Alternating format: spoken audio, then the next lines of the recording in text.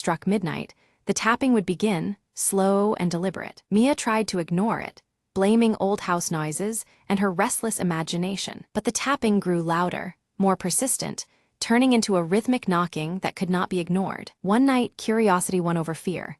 She crept upstairs, flashlight trembling in her hand. The attic stairs creaked under her weight, a long, narrow space filled with dusty old boxes. Then she heard it, a whisper, soft and urgent, brushing against her ear like a cold breath. "Help me," it hissed, a voice barely louder than the wind. Mia's heart pounded. "Who's there?" she whispered back, her voice shaking. Silence answered before the whisper returned, trapped, alone. Searching through the boxes, Mia found an old journal, its pages yellowed and torn. The diary belonged to a girl named Lucy, who once lived in the house decades ago. Lucy wrote about a terrible secret, about being locked in the attic by someone she once trusted. Suddenly, the attic door slammed shut behind Mia, plunging her into darkness. Desperately, she opened the journal to the last page, a chilling plea to anyone who found it. "Set me free," Lucy's words begged, "before it's too late." With shaky hands, Mia looked up and spotted an old latch on the window, half covered by cobwebs. She forced it open,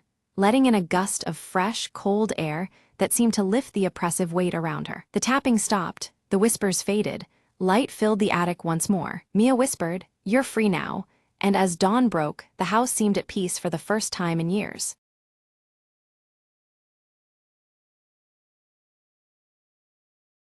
The city never sleeps, especially under a curtain of rain that smears neon signs into ghostly whispers. Detective Marlowe lit a cigarette, the flame flickering as he stared down the glistening pavement. "Another night, another case," he muttered, the smell of smoke and wet asphalt filling the air. A mysterious woman in a red coat appeared through the mist, her heels clicking a rhythm of urgency. "I need your help," she said, voice trembling just enough to catch his attention. Her brother was missing, vanished without a trace from the dimly lit jazz club downtown. Marlowe agreed, drawn to the case by more than just curiosity. There was something off in her eyes. The club was a smoky haze of secrets and muted saxophones, shadows flickering in every corner. He questioned the bartender, who spoke in riddles and glanced nervously over his shoulder. A matchbook dropped on the floor caught Marlowe's eye, an address scrawled hastily inside. At the location, a rundown warehouse pulsed with danger lurking just beyond the cracked door. Inside, Marlowe found a stash of stolen paintings and a note that chilled his blood. The note warned of betrayal, signed by someone who once called the city home. Footsteps echoed. A figure stepped into the dim light, the missing brother, worn and wary. "They set me up," he whispered. "I was the fall guy for a bigger scheme." Marlowe's instincts kicked in time to untangle lies from truth before dawn. They devised a plan to confront the real mastermind, meeting back at the jazz club when the clock struck midnight. Under the watchful eyes of faded portraits and mournful melodies, the culprit revealed themselves, the bartender. With a quick draw and steady aim, Marlowe ended the night's deadly game, the truth finally clear. As the rain eased, Marlowe lit another cigarette, the city waking up, secrets buried once more beneath the morning light.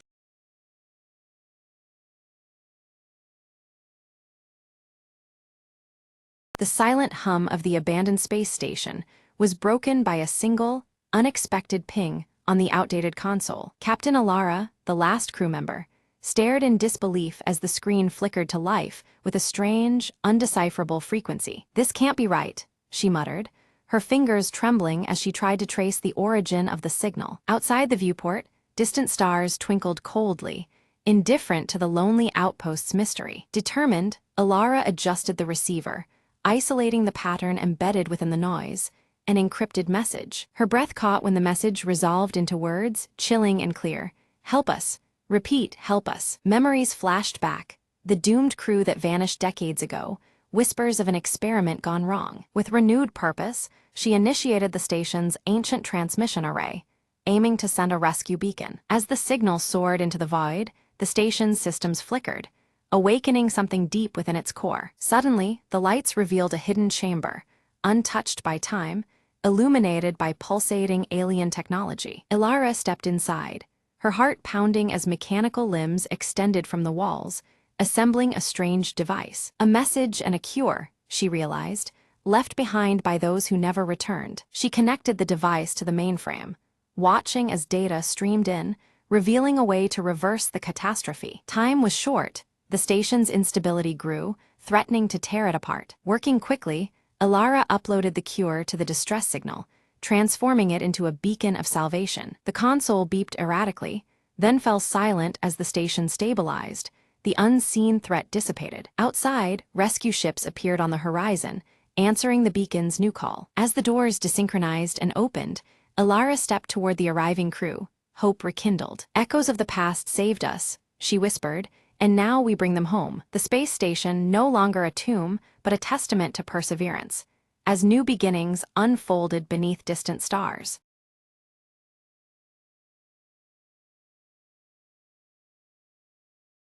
The sky was a permanent ash gray, the sun a dull ember behind clouds of dust. Lena crouched behind the crumbling wall, clutching the faded photograph of her family. She'd heard stories of the world before the fall: forests, oceans, the endless blue sky. But now, survival meant listening to the whispers beneath the ash, the echoes of forgotten days. In the silent ruins, a faint sound caught her attention, a child's laughter. Curious and hesitant, Lena followed the sound through twisted metal and shattered glass. She found a small boy playing with a broken toy car near a rusted playground swing. "You're not alone," he said with a crooked smile, eyes bright against the gray. Together, they navigated the maze of desolation, sharing stories of remnants and hope. They reached an underground shelter, home to a small group still daring to dream. Lena offered her photograph, a token of memory, and received in return a sprout growing from a crack in the concrete. "Life finds a way," the boy whispered, pressing the fragile green shoot into her hand. Days passed, and the shelter grew as they shared food,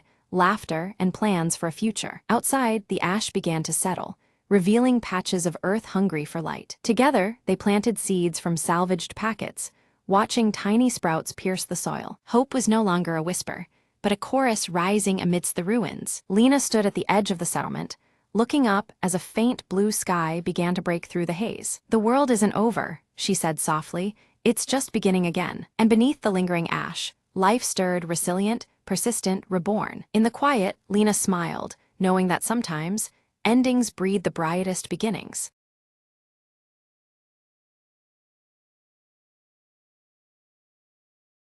The clock struck midnight as Emma sat alone by the window, clutching a worn envelope. She hesitated, fingers trembling, then unfolded the brittle paper inside. "If you're reading this," the letter began, "it means I never made it back." Her heart pounded. It was her brother, Alex, lost at sea months ago. He wrote of regrets, dreams, and a secret he had kept about their childhood. Emma's eyes filled with tears, but she kept reading, drawn into his words. "I've hidden something in the old oak tree by the river. Look there for me." Determined, she wrapped her coat around her and stepped into the cold night. The riverbank was quiet, bathed in silver moonlight, the oak tree standing tall. She searched the rough bark, feeling around until her fingers found a small, carved box. Inside, a collection of photographs, and a note declaring his unwavering love for their family. "I wanted you to know, even if I can't be there," the note reads softly. Emma clutched the box to her chest, feeling both pain and comfort mingling. She whispered, "Alex, I miss you. But now, I have a part of you to hold on to." As dawn approached, Emma sat beneath the oak tree, the weight in her heart beginning to lift. The letter had given her closure she never thought possible, a final connection. Slowly, she smiled through tears, ready to face the days ahead with newfound strength. "Goodbye for now," she murmured, "and thank you for the memories." The sun rose, casting warm light over the river, a new day beginning for Emma. She stood, carrying her brother's love with her, finally at peace.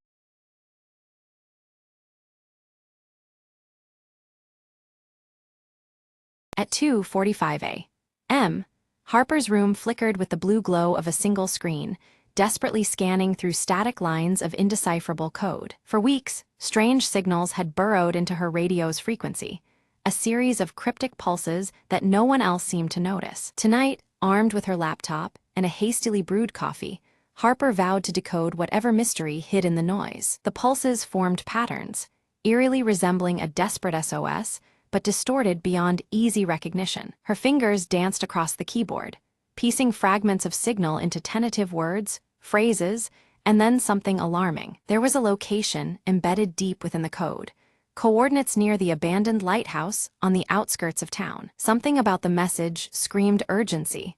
Harper's heartbeat quickened as she debated whether to tell anyone. Instinct pushed her out the door, the night air biting but thrilling as she cycled toward the lighthouse, the signal growing stronger. The lighthouse stood solemn against the dark sky, its once bright beam shattered and silent. Inside, dusty shadows clung to peeling walls.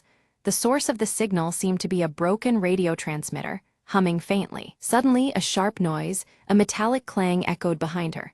Harper spun, heart pounding, eyes searching the darkness. From the shadows emerged a thin figure, pale and wild-eyed, muttering about being trapped and unheard for years. Harper realized the radio wasn't just a relic.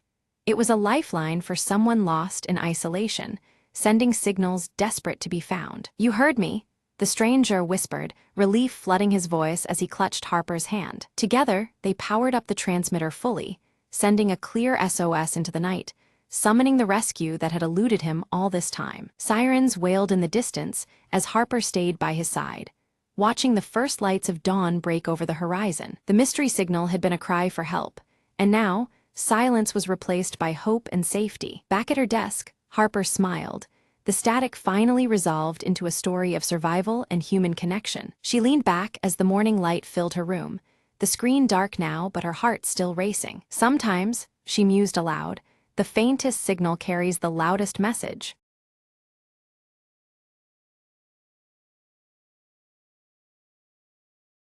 Marla's phone buzzed with an unknown number, just as the clock struck midnight. Curiosity got the better of her. She answered hesitantly, hearing nothing but a faint, eerie silence. Shrugging it off, she returned to her reading, but the silence persisted, growing heavier in the still night. Suddenly, a whisper floated through the speaker.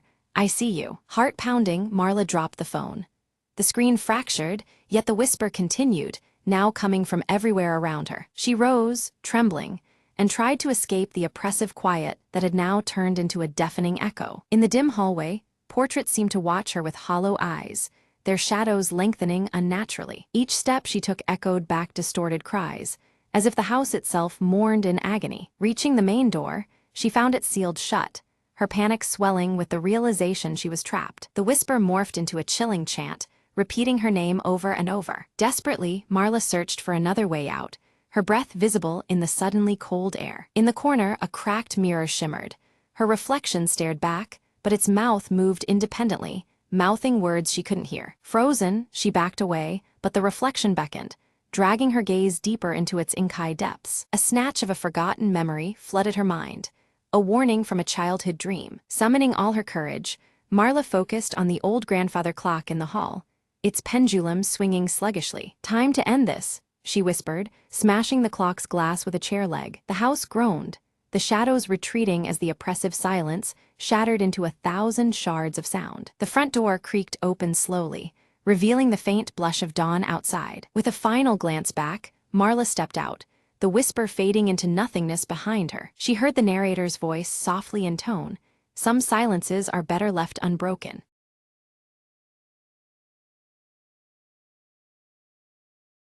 In the stillness of the village bathed by the full moon, Alara's silver crescent birthmark softly glowed, its light pulsing gently with the lunar glow.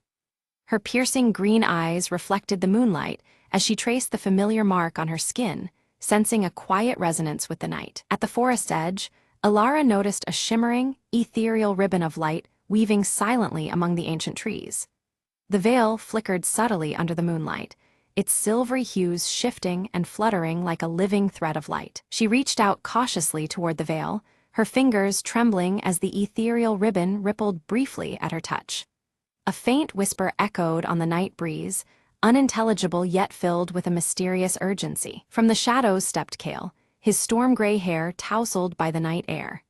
His weathered cloak seemed to merge with the darkness as his steady gaze reflected the haunting light of the veil. Kale warned Alara about the veil's power, his voice low and grave, hinting at dangers tied closely to the cycles of the moon. He spoke of forces that could not be easily controlled, and the peril hidden within the shimmering light. Alara held up her silver crescent pendant, watching it resonate faintly as the veil's light brushed against it. The pendant's subtle glow mirrored the birthmark on her skin, linking her to the mystery unfolding before them. A flashback took her to childhood, when she first discovered the crescent birthmark. Even then, she had been inexplicably drawn to moonlit nights, feeling an unspoken connection to their shifting phases. The village elders gathered in whispered tones, recounting the Vale's curse that had loomed over their people for generations. Their stories spoke of restless shadows and the heavy price of past recklessness under the moon. Disturbances grew. Shadows began to move on their own, and villagers reported hearing chilling whispers in solitude. Fear threaded through the village as the unnatural phenomena escalated beyond whispers and glances. Determined, Alara knelt by a calm pond under the bright moon, tracing the Vale's path through the reflections. The silver light twisted fluidly across the water's surface, guiding her gaze deeper into the mystery. In a rare moment of vulnerability, Kale confessed he had tracked the Vale for years. His quest to uncover its source was driven by the hope of mastering or perhaps ending its haunting influence. The Vale thickened, pulsing rhythmically as ghostly shapes emerged, mimicking villagers' deepest fears with unsettling clarity. The ethereal light warped into haunting forms that tightened its grip on the frightened souls nearby. Alara's pendant glowed with unexpected intensity, revealing hidden runes etched beneath its surface that had gone unnoticed before. The runes shimmered against the moonlit silver, suggesting a link to ancient wisdom. Suddenly, a fierce gust snuffed out every lantern, plunging the village into deeper shadow. Only the moon remained to illuminate the Vale's mesmerizing, yet terrifying, dance in the night. Resolute, Alara chose to venture into the forest to confront the Vale's enigma, with Kale reluctantly binding himself to her. Together, they stepped into the shadows where the moonlight barely pierced the dense canopy. Deeper within the forest, they discovered ancient stones arranged in a crescent shape, faintly glowing beneath the moon's silvery light. The stones hummed with a subtle energy, resonating with the veil that now encircled them. The veil wrapped around the stones, growing more tangible as its whispers rose into haunting melodies that wove through the trees. The silver light pulsed like a living heartbeat, intensifying the eerie atmosphere. Alara stumbled, and from the shimmer emerged a shadowy figure eerily resembling her own reflection. It reached out, trying to pull her into the Vale's radiant but unnerving light, challenging her grip on reality. Kale reacted swiftly, chanting incantations from his ancient journal inscribed with cryptic runes. His voice cut through the night, momentarily dispersing the shadow and soothing the restless Vale's turmoil. Their eyes caught a hidden inscription on one of the crescent stones, referencing an ancient ritual designed to bind or control the Vale's potent power. The markings hinted at a fragile balance between light and shadow, old as the moon itself. As the night deepened, the Vale became tempestuous, tugging fiercely at Alara's pendant and the birthmark pulsing beneath her skin. The lunar energy strained against her, threatening to overwhelm her senses. Visions assaulted Alara, moonlit battles between ethereal guardians and Vale spirits trapped between worlds. The spectral clashes echoed through her mind, revealing a long-hidden conflict intertwined with her own destiny. Kale disclosed that he had once been a guardian, bound by a curse to roam until the Vale's balance was restored. His storm-gray hair and weathered cloak marked years of wandering in search of redemption and renewal. The forest shifted around them. Ancient trees whispered dire warnings as the path back to the village faded into obscurity. Shadows thickened, and the boundary between reality and Vale blurred dangerously. A sudden change in the moon's phase warped the Vale's form, stretching it like molten silver encasing them. The light's fluid motion intensified, binding Alara and Kale in its shimmering grasp as the night deepened. Alara and Kale finally reached the ancient altar, its surface worn smooth by time but still radiating a strange energy. The crescent-shaped indentation in the stone calls to Alara's pendant, which fits perfectly as if made for the place. The moment the pendant settles, a faint hum vibrates through the air, heightening the tension around them. As Alara presses the pendant deeper into the altar, a sudden burst of blinding light erupts, flooding the clearing with silvery luminescence. The Vale responds violently, thrashing like a living current before enveloping them in its shifting folds. Both find themselves swept away, pulled through an otherworldly vortex that warps the very fabric of their surroundings. They emerge in a liminal realm where the skies glow with a cold silver hue, and the land is draped in long shadows cast by an unseen moon. This ethereal place seems bound by lunar light, both beautiful and haunting, its edges blurred and constantly shifting like a dream. All around, reflective surfaces ripple oddly, mirroring more than just their images. From the shadows flicker faint, sorrowful figures, lost villagers caught in the veil's unyielding curse. They approach silently, their eyes pleading for release though no words escape their lips. The air is thick with a heavy grief that weighs on Alara's heart, deepening her resolve. Suddenly, Alara's silver crescent birthmark glows with intense light, casting a gentle beacon that reaches out to the fragmented souls. The spectral villagers respond, their forms stabilizing as a faint connection is formed between their trapped essence and the waking world. This luminous link offers a fragile hope for their salvation. Kale studies the cryptic runes inscribed within his ancient journal, muttering translations under his breath. He reveals that the veil was originally created as a shield to protect the realm from outside harm, but the magic became twisted over time. The intended guardian became a curse, feeding on the fears of those it was meant to defend. They are soon met by a spectral guardian, an imposing figure woven from light and shadow. The guardian warns them solemnly that interfering with the veil is perilous, threatening to collapse both the liminal realm and the physical world. Its tone is grave, underscoring the fragile balance at stake. Torn between duty and fear, Alara wrestles with whether to sever the veil's corrupt power completely or try to restore its original protective nature. The weight of her people's fate presses heavily on her as the moonlight continues to shift all around them. Kale watches closely, understanding this choice could alter everything. In vision-like echoes, they witness scenes from centuries past, a ritual interrupted and mistakes made that bound the veil's power improperly.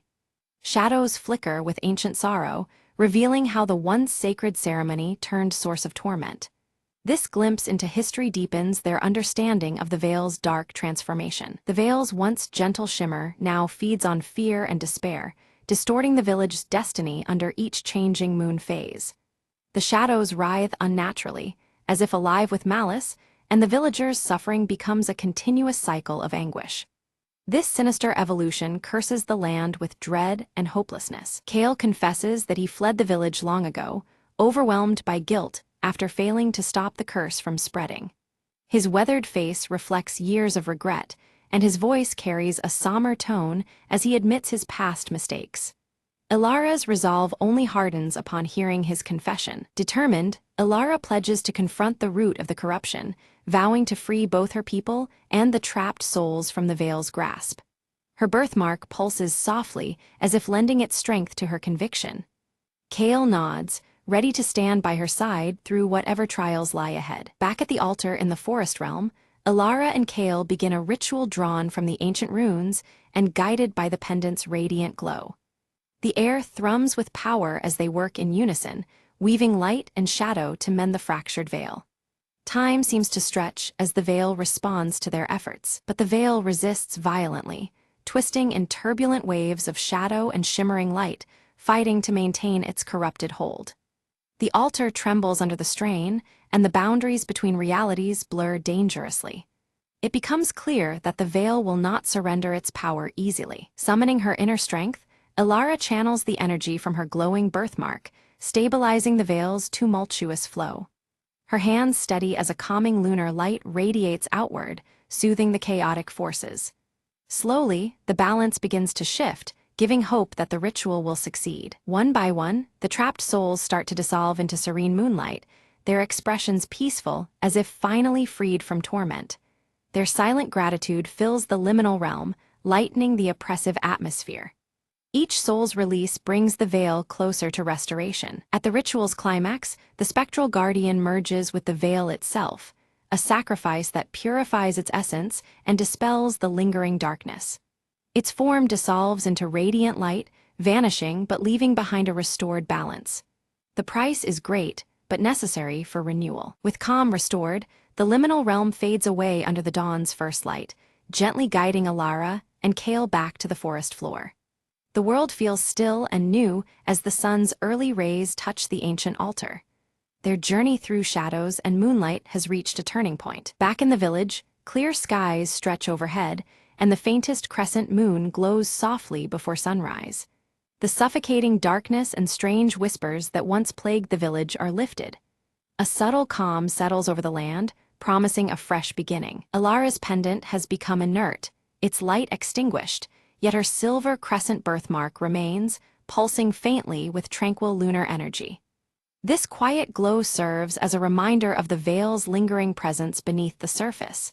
Though subdued, the magic endures within her. Days pass peacefully, and villagers report no unusual shadows or haunting whispers at night.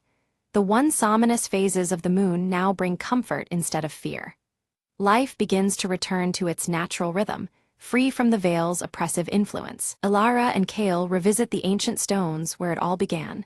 The crescent pattern now appears as mere faint reflections of moonlight on the worn rock. The altar's power seems dormant, transformed from feared relic into quiet monument. This subtle change hints at the delicate balance retained beneath the surface. The village elders gather to honor Alara's bravery, sharing stories that reaffirm respect for the moon and its enduring cycles. Their words weave tradition with newfound hope, reminding all of the lessons learned from the veil. Ceremony and reverence bind the community in healing. Prepared to leave the village behind, Alara and Kale share a quiet moment, their bond strengthened by the trials endured together. Mutual respect and understanding pass between them as they ready themselves for the journey ahead. Though the path forward is uncertain, it is faced united. Before departing, Alara conceals the pendant within a secret hollow beneath the oldest tree, guarding the veil's lingering secret with quiet solemnity. The pendant rests there, hidden from prying eyes yet still connected to the moonlit power they confronted.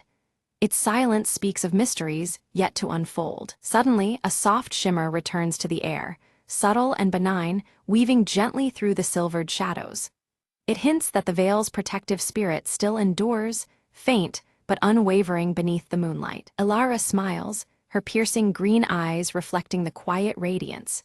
She understands now that the veil was never truly lost but transformed, an unseen guardian watching silently over them all. Kale nods solemnly, the storm-gray strands of his hair catching the moonlight as he acknowledges the restored balance between the human realm and the veil's ethereal light. The ancient connection hums quietly between them. As they walk away, the village is bathed in a peaceful silver glow, the moonlight soft and steady.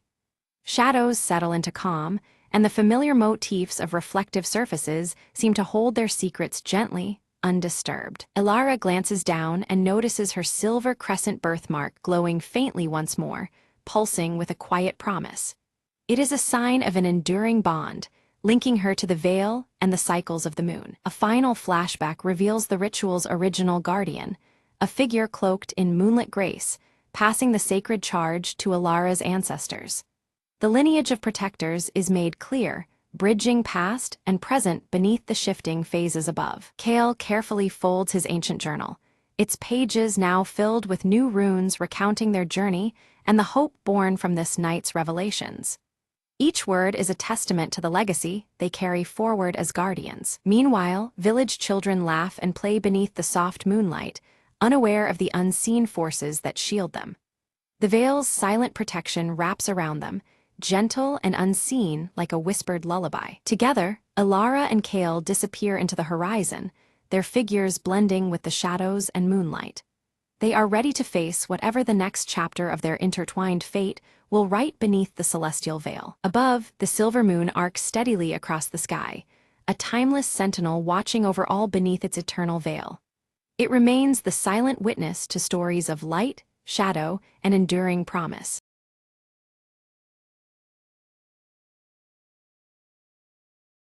The alarm was silence itself, until a tiny click echoed through the midnight vault. Mara's gloved fingers danced over the clock's gears, each tick a whispered promise, almost there. Behind her, the museum slept, unaware that its most prized artifact was seconds from vanishing. She had only one shot to outsmart the new security system, a puzzle wrapped in steel and shadows. Outside, her partner Leo waited, his watch ticking down the minutes until their window slammed shut. Mara's breath steadied, eyes fixed on the delicate mechanism. Almost, now, she muttered. The vault door's bolts began to retract, inch by careful inch, like the slow exhale of a holed breath. Light flooded the chamber as the door creaked open, revealing the legendary clockwork heart. Its intricate cogs seemed to pulse with a life that rivaled the thief's own heartbeat. Suddenly, a soft beep, the secondary alarm triggered from a hidden pressure plate. Quick as a flicker, Mara snatched the artifact and dove for the shadowed exit. Behind her, footsteps, guards rushing, voices slicing through the quiet night. Leo threw open a side door just in time, pulling Mara through the narrow escape tunnel. They didn't speak. The urgency thrummed louder than any alarm in their veins. Outside, their getaway waited, a sleek motorcycle cloaked in darkness and promise. The engine roared to life, blending with the chase as guards spilled into the streets behind them. Mara checked the clockwork heart. The prize glimmered, safe and whole against the moonlight. As they sped into the night, Leo grinned. "Thought you said this clock was impossible to crack." Mara smirked. "Nothing's impossible when time's on our side." With the city fading behind them, freedom ticked forward, one perfect second at a time.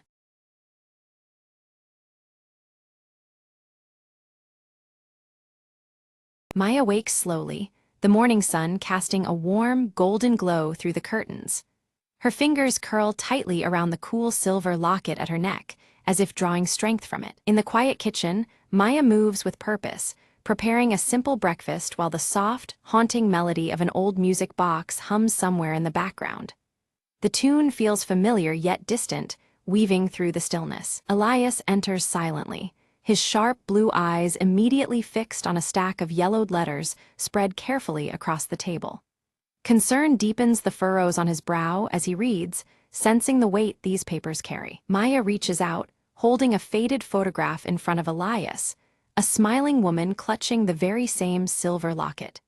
Elias' guarded expression tightens, as if memories long buried stir uneasily. Suddenly, the door swings open and Lita bursts inside, her auburn hair wild from the wind.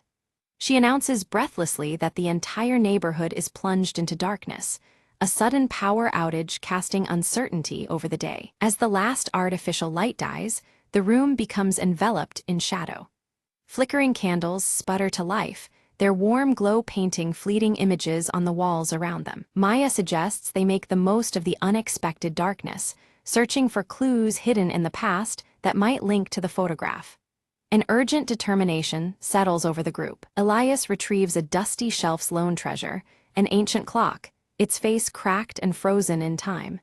He studies the broken hands with a careful, almost reverent touch, trying to glean hidden meaning. Nervously, Lita begins to hum a melody taught by her grandmother, a haunting tune once locked inside the now silent music box. Her voice trembles softly as shadows seem to gather. Maya pores over the photograph's story, piecing together fragments as flickering candlelight casts shifting shapes across the walls, playing tricks on their eyes and minds alike. A sharp knock at the door jolts them.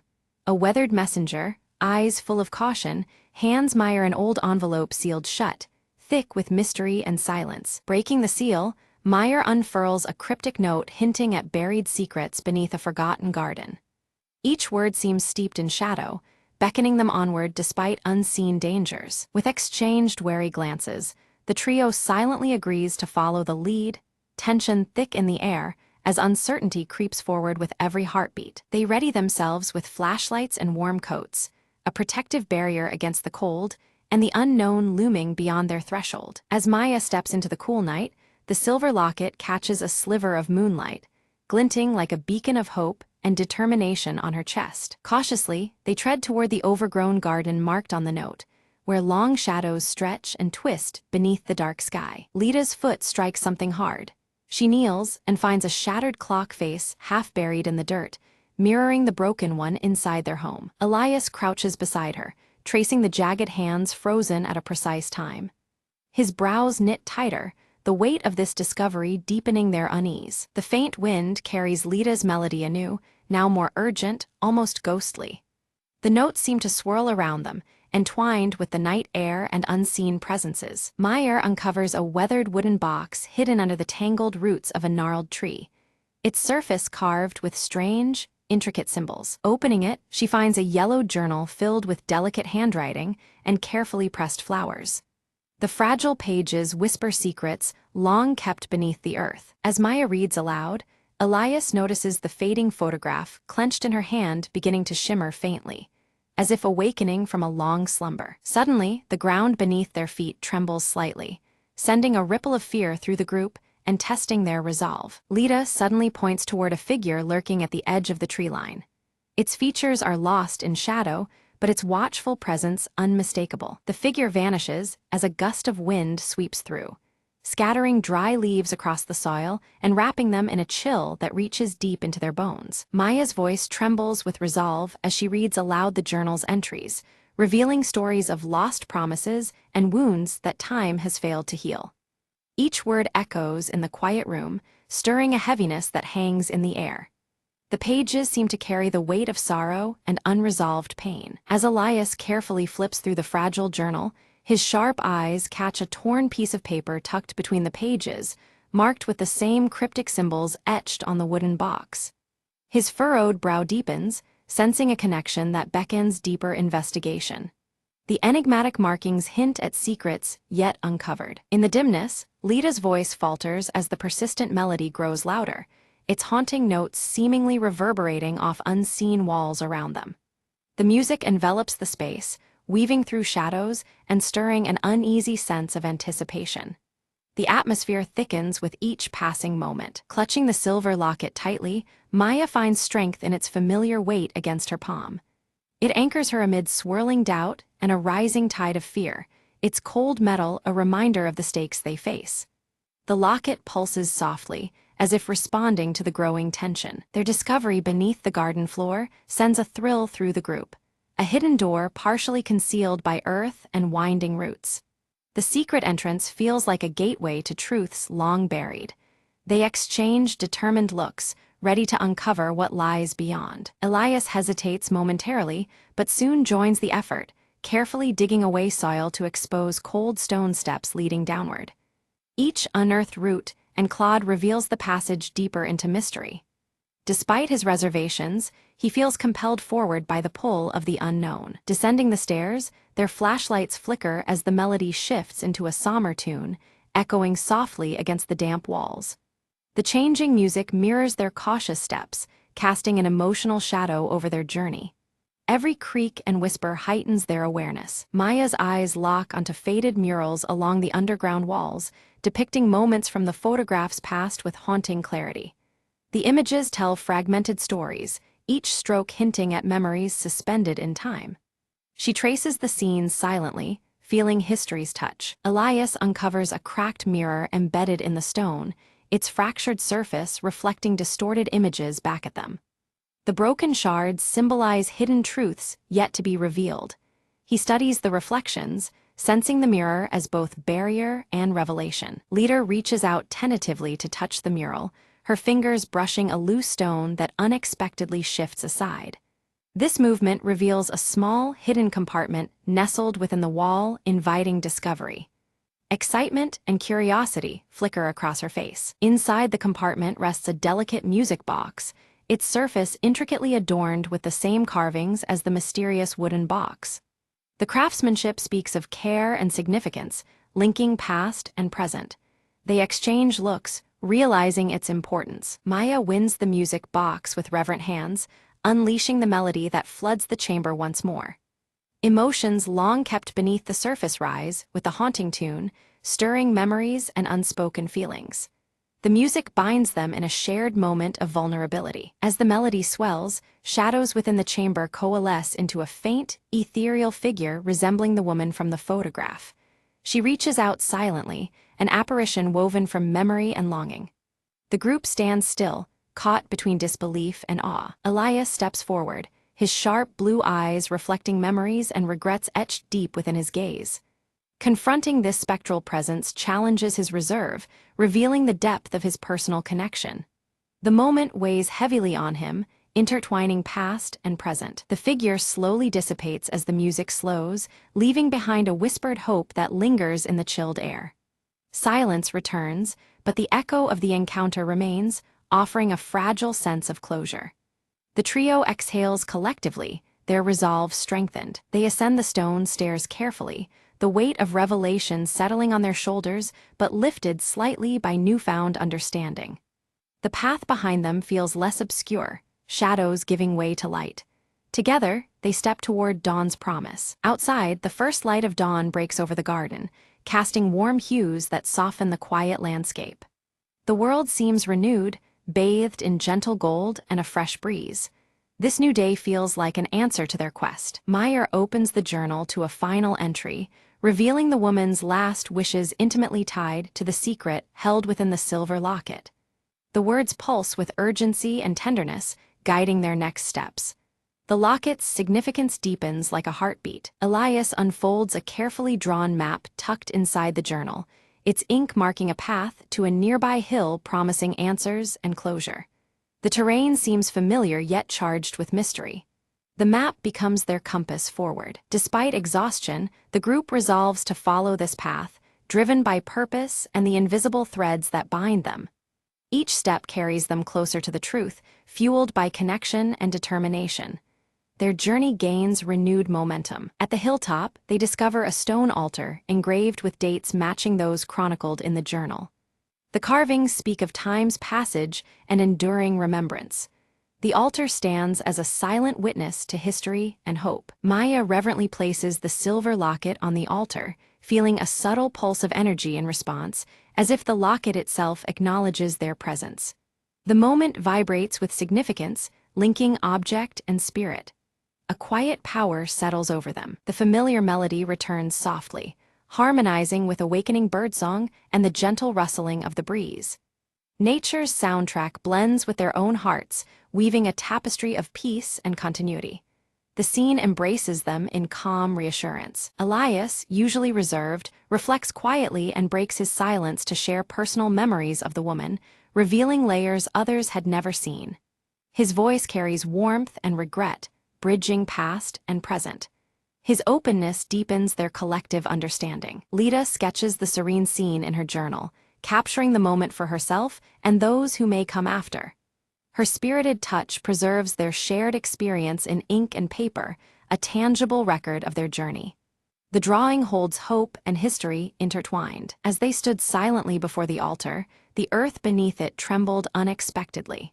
A section of the stone floor slid aside, unveiling a hidden compartment.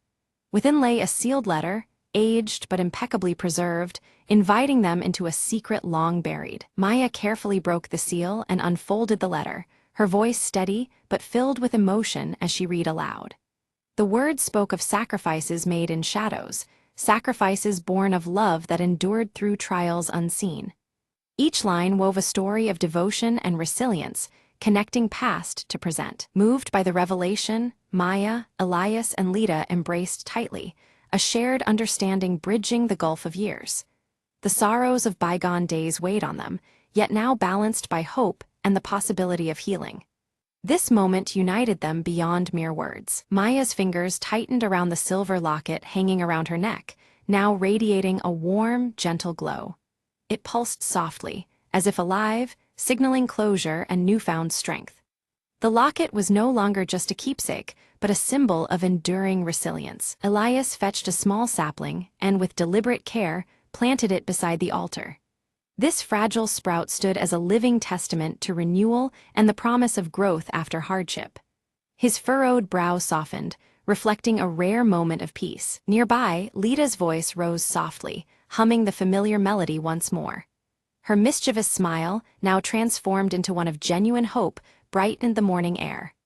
The tune intertwined with the warmth around them, stitching their spirits closer. The trio settled together, watching the first light of dawn pierce the horizon. Shadows that had lingered retreated slowly, replaced by a gentle glow that spoke of new beginnings. Time seemed to pause, honoring the quiet strength of the moment. Around the altar, the once broken clocks were gathered in a circle, their hands restored by unseen forces. Each ticking second echoed symbolically, marking repair not just of timepieces, but of fractured histories. The melody hummed once more, tying past and future seamlessly. Maya's gaze fixed firmly on the horizon, her resolve clear and unwavering. She pledged silently to carry forward the legacy that had been uncovered, honoring those who came before. The silver locket warmed against her chest, a steady heartbeat of determination. As the camera pulled back, the trio leaned gently on one another, united by shared journeys and newfound hope.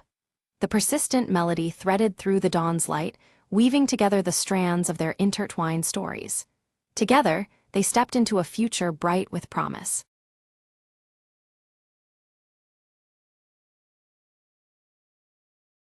Lena had never believed the old stories about the forest beyond her village, until the day she found the ancient map tucked inside an old book at the market. The map wasn't just any map.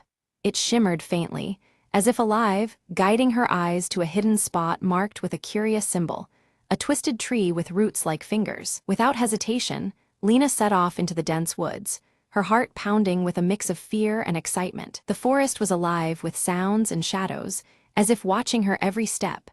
But the map glowed brighter the deeper she went. After hours of trekking, Lena reached the twisted tree from the map, its gnarled roots reaching out like they meant to warn or welcome her. Beneath its roots, she discovered a small, weathered box, sealed tight but warm to the touch. Inside the box was a compass unlike any she'd seen, its needle spinning wildly before pointing steadily toward the horizon. Following the compass direction, Lena ventured further, where the trees opened to reveal a forgotten village overgrown with vines and silence. She explored the ruins and found carvings telling of a lost civilization that had vanished without a trace centuries ago. Suddenly, a soft voice echoed in the wind.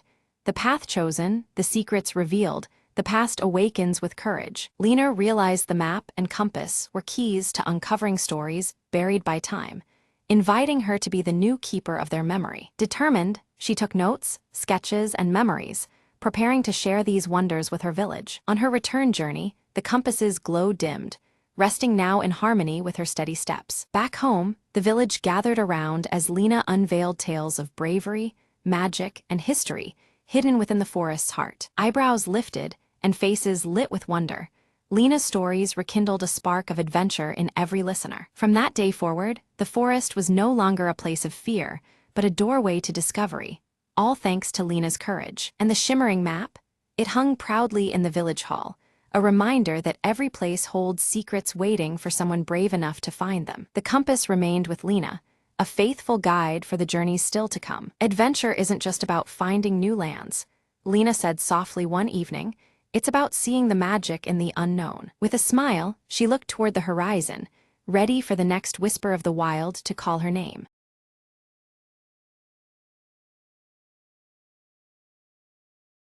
Anna rushed down the street, clutching a crumpled sheet of music tightly in her hand. Her fingers trembled as she reached the old concert hall, its doors cracked open as if waiting for her. Inside, the air was thick with dust and memories.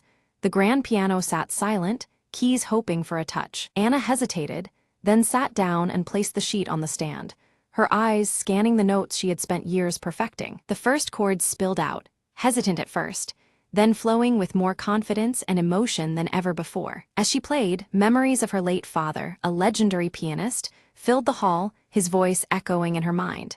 Make your music true. Tears blurred her eyes, but she kept playing, channeling all her grief, love, and hope into the melody. Midway through, a faint knock drew her attention. Her old mentor stood at the doorway, watching quietly. He smiled gently, mouthing, "You found it." Those words fueled her resolve, the final note soaring. When the last note faded, the silence felt full, not empty, a bridge between past and future. Anna stood, inhaled deeply, and looked around, the hall no longer cold, but alive with possibility. Her mentor approached and handed her a worn envelope marked with her father's handwriting. Inside was a letter. "Your music is your story. Play it for the world." Anna nodded, a smile breaking through her tears. She finally understood her real journey was just beginning. Days later, the concert hall buzzed with anticipation as Anna prepared to perform on the restored stage. The audience was filled with faces from her past, friends, family, and strangers who believed in her. She lifted her hands, the first notes escaping anew, this time stronger, freer, alive. As the final chord rang out, the crowd erupted in applause, standing in honor of a new chapter. Backstage, Anna whispered, "Thank you," feeling her father's presence more clearly than ever before. She knew now that through her music, she would carry his legacy forever, and tell her own story, note by note.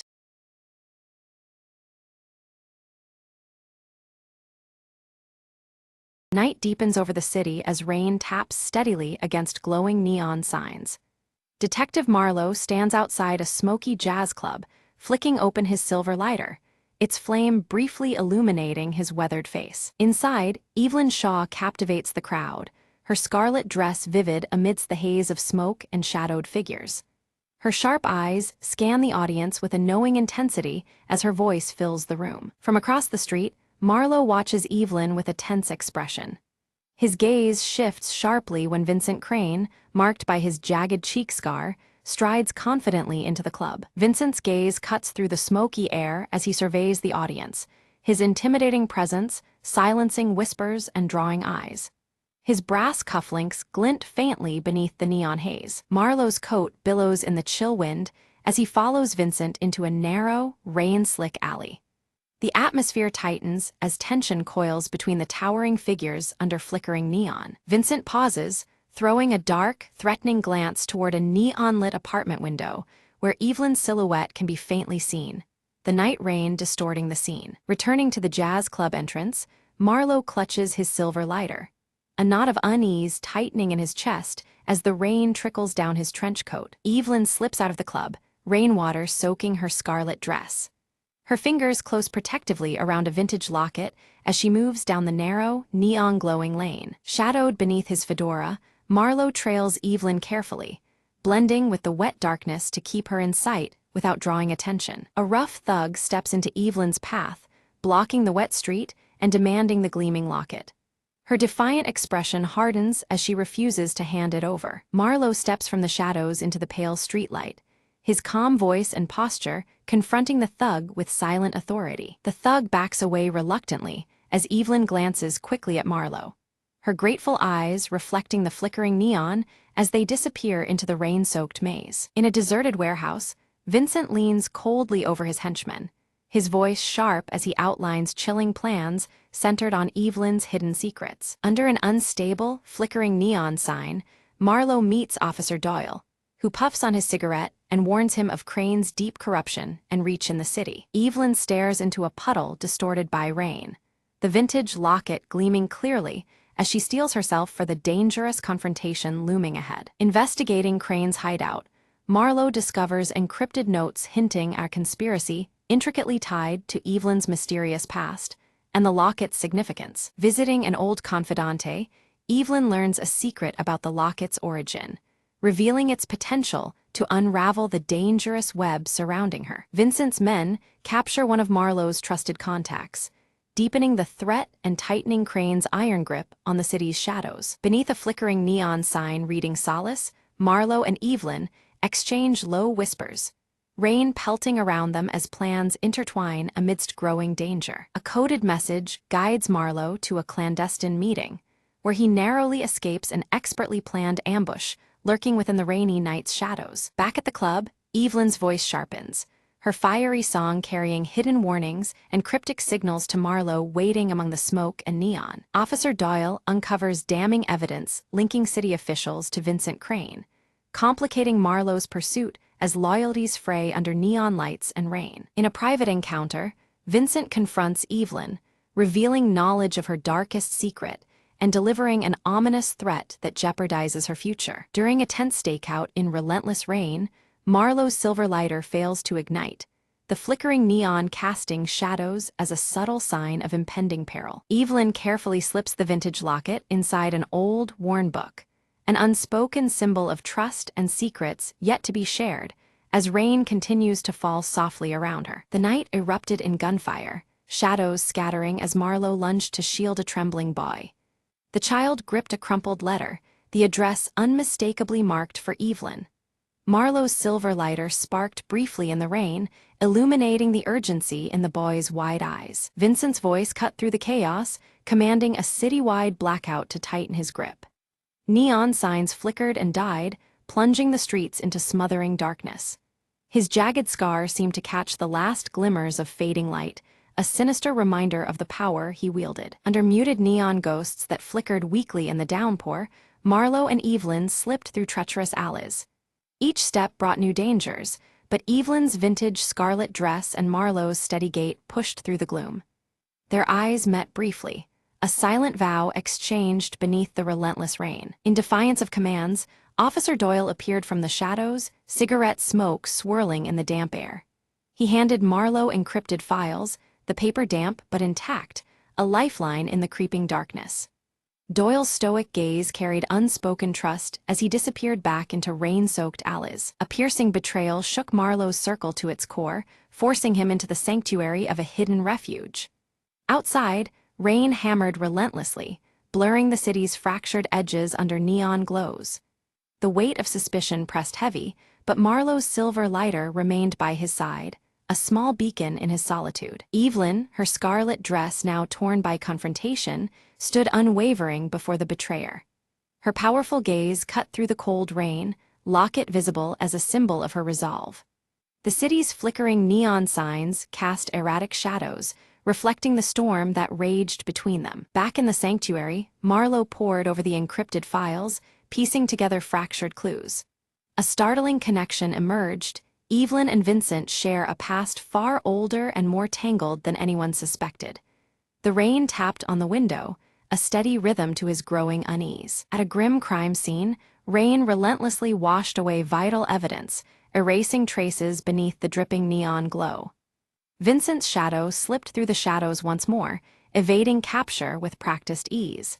The city's wet streets whispered secrets only the darkness could keep. Gathered beneath a flickering sign, Evelyn revealed the secret nestled within her vintage locket. It was more than a keepsake.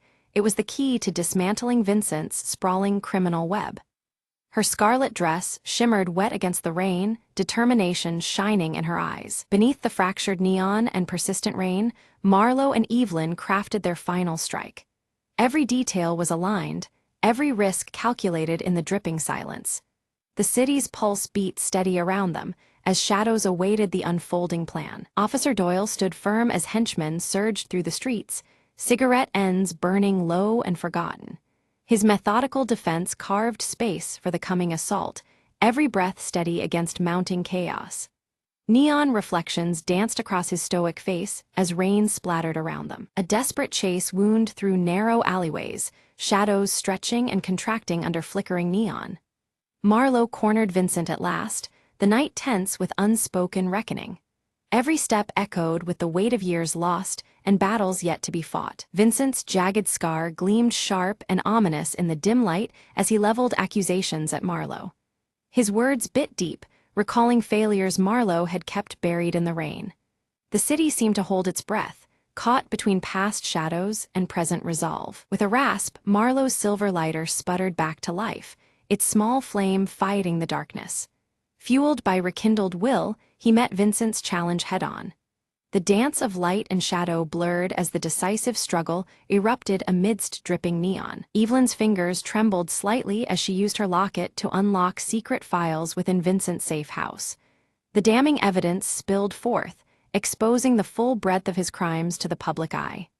Outside, rain hammered steadily, as if cleansing the city's sins. Under Doyle's commanding lead, police raids cut through the darkness, flashlights piercing shadowed corners. The storm of law enforcement surged with growing force, neon fragments reflecting on wet pavement. Each step pushed Vincent closer to exposure. Cornered and defiant, Vincent's smirk suggested layers deeper than anyone anticipated. His scar caught the residual neon glow, hinting at conspiracies yet concealed beneath city streets. The web of shadows tightened, threatening to ensnare all involved. Marlowe chose protection over selfish safety, escorting Evelyn through rain-slicked, neon-streaked streets. His trench coat billowed with the storm's fury as he moved steadily toward refuge. The silver lighter's glow was a quiet reassurance in the unrelenting downpour. Evelyn's voice crackled through the radio, a beacon of hope amid the relentless shadows. Her words carried strength and resilience, cutting through mist and static. Despite the rain, her spirit burned brightly, a signal amid the neon gloom. In the confusion and rising storm, Vincent vanished into the pounding rain, his scarred visage disappearing like a ghost. The city's heartbeat faltered as uncertainty swept through the soaked streets. The chase was far from over. Shadows still whispered his name. Marlowe and Evelyn sought refuge atop a secluded rooftop, where neon rain cascaded around them. Plans and promises were exchanged beneath flickering lights and storm-soaked skies. Their alliance forged stronger, united against the dark forces still lurking below. Doyle arrived bearing critical news, a witness prepared to break silence and expose Vincent's operations. The cigarette between his lips burned steadily, his eyes keen with cautious optimism. The pieces were aligning, though danger still loomed. Evelyn's locket caught the neon glow as she readied to disclose the final truth to the city's underground press. Her scarlet dress clung to her in steady defiance against the rain and shadows. The moment to shatter silence was near, and the stakes couldn't be higher. Marlowe worked feverishly to decode cryptic clues leading to Vincent's hidden vault beneath the neon-lit streets. Each revelation peeled back another layer of the tangled conspiracy. Outside, rain continued its ceaseless fall, drumming a tense rhythm to his discoveries. The city held its collective breath as the last fragment of the puzzle slid into place in the relentless rain. Neon signs flickered uncertainly, casting ethereal light over rain-soaked streets. The moment of truth approached, cloaked in shadow and anticipation. Beneath the flickering neon haze, a concealed panel slid open in the damp alley, revealing a narrow passage cloaked in darkness. Detective Marlowe adjusted his trench coat, steeling himself as he stepped inside, the persistent rain muffled behind thick stone walls.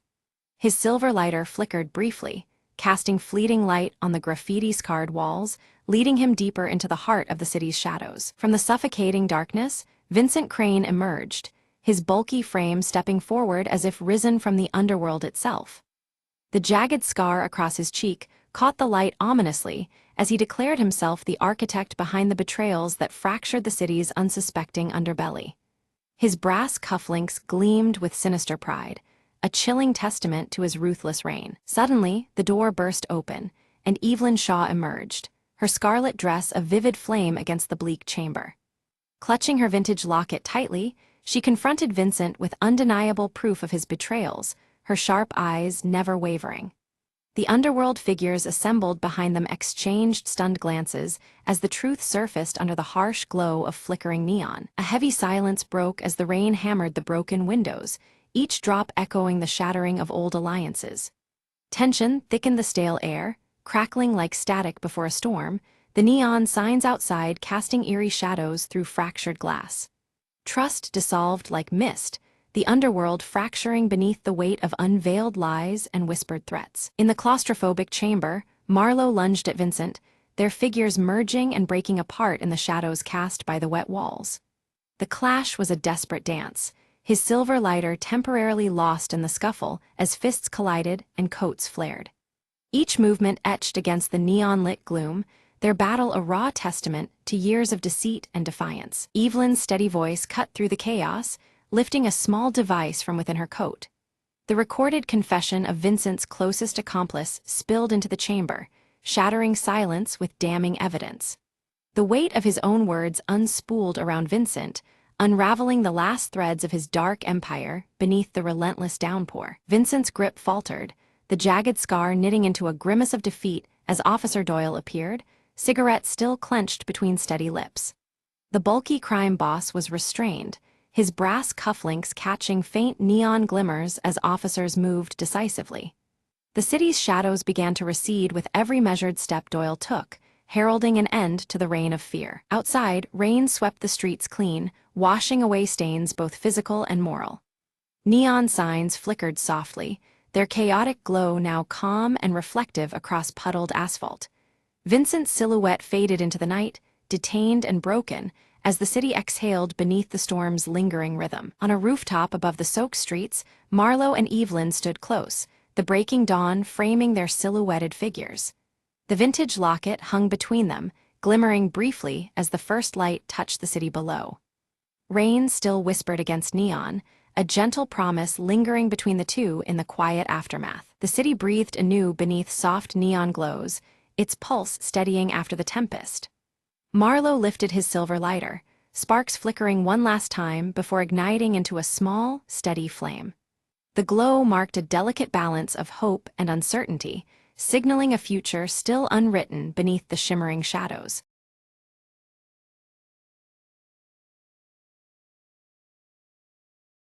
Mira settled by the garden gate on a crisp spring morning, her pencil dancing across the pages of her sketchbook. The flowers she observed defied expectations, blooming vibrantly despite the lingering cold air and scattered frost. Theo arrived quietly, carrying a basket heavy with fresh herbs.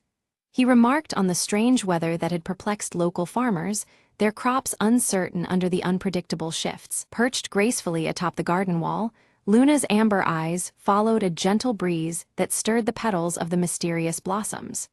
The cat's watchful gaze seemed to pierce the quiet tension that filled the air. While exploring near the old wooden bench, Mira's fingers brushed against something cool and metallic half buried in the soil.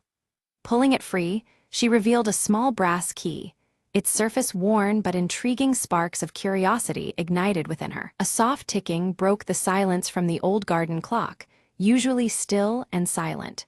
Its hands spun backward briefly before settling, as if mocking the steady march of time itself. Theo leaned closer, his voice low as he suggested the garden held secrets from ages past. Memories of childhood tales surfaced, stories of hidden magic and forgotten guardians whispered through the village. Inspired, Mira approached a locked gate deeper within the garden, the brass key heavy in her palm. She fit it gently into the lock, anticipation buzzing beneath her skin. The key turned smoothly, the gate creaking open to unveil a hidden path lined with glowing autumn leaves that shimmered despite the season's early spring chill. They proceeded cautiously along the path, surrounded by softly glowing plants that seemed impossibly out of place. An eerie quiet settled around them, broken only by Luna's confident stride ahead, familiar as if she belonged there. Mira's pencil captured the surreal landscape's shifting hues, her eyes flickering between the strange flora and Luna's purposeful movements. The garden's mysteries deepened with every step. Suddenly, the scene transformed into a vibrant summer meadow bathed in golden light. Buzzing insects flitted amidst tall grasses, the warmth a sharp contrast to the earlier chill. An uneasy feeling washed over Theo as the seasons melded unnaturally, time bending and folding beyond familiar rules. His gaze darted nervously through the shifting environment, sensing an unseen force at play. They stumbled upon a weathered journal resting beneath a tree, its pages filled with faded ink narrating a garden that cycled through secret seasons of its own design. Mira read aloud the chilling passage describing the garden's heart as a source of power, capable of restoring or unraveling nature's fragile balance, a responsibility fraught with peril. A dark shadow flickered across the path, heightening their awareness as a subtle wind whispered warnings. They realized their intrusion might stir forces long dormant and dangerous within the garden. The garden's seasonal shifts became erratic, swaying unpredictably as Mira and Theo pressed further inward. Leaves fell and snow swirled in a disorienting dance around them. Luna's keen instincts led them to an ancient tree etched with carvings mirroring the intricate patterns found on the brass key. The tree stood like a sentinel amid the chaos. With careful precision, Mira inserted the key into a hollow carved deep into the tree's bark. Instantly, the garden froze as a blanket of snow settled, winter's icy stillness wrapping the landscape. Then swirling autumn leaves erupted around them in a sudden whirlwind, blurring vision and obscuring the path ahead. The air thickened with uncertainty and encroaching shadows. Theo spotted faint footprints that didn't belong to any of them, their origins unknown but undeniably close. The sense of unseen presence grew stronger, threading tension through the chilled air. A distant, haunting melody drifted on the wind, drawing Mira toward a shimmering pond now adorned with delicate ice flowers. The ethereal scene beckoned with both wonder and caution. Reaching into the icy water, Mira's touch rippled the surface, revealing transient reflections of past visitors, ghostly figures entwined with the garden's long and secret history. Suddenly, Luna took off, chasing elusive shadows flickering between twisted branches. The cat's movement urged Mira and Theo deeper into the tangled mysteries awaiting them. They soon arrived at a dilapidated greenhouse where vines curled in chaotic, unnatural patterns. The air inside was thick and humid, filled with the scent of earth and something faintly unsettling. Within the greenhouse, strange fruits hung from gnarled branches, glowing with a faint, eerie light. Their sweet yet disconcerting scent hinted at secrets that might best remain hidden beneath the garden's shifting seasons. Mira carefully sketched a small, vibrant fruit she found hanging low on a vine. As her pencil moved, the fruit shifted before her eyes, changing color and shape as if it breathed with life.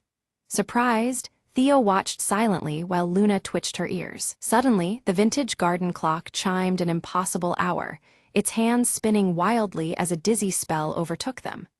Time seemed to loop briefly, repeating the brief chime again and again, disorienting their senses.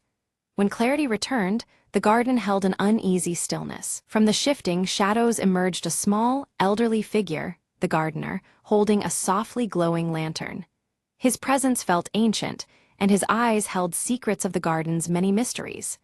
Luna softly purred, sensing an important message forthcoming. The gardener's voice was serious, warning them of the garden's unrest, growing in cycles beyond normal seasons. He urged Mira and Theo to treat the garden's rhythms with care and respect, for its balance was delicate. The air around them grew thick with unspoken history. Curious, Mira asked about the brass key she carried, seeking its origin. The gardener hinted it was part of the garden's very soul, fractured long ago by forgotten events. Without the key whole, the garden's essence falters, he murmured enigmatically. He explained that restoring harmony required understanding each season's true spirit concealed here, within the plants and soils. Each hidden essence must be honored to mend the fractures. Theo nodded quietly, feeling the weight of their task. Before they could ask more, the gardener vanished as mysteriously as he had appeared, leaving behind a delicate silver leaf gleaming faintly on the ground. Mira picked it up instinctively, sensing its significance as the garden subtly shifted once more. The garden blossomed suddenly into a vibrant spring burst, colors intensifying and scents deepening. Mira tucked the silver leaf carefully into her pocket, feeling a strange warmth spreading through her fingers. Around them, life pulsed with renewed energy. As they walked, the plant seemed to respond to their presence, pulsing softly with a silent heartbeat. Leaves brushed gently against Mira's green scarf, as if beckoning her further. Luna darted among the roots, alert and watchful. Theo's gaze darted nervously. He felt the weight of unseen eyes watching them closely. The forest seemed alive with secret watchers, heightening the urgency of their mission.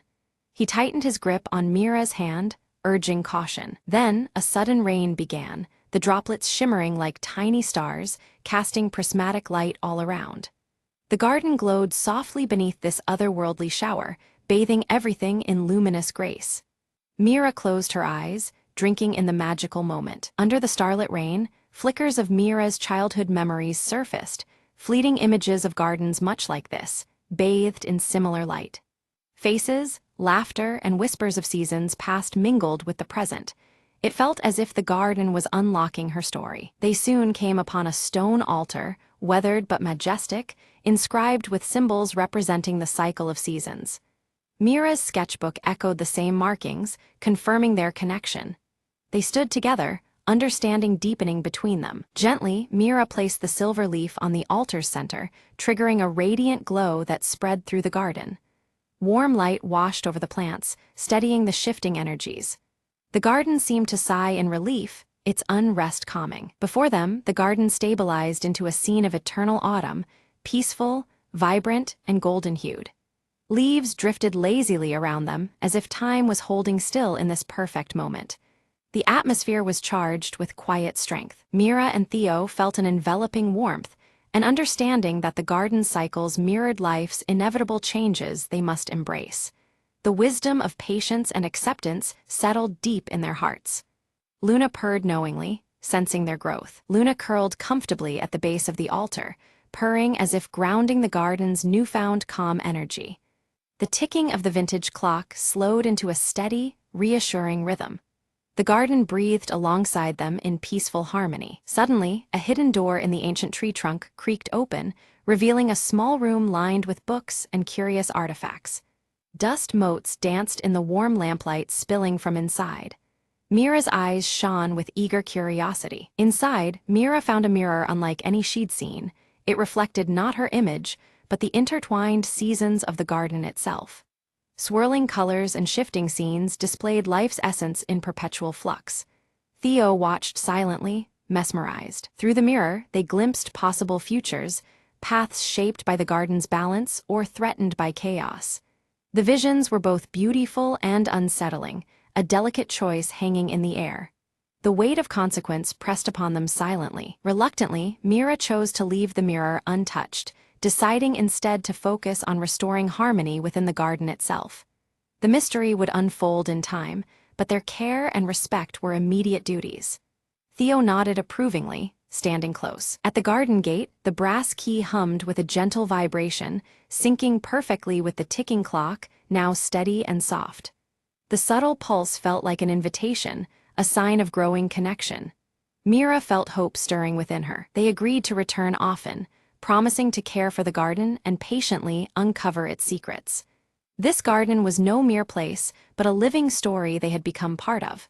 Their bond to the cycles deepened with every step away. As they exited, spring flowers bloomed behind them, delicate petals scattering in the breeze like whispered blessings. The air smelled sweet and alive, promising renewal and growth.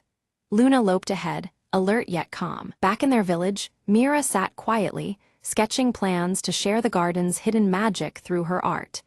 Each line carried the energy of the seasons and the mysteries she had yet to reveal. Her green scarf fluttered softly, a constant companion. Weeks had passed since their last visit, and the garden rested in calm serenity. The once wild seasonal shifts softened into gentle, harmonious rhythms, reflecting a newfound balance within its bounds. Mira and Theo returned to find the garden bathed in warmer light, its plants flourishing under their attentive care. The subtle changes spoke of healing and quiet renewal, inviting them deeper into its embrace. The old brass key, once glowing with an eerie light, now nestled quietly in Mira's bag. Though its magic had dimmed, it remained a cherished symbol of the journey they had undertaken together. Inspired, they began to document the garden's cycles in a shared journal, sketching and noting each delicate transformation. Through these pages, the garden's lessons took root, captured in ink and memory. As time flowed on, neighbors remarked on subtle shifts in the local environment, an unseen harmony rippling outward from the garden center. The peace cultivated within began touching lives beyond its gate. Mira started hosting small gatherings beneath the canopy, sharing stories and sketches with curious friends. These moments wove a gentle community, bound by the garden's enduring spirit and warmth. Luna, the wise old cat, led children softly along the winding paths, her amber eyes reflecting ancient wisdom.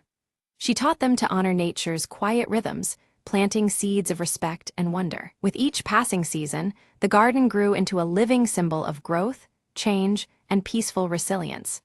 Its subtle transformations whispered a timeless dance of life, unfolding with grace. One afternoon, Mira sat by the garden gate, her green scarf fluttering in a soft breeze.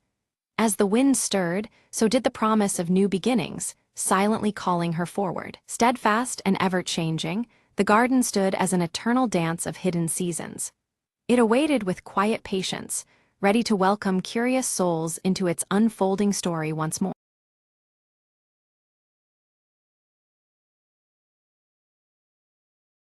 The evening fog curled around the old clock tower as Eliza crept closer, clutching the folded letter in her hand. Her heart pounded with every step. The letter promised a secret buried for decades, hidden right beneath the ticking face above. Old Man Grayson's cryptic warning echoed in her mind. Not all timekeepers guard moments.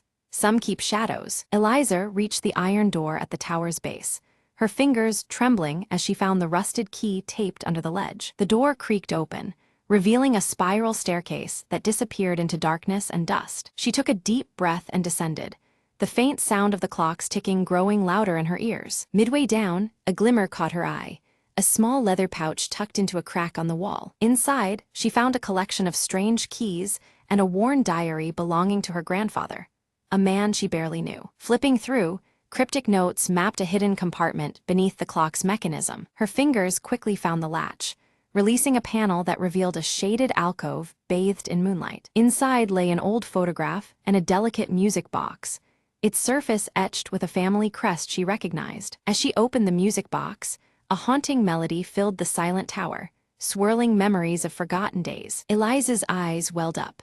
The photograph showed her grandmother, smiling beneath the clock tower, long before it was abandoned. A folded note inside the box read, "Time seals what the heart never forgets." She realized the secret wasn't gold or jewels, but the preservation of a family's love frozen in time. With a soft smile, Eliza wound the clock's mechanism to resume its silent vigil. The morning light illuminated the tower as she stepped out, the town oblivious to the quiet restoration. Eliza whispered, "Some mysteries aren't lost, they are waiting to be found." As the clock chimed at dawn, She clutched her grandfather's diary close, a new story just beginning. And somewhere in the distance, the clock tower kept its steady beat, a heartbeat echoing through the years.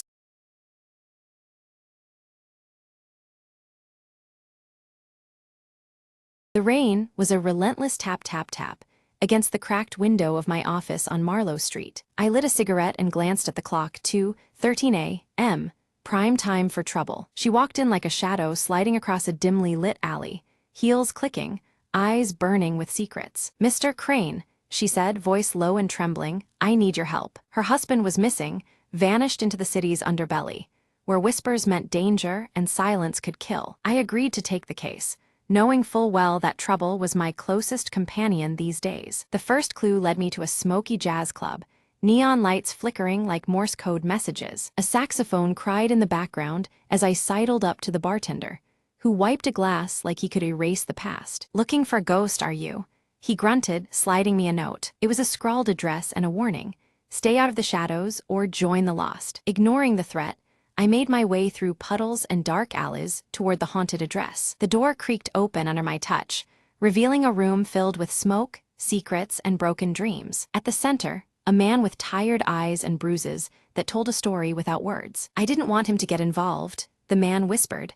"They're watching every corner." Suddenly, the room was bathed in red light, a warning or an ambush. I dove behind the battered furniture as footsteps thundered closer. A tense silence followed, broken only by my own ragged breath. When the danger passed, I helped the man escape into the night, vowing to bring the truth into the light. By dawn, the missing husband was safe, shadows lifted by the city waking to a new day. As she thanked me and disappeared into the crowd, I flicked the cigarette butt into the rain and muttered, "Another night, another story ended."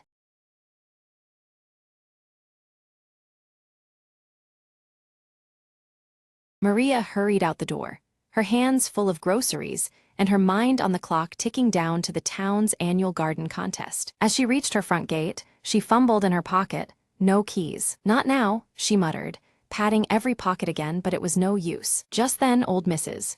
Fleming from next door appeared, her eyes twinkling behind her glasses. "Locked out, dear. Happens to the best of us," she said kindly, pulling a small, ornate key from her knitting basket. Curious, Maria accepted the key and tried it on her gate. The lock clicked open effortlessly. "I found this in the garden shed last summer," Mrs. Fleming explained. "I was saving it for you." Relieved and intrigued, Maria stepped inside. The garden looked untouched but vibrant in the warm afternoon light. She noticed something new: a patch of wildflowers she hadn't planted, blooming in wild, joyful colors. "Looks like someone else has been tending to your garden while you were occupied," Mrs.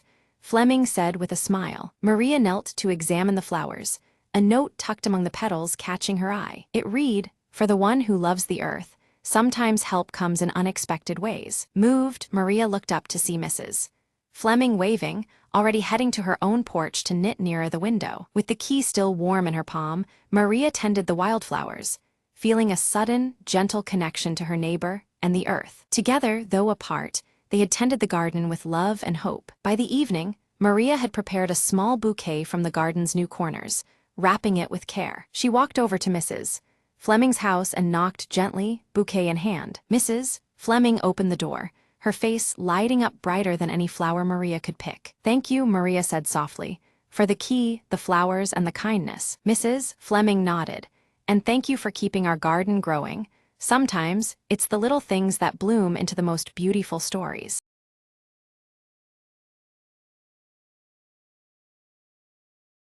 Elara awakens just before dawn in her quiet village, clutching her silver pendant nervously as a strange, swirling mist snakes along the valley below.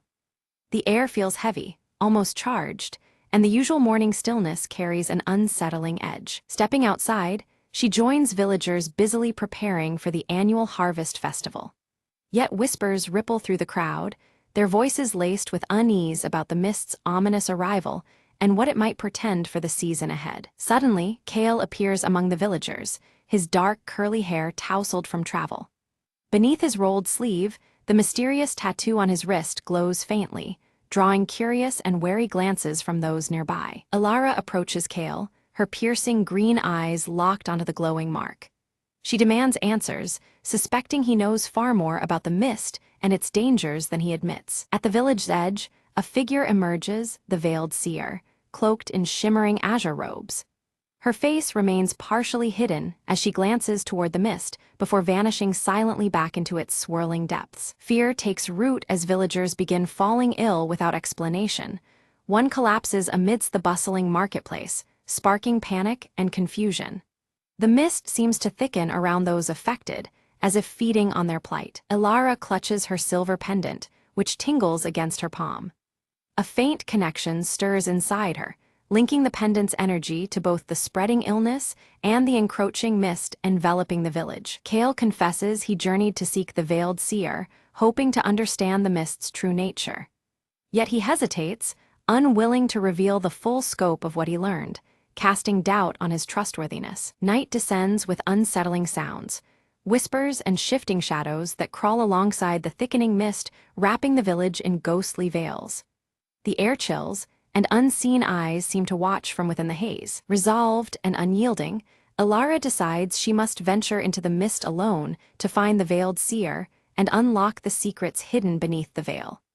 Her heart pounds with determination as she prepares for the unknown. While packing, Elara notices Kale watching silently from the doorway. His expression unreadable, yet the glow of his tattoo suggests he contemplates following her into the perilous mist. A mysterious symbol glows faintly on Elara's silver pendant, pulsing in time with the swirling mist outside their homes. The rhythm feels alive, as if the mist itself breathes beside them, warning and beckoning. The village elder confronts Elara, issuing grave warnings about the dire consequences if they tamper with the veil. But the growing menace and urgency leave little room for caution or hesitation. As dawn breaks, Elara silently slips away from the village, stepping boldly into the swirling, hallowed mist.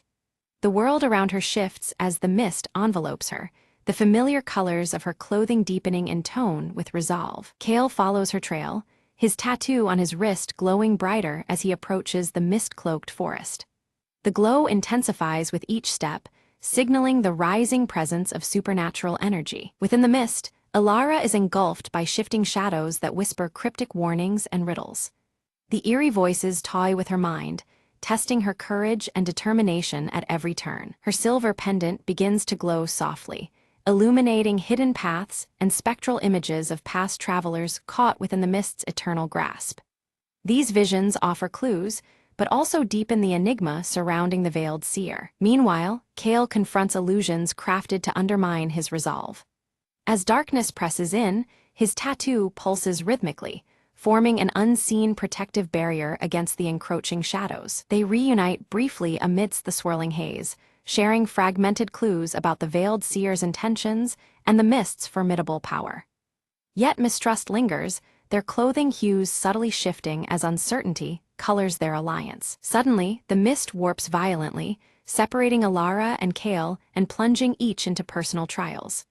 The swirling veil becomes an imprisoning labyrinth, testing their resolve and deepest fears. Elara faces harrowing visions of her deepest insecurities and loss. Her pendant's glow dims, but stubbornly resists fading completely. She steels herself, drawing on inner strength to withstand the spectral torment. Kale battles relentless shadow creatures that claw at his defenses. His tattoo flares with an intense blue light, granting bursts of strength as he fights to survive the relentless onslaught. In a hidden clearing, Elara discovers the veiled seer's glowing hourglass, resting reverently atop a pedestal shrouded in the swirling mist. The artifact emanates a powerful energy that seems to bind the realms together. Approaching cautiously, Elara senses the hourglass controls the delicate balance between worlds. The mist pulses in response, alive and watching as the seer's pact weighs heavy over the fragile veil. Flashbacks reveal the veiled seer's ancient history, a solemn pact made eons ago to guard the veil between realms. Her burden is immense, safeguarding the veil's secrets even as darker forces seek to unravel the balance. Kale approached a door emanating ethereal light, unlike any tangible barrier he had seen before. As his tattoo began to glow fiercely, a burst of energy surged forth, unlocking the door with a resonant hum. Beyond it, an otherworldly passage beckoned, thick with swirling mist that danced like restless spirits. Elara delved deeper into the secrets of the mist, realizing it was no mere fog, but a living manifestation of unresolved souls. They drifted between seeking release and clinging to vengeance, trapped in an eternal limbo. This haunted mechanism hinted at deeper forces at play beneath the village's calm facade. The unrest within the mist intensified, shadows lengthening and whispers growing harsher as the village teetered on the precipice. Every heart seemed caught in the delicate balance between peace and disarray, their fate intertwined with the spectral unrest. Only by restoring fractured harmony could destruction be averted. Kale and Elara exchanged faint signals, messages hidden within the spectral energies that enveloped them. Their synchronized glimmers through the mist served as silent vows, strengthening their fragile alliance despite looming dangers. These ephemeral communications underscored their desperate hope amid chaos. An ominous crack fractured the mystical hourglass, a sacred artifact only seen in the presence of the veiled seer. Its shards threatened to collapse the barrier separating life from the supernatural realm, a calamity too terrible to contemplate. The balance of existence now hinged precariously on this fragile object. Elara raced against time to stop the hourglass from shattering completely, but was suddenly confronted by a vengeful spirit, its eyes burning with ancient fury. The apparition barred her path, its form shifting like vapor, a tangible menace drawn from the mist itself. Her resolve was tested as never before. Kale arrived swiftly, stepping between Elara and the spirit with steady calm. As the tattoo on his wrist flared bright, he revealed it was a mark bestowed upon ancient guardians tasked with protecting the veil. His presence and heritage quelled the spirit's rage, anchoring it back to peace. Together, Elara and Kale channeled a soothing calm into the restless apparition, easing its tortured anguish. The mist around them responded, a fragment of tranquility restored to the swirling chaos. This small victory hinted at possible harmony despite encroaching darkness. The veiled seer reappeared, her azure robes shimmering as she spoke in a voice like wind through leaves. "Resistance feeds the unrest," she warned. "Only acceptance can save your village from ruin." Her cryptic counsel urged them toward embracing the mist rather than fighting it. Under her guidance, Elara and Kale discovered the mist was truly a veil of transition between realms, delicate and essential. It was neither enemy nor ally, but a force meant to be respected and harnessed carefully. Understanding this fragile balance changed their approach entirely. They resolved to unite their powers, combining Alara's silver pendant and Kale's glowing tattoo to stabilize the veil temporarily. This fusion of heritage and resolve formed a bond strong enough to hold back the escalating chaos. Their collaboration breathed hope into the fading barrier. The hourglass's glow intensified alarmingly, casting deep shadows and setting a countdown in motion. Time pressured their every move, a relentless reminder that delay could doom them all. The urgency spurred their determination to succeed against overwhelming odds. Suddenly, an ally's facade cracked, revealing a betrayer driven by desire to control the mist's power for selfish gain. The betrayal shattered trust, striking like a blade through their fragile alliance. The village's fate now hung in even greater jeopardy amid this unexpected threat. A fierce struggle erupted as the allies shattered a piece of the hourglass, fragments scattering and magnifying the chaos. The fractured barrier allowed restless spirits to surge forth, threatening to engulf all in darkness. Every moment became a desperate battle for survival. Amid the turmoil, Elara was pulled into a liminal space between reality and mist, the boundaries dissolving around her. Disoriented yet illuminated, she glimpsed hidden truths and felt the weight of the spectral realm's sorrow. This revelation deepened her understanding of what must be done. Kale fought fiercely on the village's borders, holding back spirits emerging through the weakened veil. His tattoo flared with ancestral energy, a beacon against the encroaching shadows. The conflict was brutal, but his guardianship remained unyielding. From her liminal realm, Elara communicated with the veiled seer, receiving crucial insight into the mist's nature and the path forward. The seer's wisdom illuminated hidden connections and the necessity of unity. This guidance sharpened Alara's resolve as she prepared to reunite with Kale. Reunited, Elara and Kale combined their strength, channeling energy from the pendant and tattoo in perfect harmony.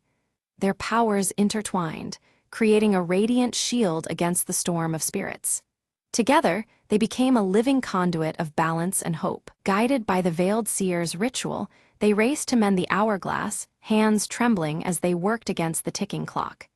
Incantations wove through the swirling mist, binding the shattered pieces with renewed magic. The success of this rite was the village's last hope. The mist pulsed violently, shadows twisting and turning as the ritual climaxed around them. The air thickened with spiritual tension, blurring lines between realms and reality.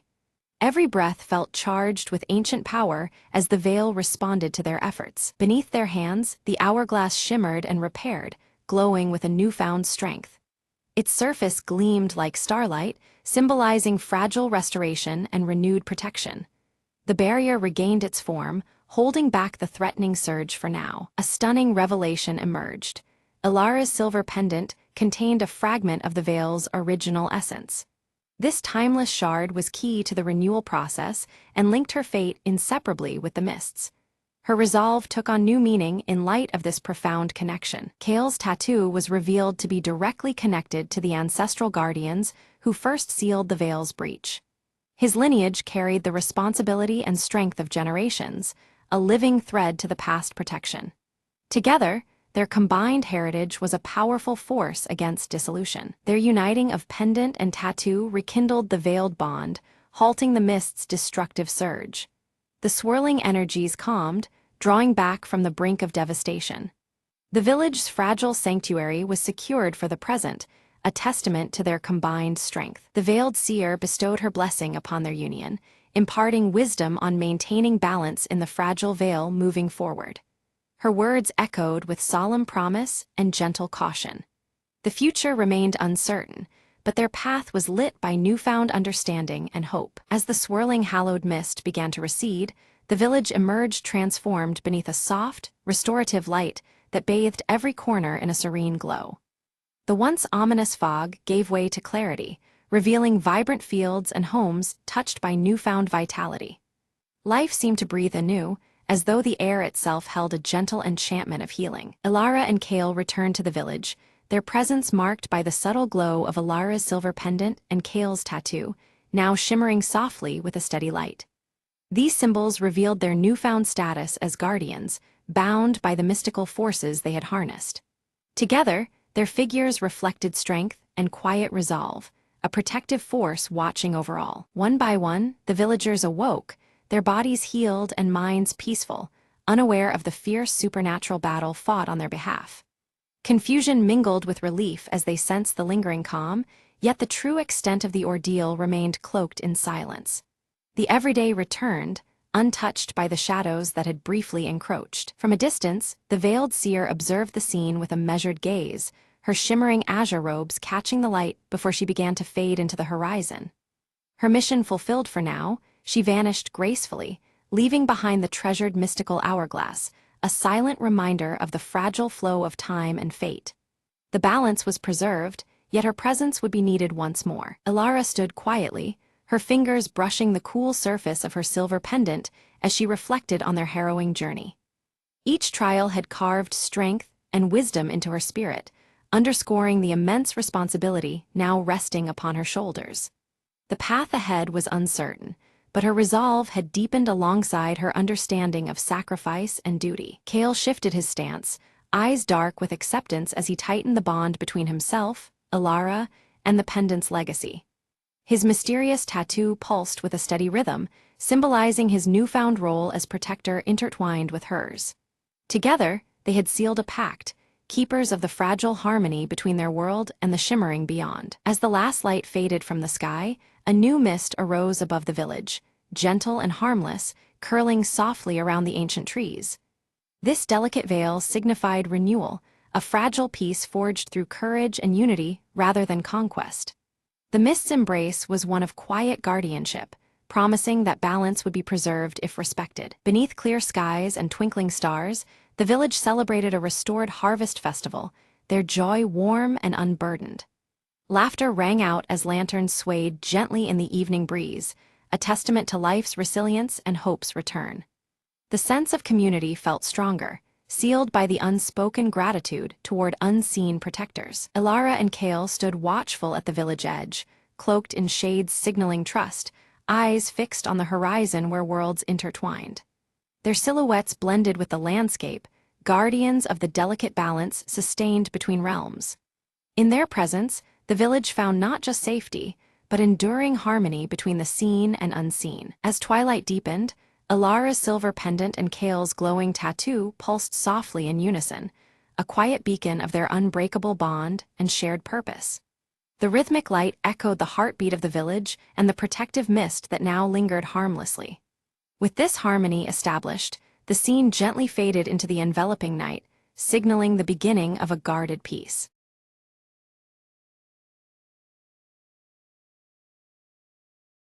It was the perfect crime, or so Dave thought as he tiptoed into the kitchen at midnight. The prize, the last cookie in the jar, sitting on the counter like a delicious jewel. Dave glanced over his shoulder. The coast was clear. He reached out, fingers trembling with anticipation. Just as his fingers closed around the cookie, a loud snap echoed through the room. Startled, Dave spun around. The cookie jar lid had fallen off the counter and shattered on the floor. Before he could react, a voice whispered from the shadows, "Caught you." It was his cat, Mr. Whiskers, staring at him with unblinking eyes. Dave sighed. "I just wanted one cookie." Mr. Whiskers flicked his tail, as if disapproving, then casually knocked the cookie from Dave's hand. Dave lunged forward, catching the crumb just as it hit the floor. He grinned, "Victory is mine, furball." Suddenly, his phone buzzed, a message from his roommate. "I ate the last cookie. Sorry." Dave looked at the cookie in his hand. It was a crumbly mess, nothing like the glorious treat he'd imagined. He glanced at Mr. Whiskers, who was now grooming his paw, completely uninterested. "Well," Dave said, tossing the crumb to the cat, "I guess you win tonight." He leaned against the counter, chuckling. "Next time, I'll just buy my own cookies." Mr. Whiskers purred approvingly, jumping onto the counter to inspect the cookie jar. Now empty. Dave shook his head, muttering, "Great crime indeed." As he left the kitchen, he heard the faint sound of a cookie jar lid clicking back into place. "Some mysteries aren't worth solving," Dave said with a smile, turning off the light.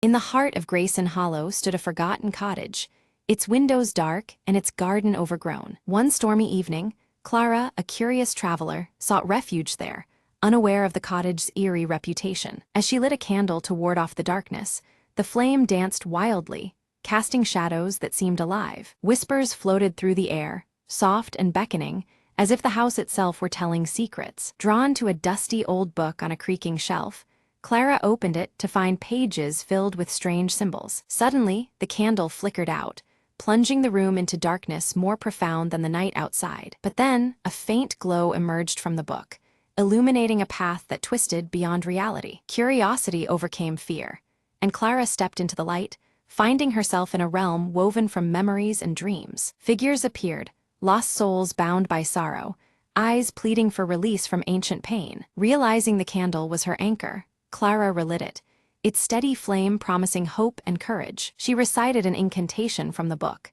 each word unraveling the chains of the trapped spirits. One by one, the phantoms faded, their murmurs turning into grateful sighs as they passed into peace. The cottage brightened, the oppressive weight lifting, replaced by a gentle warmth. Outside, the storm ceased, stars glittering like tiny lanterns guiding her way. Clara stepped back through the shimmer, candle in hand, the boundary between worlds softly sealing behind her. Morning light poured through the now clean windows, revealing a garden revived and vibrant. She smiled, knowing the cottage's tale had changed, from a place of sorrow to one of healing. As she walked away, the candle's flame flickered once, then steadied, a silent guardian's promise. "Every darkness holds a light," the narrator mused, "and every lost soul a path home." Clara disappeared down the road, leaving behind a cottage that would no longer be forgotten or feared.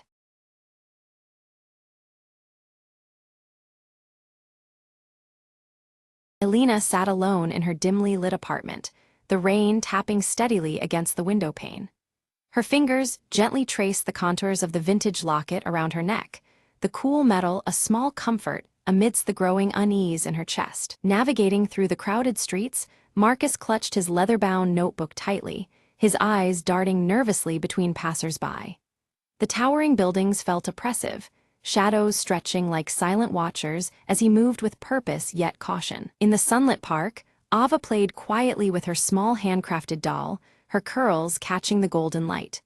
She observed the pigeons fluttering nearby, a faint tension in her gaze that belied her innocent demeanor. A soft thud alerted Alina to a letter slipped under her door, the old seal instantly recognizable. Her expression shifted from curious anticipation to deep concern as she broke the wax and unfolded the aged paper inside. Inside a cluttered cafe, Marcus scribbled furiously into his notebook, each stroke urgent and deliberate.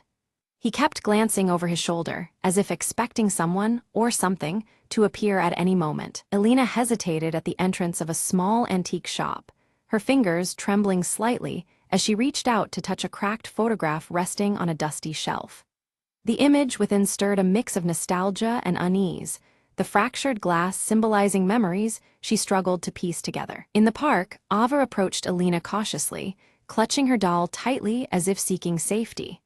Her eyes held a silent plea, a fragile bridge between their worlds amid the dappled sunlight. In a shadowy hallway, Marcus met briefly with the elderly Mr. Reynolds, exchanging a folded piece of paper with urgency. The dim light highlighted the weariness in Mr. Reynolds's silver hair and the weight behind their secretive interaction. Alina stood before a wall plastered with fragmented photographs and newspaper clippings, her gaze intense as she pieced together a complex puzzle. Each torn edge and overlapping image echoed the fractured past she was desperate to understand. Rain intensified as Alina walked along deserted streets, droplets streaking her face as fleeting memories flashed behind her eyes. The storm outside mirrored the turmoil rising within, each step heavy with unspoken questions. Marcus's hands trembled slightly as he unlocked a drawer filled with old letters and faded maps. The worn papers seemed to whisper secrets, invitations to delve deeper into a tangled history. In a quiet room, Ava carefully painted a small symbol onto her doll, glancing nervously toward a distant figure watching from the shadows. The faint line between safety and danger grew more fragile by the moment. Alina's vintage locket clicked open, revealing a hidden photograph of a mysterious figure obscured by faded light. The image sent a ripple of recognition mixed with uncertainty through her heart. With hurried movements, Marcus scribbled a note before slipping it discreetly under Alina's apartment door. The rain masked his footsteps as he vanished into the night, leaving a trail of unanswered questions. Alina unfolded the note, realization dawning on her as the words echoed in the silent room. Across the street, a shadowy silhouette lingered, watching her every move under the relentless drizzle. In the quiet corners of a crowded library, Alina confronted Marcus, voices low but charged with tension. Secrets long buried began to surface, casting long shadows over their strained interaction. A flashback unfolded. Years earlier, Marcus and Alina shared a quiet moment bathed in soft light, their expressions tender yet tinged with an unspoken sorrow. The memory revealed the fragile threads of a broken bond that still haunted them. Panic gripped those who cared for Ava as she disappeared from the park without a trace. The sun seemed to dim, the vibrant life draining away with her sudden absence. Alina and Marcus searched frantically through rain-drenched alleyways, calling Ava's name into the cold, empty air. Each echo replied only with silence, deepening the growing dread between them. Mr. Reynolds appeared suddenly, his worn cane tapping softly as he warned Alina of dangers lurking unseen. He pressed a cryptic key into her hand, his eyes grave with unspoken truths. With shaking hands, Alina unlocked a hidden compartment inside her locket, discovering a worn photograph of Ava's family carefully folded within. The discovery linked their fates in ways she was only beginning to comprehend. By flickering candlelight, Marcus pored over his leather notebook, drawing meticulous connections between the lost girl and Alina's fragmented past. Each revelation pulled them deeper into a mystery few dared to confront. Hidden in an abandoned building, Ava clutched her doll tightly as footsteps drew closer, her breath shallow with fear. The shadows seemed to close in, the silence fractured only by the slow creak of the floor beneath approaching feet. Tempers flared as Alina and Marcus argued fiercely over trust, their shared history casting long, painful shadows. Muted earth tones surrounded them, the weight of unspoken betrayals thick in the air. A mysterious figure left a subtle clue at the park, a silent offer of alliance amidst the chaos. Elena and Marcus discovered it, their search steering toward unexpected allies as the rain began to soften once again. Rain cascades steadily over the city streets as Elena and Marcus weave through twisting alleys, their footsteps echoing softly. Streetlights flicker through the downpour, casting muted earth-toned glows on wet cobblestones as they follow a tenuous trail. Their coats pressed tight against the chill, the urgency in their expressions is only hinted at through fleeting close-ups of clasped hands and focused eyes. Near a locked, weather-worn door, Ava's small handcrafted doll lies abandoned, dampened by rain. The lock is adorned with an unfamiliar symbol, carved deep into the wood, its jagged lines catching droplets that slide down slowly. Elena crouches nearby, hesitant to reach out but compelled by the haunting stillness of the scene. Marcus frowns as a sudden memory surfaces, a phrase half forgotten that pulses with new meaning. He murmurs it aloud, words that once felt meaningless now revealing their connection to Ava's disappearance. The leather notebook at his side seems to hum with dormant significance as he clutches it tighter. Back in her silently lit apartment, Elena carefully moves a painting aside, revealing a faded map hidden behind it. The map is jagged at the edges, marked with cryptic symbols that tug at her memory's edge. Her fingers trace the marks with a mix of confusion and dawning comprehension, the vintage locket at her neck resting heavily against her chest. Mr. Reynolds, seated in a dim corner of a quiet room, leans on his cane as he begins to speak. His voice carries weight as he recounts fragments of a past filled with lost memories and obscured truths. His thick-rimmed glasses catch the low light, shadows deepening the lines of a face etched by time. Elena stands before a derelict building, the fading light making its cracked facade seem both menacing and familiar. A flicker of hesitation crosses her face, a silent struggle with the choice to enter this place tethered to her family's hidden history. The rain has paused, leaving the air thick with anticipation and damp earth scents. Inside the building, Elena's eyes widen upon discovering scattered artifacts, aged photographs, worn letters, and personal items linking Ava's family to hers. Each piece deepens the mystery, weaving their histories into an intricate tapestry of secrets. Dust motes swirl in the shafts of fading sunlight, highlighting the quiet weight of revelation. Seated in a quiet corner, Marcus pores over his leather-bound notebook, the pages filled with scribbled notes and diagrams. His brow furrows as he deciphers patterns that bind recent events into a cohesive whole. The muted tones of the room mirror his intense focus, punctuated by the scratch of pen against paper. Unnoticed, Ava watches Elena and Marcus from a shadowed distance, clutching her doll tightly. Her eyes flicker between fear and hope, torn by the uncertainty of approaching trust.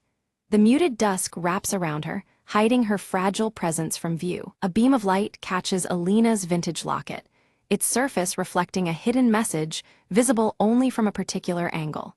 She adjusts it carefully, mesmerized by the faint engravings that emerge and disappear with the shifting light. The locket's subtle glow links past and present in this intimate moment of discovery. A tense confrontation unfolds between Elena and a shadowy figure, voices low but charged with accusation. Layers of past betrayals ripple to the surface as secrets are thrust into the open amidst tight, focused shots of clenched fists and narrowed eyes. The rain begins anew outside, a symbolic backdrop to the emotional thunder within. Chaos erupts as Marcus sprints through narrow, rain-slicked streets, only to have his leather notebook snatched away in a swift, unseen motion. His outstretched hand grasps empty air as the thief disappears into the shadowed alleys, the loss weighing heavily. The damp earth muffles his frustrated breaths as rain blurs the scene. Determined, Elena battles the rising storm, her coat soaked and hair plastered as she retraces Marcus's path. The fierce wind and rain do little to deter her grit as she navigates the slippery streets to reclaim the stolen notebook. Close-ups reveal her unwavering eyes beneath the dripping hood, embodying her resolve. Ava's beloved doll lies damaged, torn cloth and missing stitches, symbolizing the fragility of their situation. The emotional stakes deepen as the doll's brokenness mirrors the tension and vulnerability enveloping the group. Rain trickles down its face, blurring the delicate features crafted with care. Under a brief clearing in the weather, Elena and Marcus confront their tensions, their expressions softening. They share a fragile reconciliation, forging a tentative alliance bound by their shared goal of saving Ava. The muted earth tones of the setting sun reflect a hopeful yet cautious new path. Guided by Mr. Reynolds's steady cane, the group embarks toward a forgotten location whispered about in old tales. The path is lined with overgrown vines and whispers of times past, the setting sun casting long shadows. His voice carries the weight of many years, imprinting urgency on their every step. Behind a locked door, Ava waits, relief washing over her face as Alina's locket fits perfectly into the aged lock. The gentle click echoes softly, a moment of release captured in close-up shots of hands and wide, hopeful eyes. The muted colors around them seem to brighten subtly, signaling a fragile victory. As the building begins to collapse around them, the group escapes amid falling debris, embodying the breaking of long-hidden secrets. Dust clouds swirl in the dim light, enveloping them as they sprint toward safety. The crumbling walls mirror the destruction of old pain and closing chapters. Alone in quiet reflection, Alina confronts her fragmented memories, embracing painful truths shaping her identity. Tears glint in her eyes as she holds the vintage locket close, understanding now the depths of her past. The subdued palette of earth tones reflects the somber yet necessary acceptance. Marcus places a steady hand on Alina's shoulder, promising protection for both her and Ava moving forward. Their destinies now intertwined, a quiet determination settles between them. The first hints of clear skies appear beyond the window, symbolizing fragile hope. Alina examines the recovered notebook carefully, uncovering a letter addressed to her, penned years ago. The words hint at concealed histories and warnings wrapped in metaphor, deepening the intrigue. The flickering candlelight throws dancing shadows over the faded handwriting, enhancing the mysterious aura. Marcus visits an old mentor in a cozy, book-lined study, seeking insight into the cryptic events. The mentor's calm explanations unveil perspectives that shift Marcus's understanding, shedding light on the tangled web they navigate. Muted earth-tone decor surrounds them, grounding the weighty conversation. Ava tentatively begins to open up, sharing fragmented memories that reveal surprising connections to Alina's past. Her voice is soft yet determined, weaving a delicate bridge between their histories. Close-ups focus on Ava's expressive eyes and the worn doll she still cradles. Together, Alina and Marcus uncover evidence suggesting a trusted figure's manipulation of their lives over many years. The revelation cuts deep, casting doubt on previous alliances and infusing their quest with new urgency. Shadows lengthen in the dimly lit room as they piece together the betrayal. The storm finally clears, sunlight breaking through heavy clouds and spilling golden warmth over the cityscape. This shift in weather mirrors a turning point in tone, signaling hope and the possibility of clarity amid chaos. Alina, Marcus, and Ava stand together, their silhouettes etched against the brightening horizon. Alina's trembling hands unfold the fragile letter, her eyes scanning words long concealed. The letter reveals the tangled history of betrayals that shattered their lives, stories stitched in shadows and silence. The muted daylight casts a fractured glow through a nearby broken window, reflecting the painful truth's ripple. Marcus faces the manipulator in a quiet, dimly lit room, leather notebook clutched tightly. Their confrontation is charged, raw emotions surfacing amid whispered accusations and trembling breaths. The rain taps softly against the window pane, mirroring the storm within them. In the soft afternoon light, Ava's doll is carefully restored, its delicate stitches mended with loving hands. The once worn and tattered companion now gleams gently, symbolizing newfound hope and the mending of fragile hearts. A close-up captures the doll, nestling peacefully in Ava's small hands. Alina stands beneath the sprawling branches of an ancient tree, the air warm and calm as sunlight filters through leaves. This peaceful spot from her childhood offers a quiet solace, a refuge for reflection and renewal.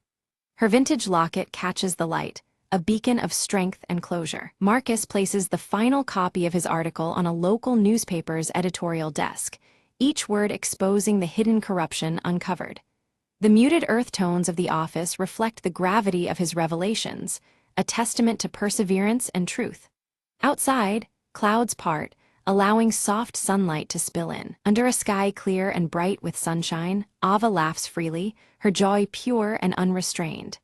She runs across a sunlit garden, the restored doll clutched close as a symbol of healing. The scene is warm, filled with vibrant life and the promise of brighter days. Seated together on a worn bench, Alina, Marcus, and Ava share a quiet, tender moment. Their bond, strengthened through trials and shared truths, is palpable in the gentle gaze exchanged among them. Raindrops begin to fall lightly, washed away by the serenity of their connection. Mr. Reynolds stands by the window, a knowing smile softening his features as he watches the trio from afar. The weight of his own past lifts subtly, as if the final pieces have found their place in the broader mosaic. His cane rests forgotten beside him, the room filled with calm acceptance. The vintage locket gleams softly on the windowsill, bathed in golden light as dawn breaks gently over the city. Its delicate chain casts slender shadows that dance with the morning breeze, a silent guardian of memories once fractured.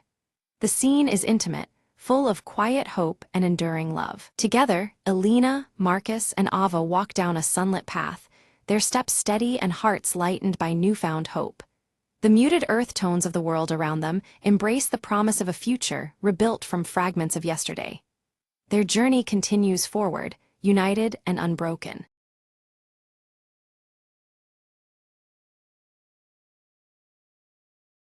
As dawn breaks over the city, the silhouette of the old clock tower casts long shadows. Mara walks the quiet streets, her mind clouded with memories as the tower's chimes echo in the stillness. Stepping into a cramped workshop crowded with ticking clocks, Mara's fingers brush over a familiar broken pocket watch resting on a cluttered table. The weight of countless hours seems to press on her as she contemplates the fragile object. A close-up reveals the pocket watch's cracked glass and frozen hands, symbolizing a moment frozen in time. Mara sighs, her troubled gaze reflecting the unresolved past the watch represents. Memories flood back. A young Mara receives the pocket watch from her grandfather, the watchmaker. His steady gaze and careful hands imprint a bittersweet legacy in her heart. Returning to the present, Mara sits across from Elias in a dimly lit cafe, the air thick with unspoken tension. Their shared history complicates the fragile conversation unfolding between them. Elias produces a letter sealed with an embossed wax emblem, sliding it towards Mara with a sense of urgency.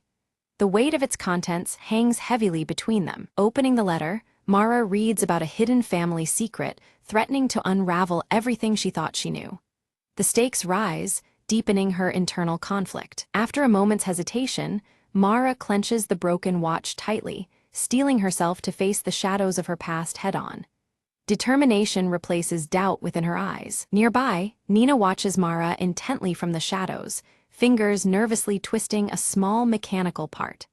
Her curiosity wrestles with hesitation, uncertain whether to step forward. Mara enters an aged family home, dust particles dancing in the muted light as she crosses the threshold.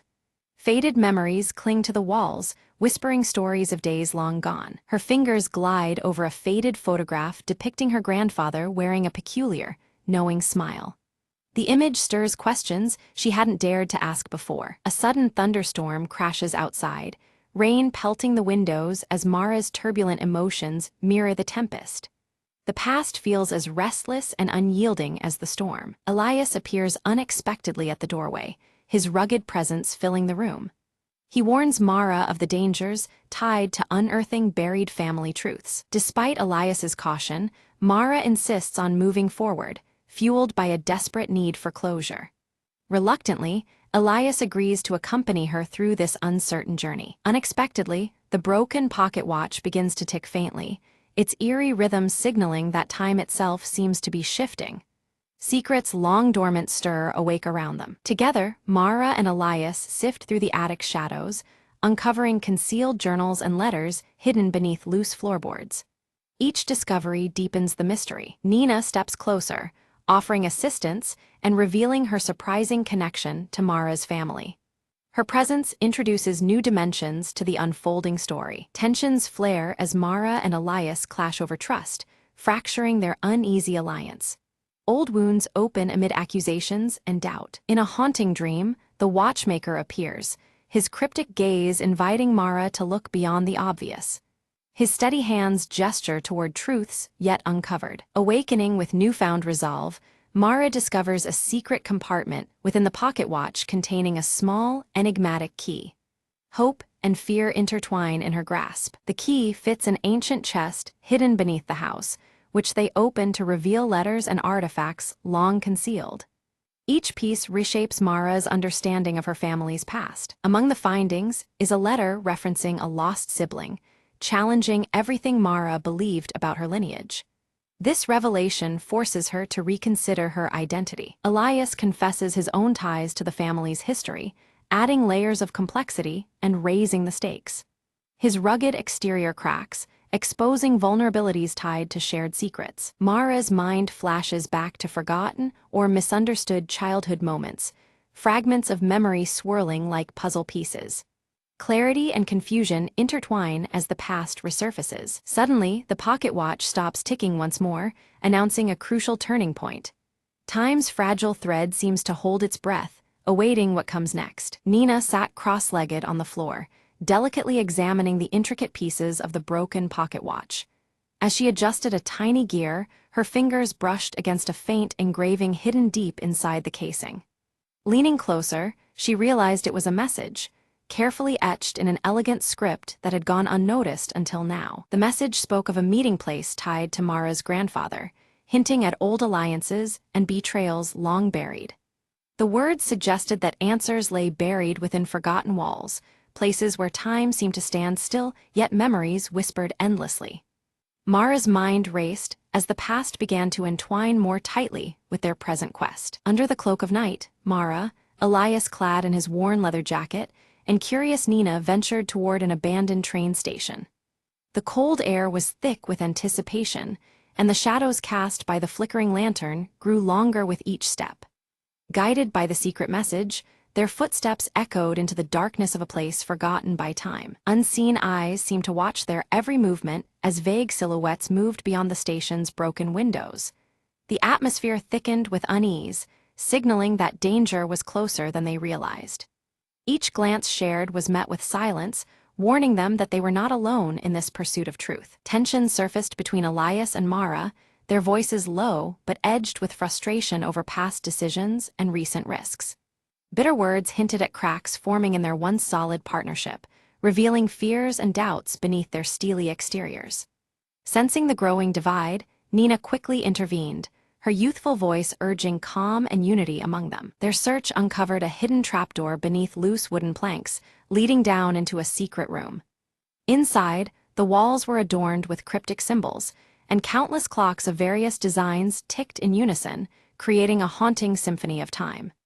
The air was thick with mystery, each element hinting at layers of concealed history awaiting discovery. Mara's fingers traced the carvings on the wall, triggering a subtle mechanism embedded within the ancient wood.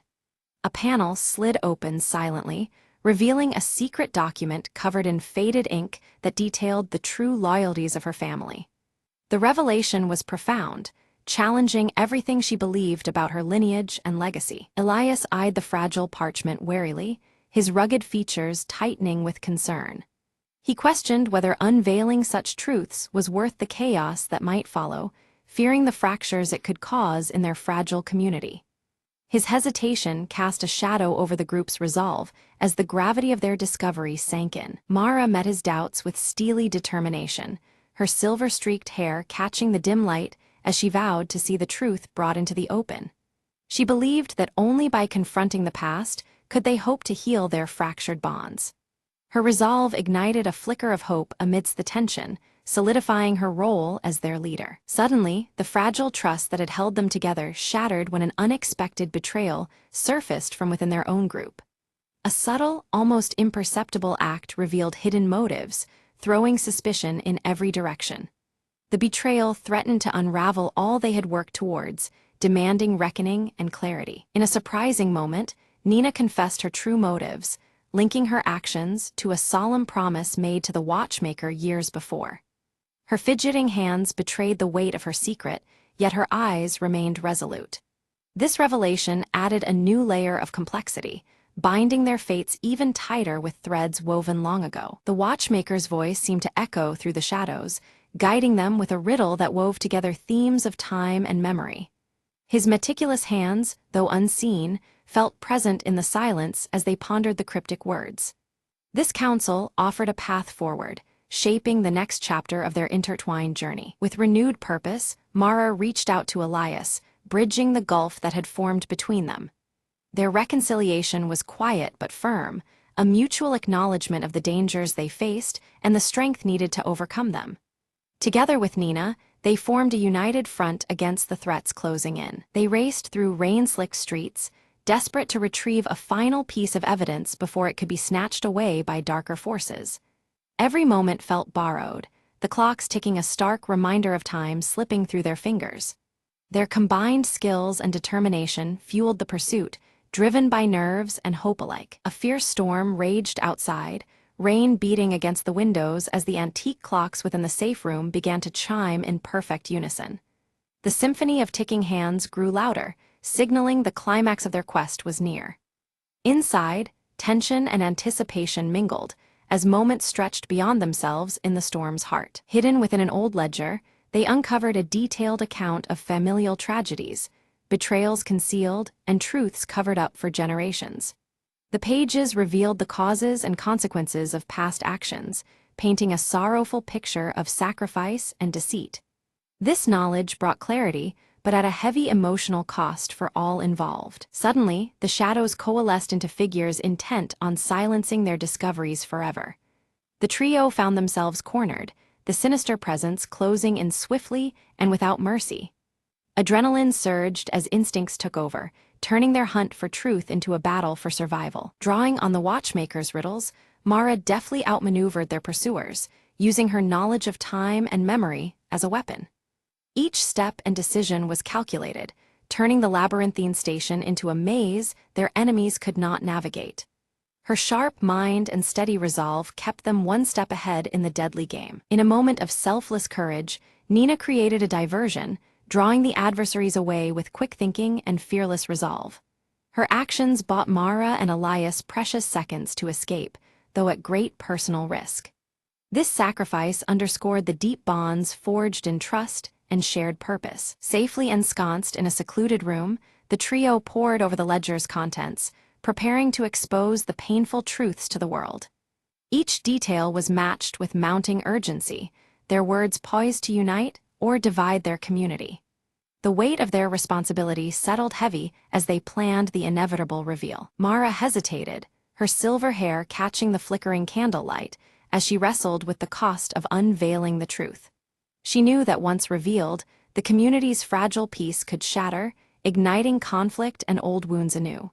Her inner turmoil reflected the difficult balance between transparency and protection. Flashbacks unfolded, revealing the watchmaker's past efforts to shield the family from ruin through careful silence and guarded secrets.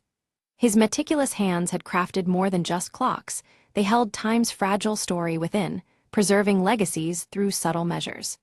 These memories cast a new light on his guidance and sacrifices. With renewed clarity, Mara reconciled her protective instinct with her commitment to honesty. Her resolve strengthened, embracing the painful necessity of revelation as a path to healing and reconciliation. This inner peace fortified her for the challenging road ahead. Together, Elias aided Mara in drafting a heartfelt letter intended to unite the fractured family and their community through truth and compassion. Their joint effort symbolized a tentative truce, a bridge built with trust and understanding. Each word was chosen with care, carrying the weight of hope for a reconciled future. At last, the broken pocket watch was carefully repaired, its steady ticking resonating through the quiet room. The rhythm symbolized restored balance and mercy, a tangible sign that time could heal even the deepest wounds. The watch's heartbeat marked a new beginning, threading together past and present with cautious optimism. In the town square, Mara stands before a gathered crowd, her voice steady yet filled with emotion. She recounts the long-hidden family history, unveiling truths wrapped in pain and regret, and asks for understanding and forgiveness. The broken pocket watch in her hand glints in the fading light, symbolizing the fragments of time now pieced together. As Mara's words settle, the community's reactions ripple through the crowd.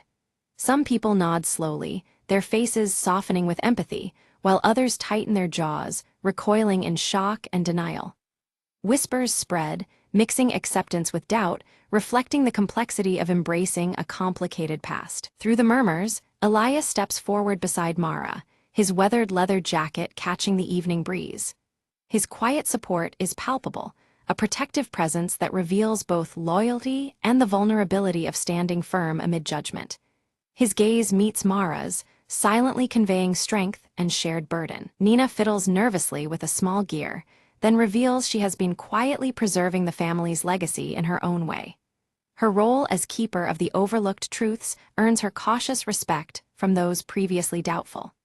The community begins to see her curiosity not as trouble, but as a bridge toward healing. Later, Mara visits the shaded grave of the watchmaker, the man who once taught her to value time's intricate layers. She places the broken pocket watch gently on the weathered stone, a tribute to the past and those who guide from beyond. The watchmaker's grave seems to hold the silent wisdom of countless hours and secrets shared. As twilight turns into night, the old clock tower in the heart of the town chimes, its sound clear and true. Miraculously, all the clocks in town align with its rhythm, their hands moving in synchronized harmony. This resonance breathes new life into the community, symbolizing unity restored after long discord. Walking through familiar streets, Mara senses a subtle transformation around her. The air carries a quiet promise, as neighbors exchange tentative smiles and old rifts begin fading like shadows at dawn. Her heart swells with hope, recognizing the first threads of rebuilding woven through everyday moments. In a moment of shared silence, Mara and Elias stand side by side beneath the glow of the clock tower. They acknowledge the scars etched by the past, but also the new beginning forged from honest surrender. Their connection deepens, a testament to enduring resilience amid change. Back in the dusty workshop, Nina carefully begins mending aged clocks, her nimble fingers coaxing life back into broken mechanisms. Her curiosity has shifted from restless questions to a healing craft, bridging the community's fractured timeline. Each ticking clock she restores is a quiet melody of renewal and hope. The story closes on the restored pocket watch, its delicate hands moving steadily and softly marking time.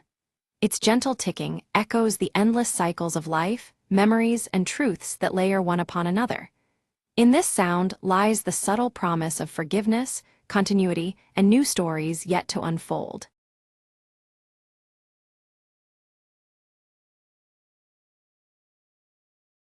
Ella's days were a rhythm, a quiet melody flowing through the small cafe she ran by the corner. Every morning, she unlocked the doors with the same gentle smile, ready to welcome familiar faces and new stories alike. On this particular day, a shy boy named Liam stepped inside, clutching a worn-out notebook. "I heard this place feels like home," he said softly, glancing around as if searching for something. Ella nodded, pouring him a warm cup of coffee. "Every note counts here," she replied, gesturing to the vintage jazz records lining the walls. Liam revealed he was working on a poem about the little things people usually miss. Inspired, Ella shared tales of customers. The baker who hummed while kneading dough, the old man who tapped his cane like a drummer, the young artist who sketched the laughter in the air. Together, they found stories in ordinary moments, like the steam rising from a cup or the clink of teaspoons mixing sugar. As the afternoon light shifted, so did Liam's confidence. His words began to flow smoother, capturing the subtle melodies Ella had described. When it was time to leave, he handed Ella the notebook. "Thank you for helping me hear the music in silence," he said. Ella smiled, watching him step back into the world, now carrying a brighter tune in his heart. Later, she flipped through the pages, each poem a note in the song of everyday life around her cafe. She realized their small moments were like a jazz ensemble, improvised, imperfect, but beautifully intertwined. The sun set, casting a golden glow over the storefront, warming its familiar embrace. Ella whispered to the quiet room, "Every day has its own rhythm, if only we listen." As night fell, soft music played, and the cafe waited patiently for the dawn and its new stories. Ella locked up with a contented sigh, the book tucked safely beside the register. In those pages, she found a reflection of her own life, simple, rich, and unfolding note by note. Tomorrow would bring new faces and untold melodies, a fresh verse in the ongoing song of her days. And with that thought, she stepped into the gentle night, humming a tune that promised more to come.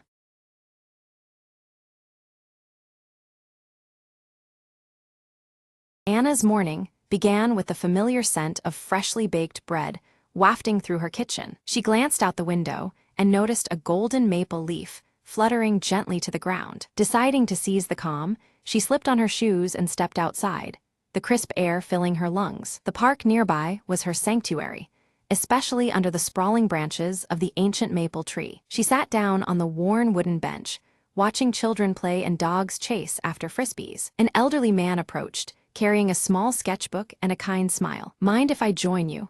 he asked softly, settling down beside her. They exchanged brief introductions, the warmth of their conversation matching the autumn sun. He showed her his drawings, delicate sketches of leaves, branches, and the park's old bench. Anna shared stories of her childhood visits to the same park, memories blooming between them. Suddenly, a gust of wind sent a flurry of vibrant leaves swirling around their feet. "Looks like autumn's putting on a show for us," the man chuckled. She laughed, feeling a lightness she hadn't realized she'd been missing. Time slipped away pleasantly, their worries momentarily forgotten in simple companionship. As the sun dipped lower, painting the sky in pink and orange hues, they rose to leave. "Thank you for sharing this afternoon with me," Anna said, her smile genuine. "The pleasure was all mine," he replied, handing her a small sketch of the maple tree. Walking home, Anna held the drawing close, grateful for the unexpected friendship. Sometimes, she mused, all it takes is a leaf to start a new chapter. With the city lights twinkling ahead,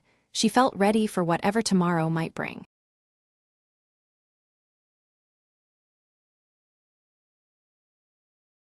At twilight, Emma found the old elm tree glowing faintly in her backyard, an eerie blue light pulsing from its trunk. Drawn closer, she heard soft whispers, words floating like leaves in the wind.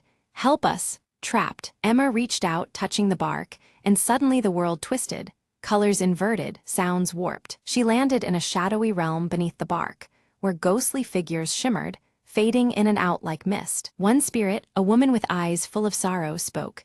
"We are bound here, souls caught by a curse long forgotten." Emma nodded, sensing urgency. "How do I free you?" The woman pointed to a knot glowing crimson. "Find the root talisman buried beneath the roots, a relic holding our chains." Emma crawled through twisted branches and gnarled roots, each step uneasy, as whispers grew louder, pressing on her mind. At the base, she unearthed a small, ancient box, carved with symbols pulsing with power. Inside lay a pendant shaped like a crescent moon, shimmering with otherworldly energy. As Emma lifted it, the whispers shifted to screams, the spirit's forms becoming more vivid, desperate. She placed the talisman back against the knot. Light exploded, the spirits howled, then stilled. A wave of calm washed over her as the blue light turned warm and golden, the whispers now gentle murmurs of thanks. The woman smiled, fading peacefully. "You've given us rest, the curse is broken." Emma emerged from beneath the tree, the night feeling softer, lighter than before. She glanced back at the elm, its bark now ordinary, but in her pocket the talisman pulsed faintly. "Some stories need a believer," she whispered, and as she walked inside, the wind carried a gentle sigh, no longer a plea but gratitude. The next day, neighbors noticed the tree seemed taller, stronger, like a silent guardian watching over the street. Emma smiled, knowing some secrets weren't meant to stay buried forever.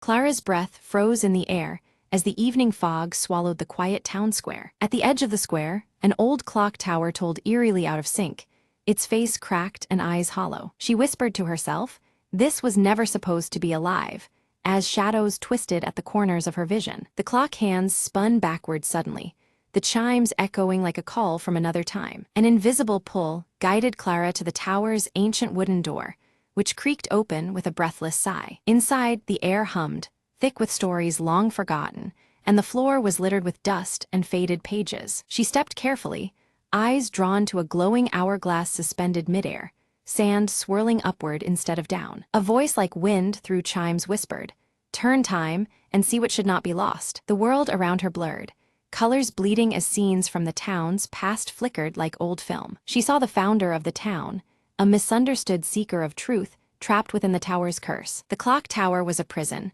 binding him between moments, his story never told. Determined, Clara reached forward and touched the hourglass, feeling a pulse of ancient power. Time slowed and then exploded into motion, memories flooding the room like a floodlight. She watched as the founder stepped quietly through the mist, free at last from his invisible chains. The clock hands resumed their normal turn, chiming softly as peace settled over the tower. Clara smiled, the fog lifting as dawn's first light painted golden streaks across the square. "Sometimes," she said gently, "all it takes is a single moment to set things right." She turned from the tower, footsteps light, carrying with her the quiet magic of a story reclaimed. As she disappeared down the morning street, the town seemed to breathe anew, alive with whispered thanks. And somewhere, just beyond the mist, the clock's steady tick reminded the world that some mysteries sleep only until the right time.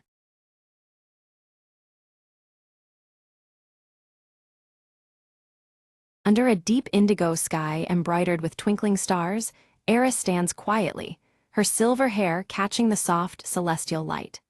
A gentle yet unshakable pull stirs within her, drawing her thoughts toward an ancient prophecy whispered through the ages. In the warm glow of his chamber, Elder Thalos unfurls a weathered scroll, its edges brittle with time.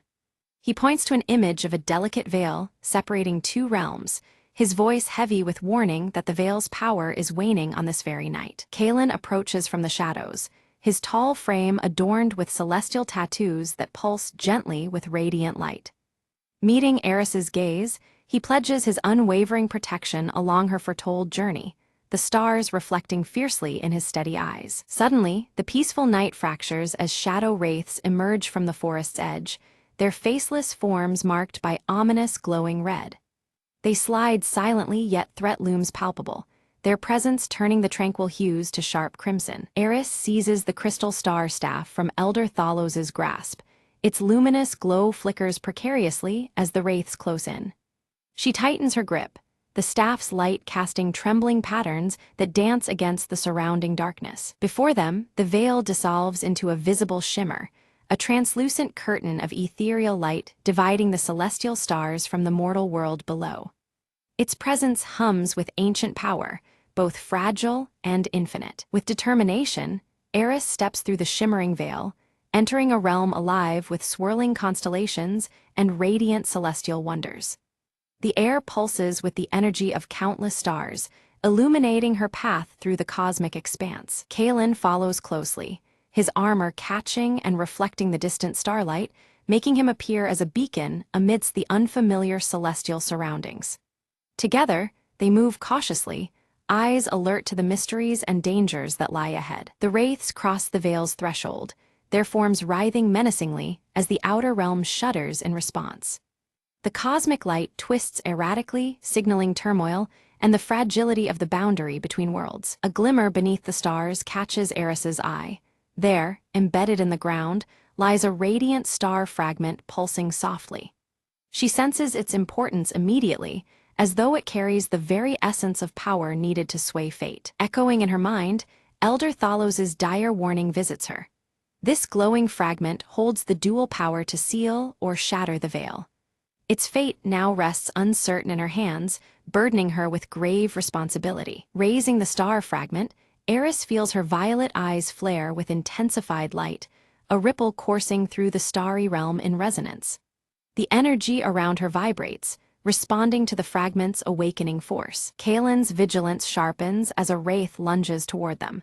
He conjures a shield of brilliant celestial light, intercepting the strike. His tattoos blaze brighter, the shield's radiance momentarily pushing back the encroaching darkness. The veil flickers violently in response to the clash, trembling as if on the brink of rupture.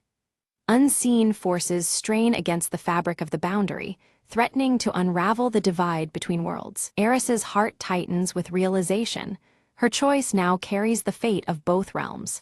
Hesitation grips her, weighed down by the rising stakes and the uncertain consequences of her decision. The wraiths close in, surrounding Eris and Kalen with unnerving certainty.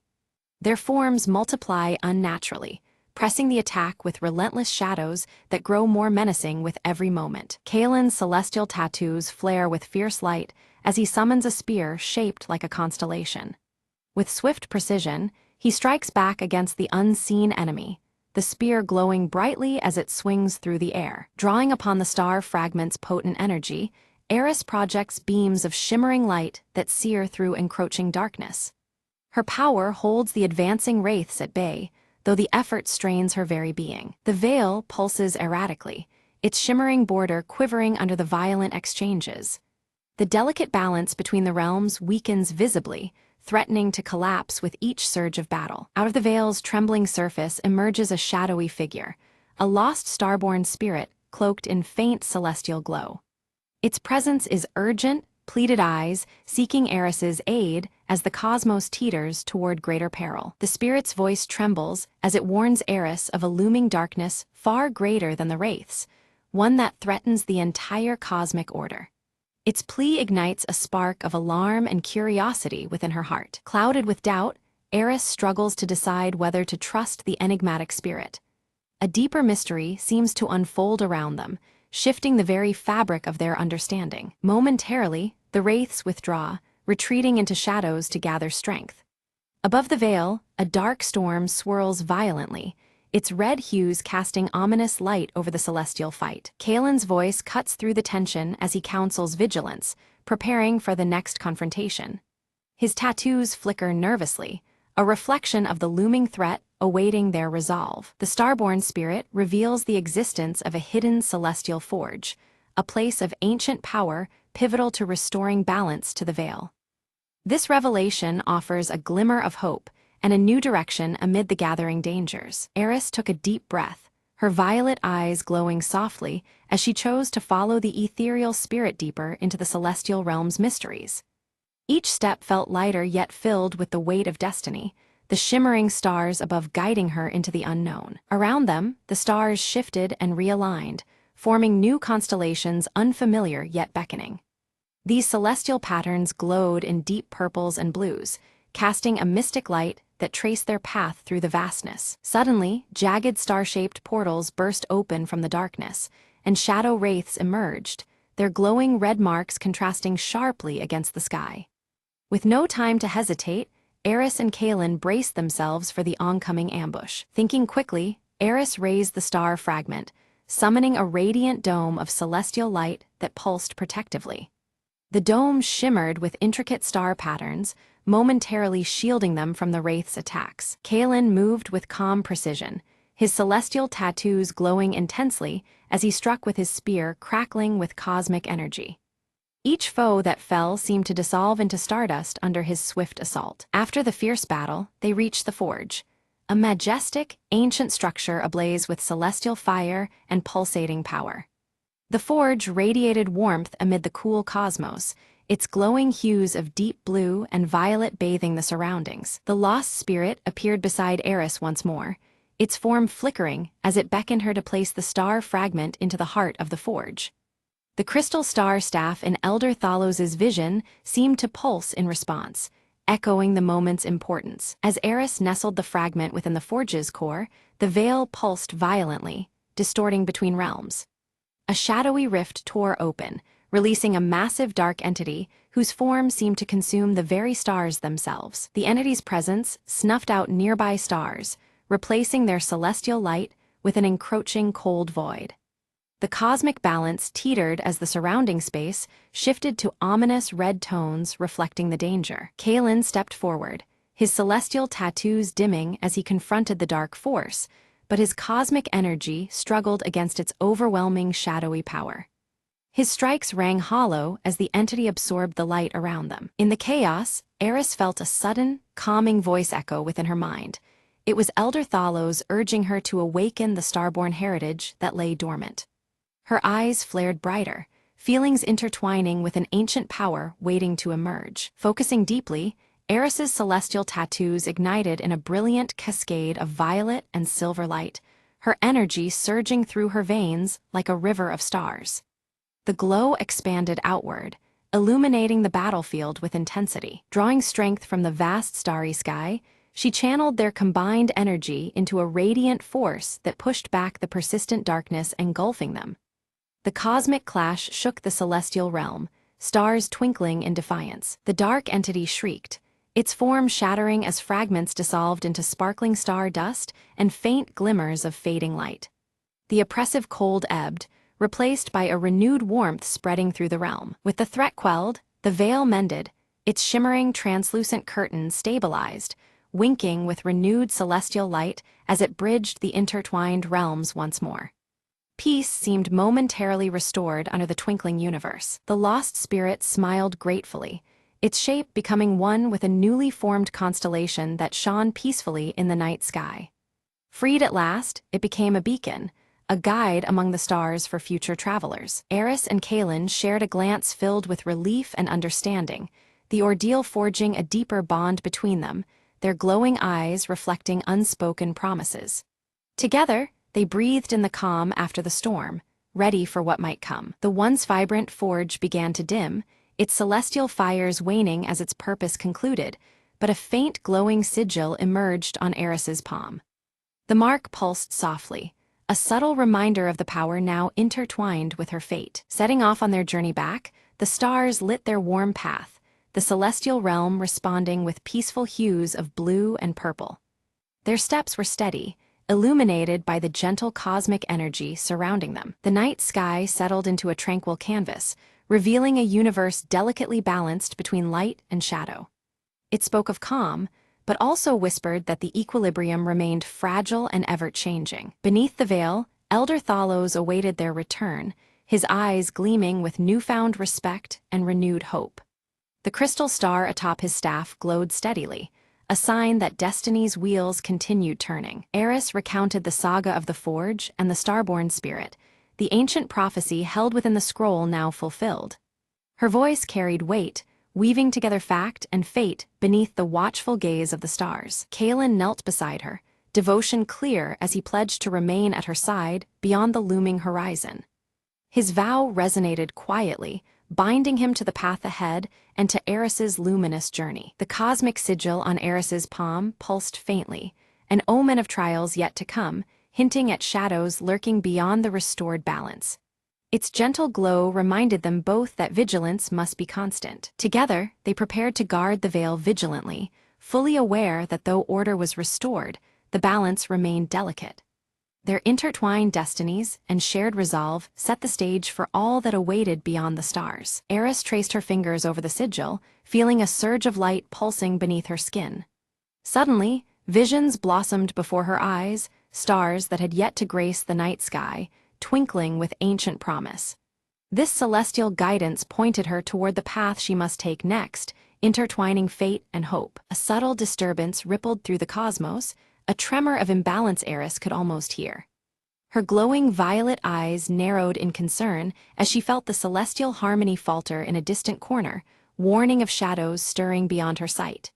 An unseen threat was creeping closer, wrapped in the dark tones of danger. Kaelin moved with a focused intensity beneath the deep purple night, his celestial tattoos shimmering brighter with each controlled breath. With every strike and parry, he channeled the cosmic energy into his armor, mastering its glowing power. His renewed purpose was clear, to stand as an unyielding guardian in the coming storm. Beneath the vast night sky, Elder Thalos wove intricate wards around the shimmering veil, his staff's crystal star blazing with unwavering light.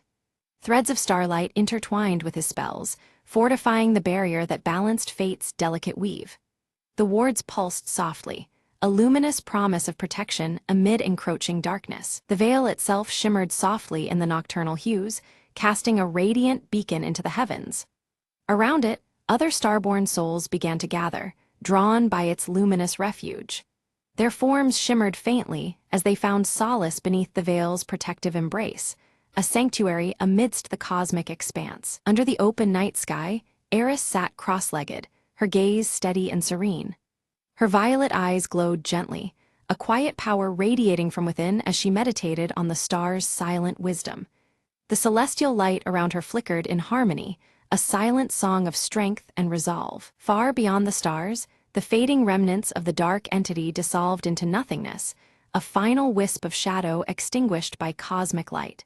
The red marks that once bled through the darkness vanished, restoring balance to the celestial tapestry. It was a fleeting glimpse of victory, reminding them of the fragile peace secured. Silhouetted against the vibrant night heavens, Eris and Kaelin stood side by side atop a hill. Their forms solid and unyielding, framed by deep blue and purple hues swirling overhead. Together, they kept vigilant watch, guardians bound by purpose and the glowing stars above. The veil swayed gently, alive with shimmering cosmic energy that twinkled like distant galaxies. Its translucent fabric shifted in the soft night breeze, a living emblem of fate's intricate design. The celestial light that wove through it promised enduring hope and the ongoing dance of destinies intertwined. As dawn neared, Eris and Kaelin stepped forward into a path illuminated by starlight and shadows alike. Their journey would continue, bound forever to the mysteries of the cosmos and the realms they vowed to protect. Together, they embraced the infinite secrets held beneath the endless sky.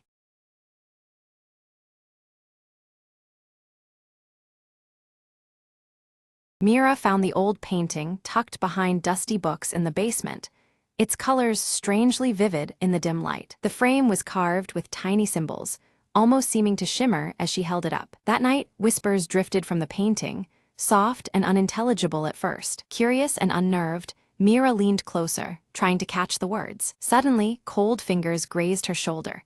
She spun around, but no one was there. The whispers grew louder, shaping into faint, urgent pleas. Mira decided to research the painting, uncovering a tragic tale of a trapped spirit. Legend said the artist had cursed it, binding his sorrow into the canvas forever. Determined, Mira brought the painting outside at dawn, planning to destroy it. As the first light spilled over the frame, the whispers begged for release. She hesitated, sympathy mixing with fear.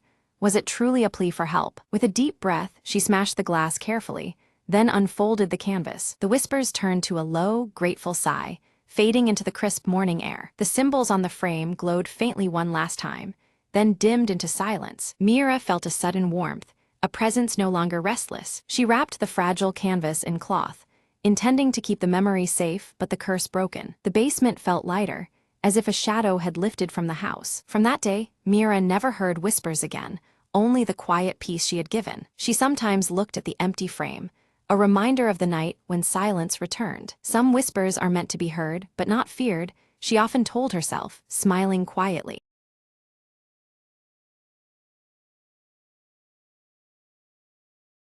Dawn seeps slowly over the village as Alara walks through mist-shrouded streets toward the silver tree standing firm in the village center. Its glowing leaves shimmer faintly, casting soft light on the earth-toned homes. The air holds a chill hinting at coming winter, and the village bell sounds a muted call to begin the day. Alara places her hand against the silver tree's sturdy trunk, sensing a subtle ebb in its hidden pulse. Around her, villagers start their daily tasks, bakeries hum with fire's warmth, and children cluster by the edge of the market. Despite the routine, an unease tugs at the air, mirrored in the dimming glow of the tree's leaves. Tomas arrives quietly, clutching his worn leather-bound journal, his weathered face creased with concern. He speaks in low tones to Alara about the tree's fading light, noting its cadence has slowed and urging caution. Their shared worry sets a heavy weight between them beneath the soft silver radiance. Mira bursts forth, curls bouncing as she races toward Alara, breathless with news. The village bell failed to ring properly last night, its usual resonant peal broken and faint. Her freckled face reveals a spark of fear mixed with urgency, shaking the calm. Elder Harin gathers the villagers beneath the spreading branches of the silver tree, his voice steady though tinged with warning. He recounts an ancient prophecy foretelling danger when the tree's light fades, a sign of trials to come. The villagers listen closely, shadows deepening under the autumn light. Alara fingers the carved necklace hanging close to her heart, feeling a faint pulse that seems to echo the silver tree's flickering glow. The rhythmic beat is weak but distinct, as if the necklace and tree share a silent connection. This newfound link sharpens her resolve amidst growing uncertainty. Anxious whispers ripple through the gathered villagers as the silver tree's light dims further despite the rising sun. Leaves glisten less brightly, their familiar luminescence threatened by unseen forces. The village's collective worry deepens, faces turned upward in troubled hope. Tomas hunches over his journal, meticulously recording the changing patterns of the silver leaves and the flickering light. His thoughtful gaze notes subtle shifts and irregularities that deepen the mystery. Every detail might hold the key to the tree's faltering life force. While examining near the silver tree's roots, Ilara and Mira discover strange, weathered markings carved into the earth and bark. The symbols feel old and warning-laced, stirring unease about what might be approaching. This discovery hints at a danger lurking just beyond the village's peaceful borders. A sudden, biting chill sweeps through the village, yet the air holds stillness as the silver tree sheds leaves silently. Their descent is eerie, lacking the usual rustling breath of wind. This unnatural falling deepens the villagers' dread, as cold shadows lengthen across the ground. Elder Harin recounts tales of past hardships when the village faced darkness and how the silver tree's power once saved them. His voice carries weight from years lived under its branches, reminding all present of resilience and hope. The old wooden staff taps softly as he emphasizes the urgency of their plight. Ilara stands firm, the carved necklace gleaming faintly as she vows to restore the tree's fading energy. Despite murmurs of doubt around her, her determination radiates support and strength. She refuses to let the village succumb to fear or despair. Tomas suggests they seek knowledge in the village's ancient library, hoping old texts might reveal a path to healing. His practical, measured tone brings focus to their efforts, proposing a plan beyond mere hope. His journal is ready as they prepare for the research ahead. Ilara and Tomas ready their modest packs to venture into the dusty old library, but Mira insists on joining them. Though warned of dangers and the seriousness of their quest, her spirited nature refuses to be left behind. Her curly auburn hair bounces as she hopes to contribute despite her youth. A fractured, faint toll issues from the village bell, as if its voice struggles to sound true in tandem with the silver tree's weakening glow. The fractured chime hangs uneasy in the autumn air, signaling worsening balance in the villaged heart. Shadows flicker beneath the tree, mirroring the bell's irregular rhythm. In the dimly lit library, Ilara and Tomas discover an old, faded map suggesting the location of a hidden glade connected deeply to the tree's power. Dust motes drift in shafts of pale light as they pour over the fragile parchment. This secret place promises answers to the tree's mysterious decline. Drawn by whispered voices carried faintly on the breeze, Mira wanders outside alone toward the silver tree. The whispers seem both inviting and ominous, threading through the cold air beneath the glowing leaves. Her freckled face tightens in a mix of curiosity and apprehension. Ilara recalls a fragment of the ancient prophecy about the heart beneath the roots, said to be the source of the silver tree's life. The phrase lingers in her mind, holding intense significance as they search for a solution. Its meaning could hold the key to revival or doom. Studying the map closely, Tomas notes a pathway obscured by thick woods lying just beyond the village borders. The mapped route is barely visible, hinting at secrets hidden from casual eyes. This obscure path could lead them closer to the roots of their problem. Despite warnings from villagers about old forest dangers, Ilara, Tomas, and Mira resolve to enter the dense woods. Their footsteps crunch softly over fallen leaves, hearts pulsing with a mix of fear and determination. The journey marks a turning point from safety into uncertainty. As they proceed, tangled brambles block their way, only parting gently when Ilara's carved necklace emits a soft, steady glow. This unexpected guidance reassures them, illuminating the dark path with a pale light. The necklace's connection to their quest grows clearer with every step. Strange shadows flicker unpredictably among twisted branches, unsettling Mira enough that she clings to Ilara's side. Their forms shift in the half-light, cold and distant, breeding silent tension. The forest itself seems alive with watchful eyes. Tomas carefully records curious symbols etched into tree bark, matching the markings near the silver tree's base. Each carving deepens the mystery, binding past and present with uneasy links. His journal fills with sketches and notes, a record of ominous signs. A sudden gust of wind scatters Ilara's necklace from her neck, sending it tumbling into the underbrush. Yet it glows with irresistible light, guiding Mira through the tangled grove to retrieve it safely. This beacon amid danger renews their hope and unity. The group reaches a small clearing bathed in pale moonlight, revealing an ancient stone pedestal standing solitary. Its surface is worn, yet it radiates a faint power that resonates with the silver tree above. This hidden site seems a pivotal piece in their unfolding quest. Elara's eyes trace the symbols engraved on the pedestal, their shapes mirroring those etched on the silver tree's bark and her own carved necklace. The patterns pulsed faintly with a familiarity that sent a chill down her spine, confirming a connection older than the village itself. With steady hands, Elara placed her necklace upon the cold stone of the pedestal. Beneath their feet, the earth gave a soft tremble, as if responding to a call long awaited, stirring the air with anticipation. From the depths beneath the pedestal, a faint silver light began to emerge, hauntingly beautiful as it slowly brightened. Like liquid moonlight, it crept upward, casting ethereal shadows on the surrounding trees. Suddenly, the glow waned, retreating as a shadowy figure materialized before them, blocking the path forward. Its form was indistinct, shifting like smoke, eyes glinting with ancient sorrow and authority. The figure spoke in riddles, its voice echoing like the wind through hollow branches. It spoke of balance lost and warned that to restore the silver tree's full glow, a sacrifice must be made, words heavy with unseen consequences. Tomas stepped forward, clutching his leather-bound journal filled with knowledge collected over years. He offered it solemnly, hoping wisdom could be the key, but the figure dismissed the gesture with a sweeping motion, unmoved. Undeterred, Mira bravely offered her own voice, suggesting a song might awaken the tree's slumbering spirit. Her youthful spirit filled the tense air with hope, challenging the shadow's solemn demand. The figure hesitated, the rigid edges of its form softening as Mira began to sing. Her haunting melody echoed through the woods, weaving delicately like silver threads between the trees, stirring something deep within. As her song rose, the silver light pulsed stronger, weaving through the branches and stretching like veins toward the village beyond. It was as if the forest itself was breathing again, alive with renewed energy. The shadowy figure slowly faded, withdrawing like mist at dawn, its presence replaced by a palpable shift in the forest's energy.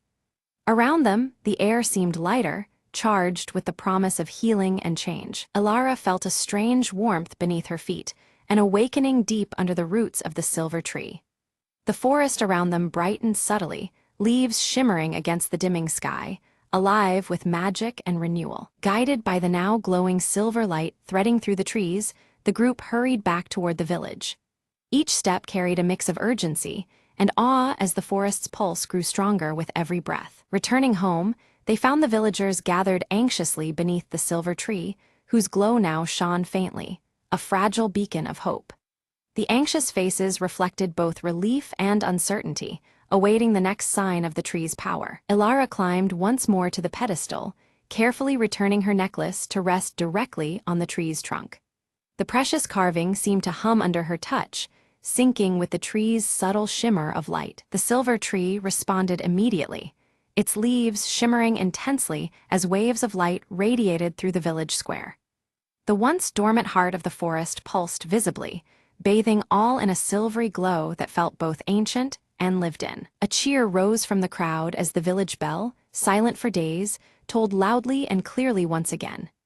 Its sound rang out pure and strong, carrying the message that balance had returned, at least for now. Elder Harin nodded thoughtfully, his gaze fixed on the glowing tree. Though he recognized the restoration of balance, his voice was quiet but firm, cautioning the villagers that vigilance was still necessary in the days to come. Tomas documented the changing energy around the silver tree meticulously, noting patterns in its glow that shifted with each passing hour. His weathered face tightened with concentration, sensing that the story was far from complete. Mira shared her soulful song with others nearby, planting small seeds of hope in their hearts. Her voice carried the promise that the tree's spirit lived on not just in light, but in their voices and community bonds. Night fell softly, the silver tree pulsing with a gentle light that dispelled the darkness around it. The glow stood as a beacon of renewed life and strength, weaving a protective aura over the village beneath the crisp autumn sky. Days passed, and the tree's glow grew steadily stronger, yet Tomas noticed subtle cracks forming along the pages of his precious journal. These fractures whispered secrets, hinting at deeper mysteries and unresolved tensions within the forest's magic. Elara observed that her necklace now pulsed in perfect rhythm with the recurring toll of the village bell.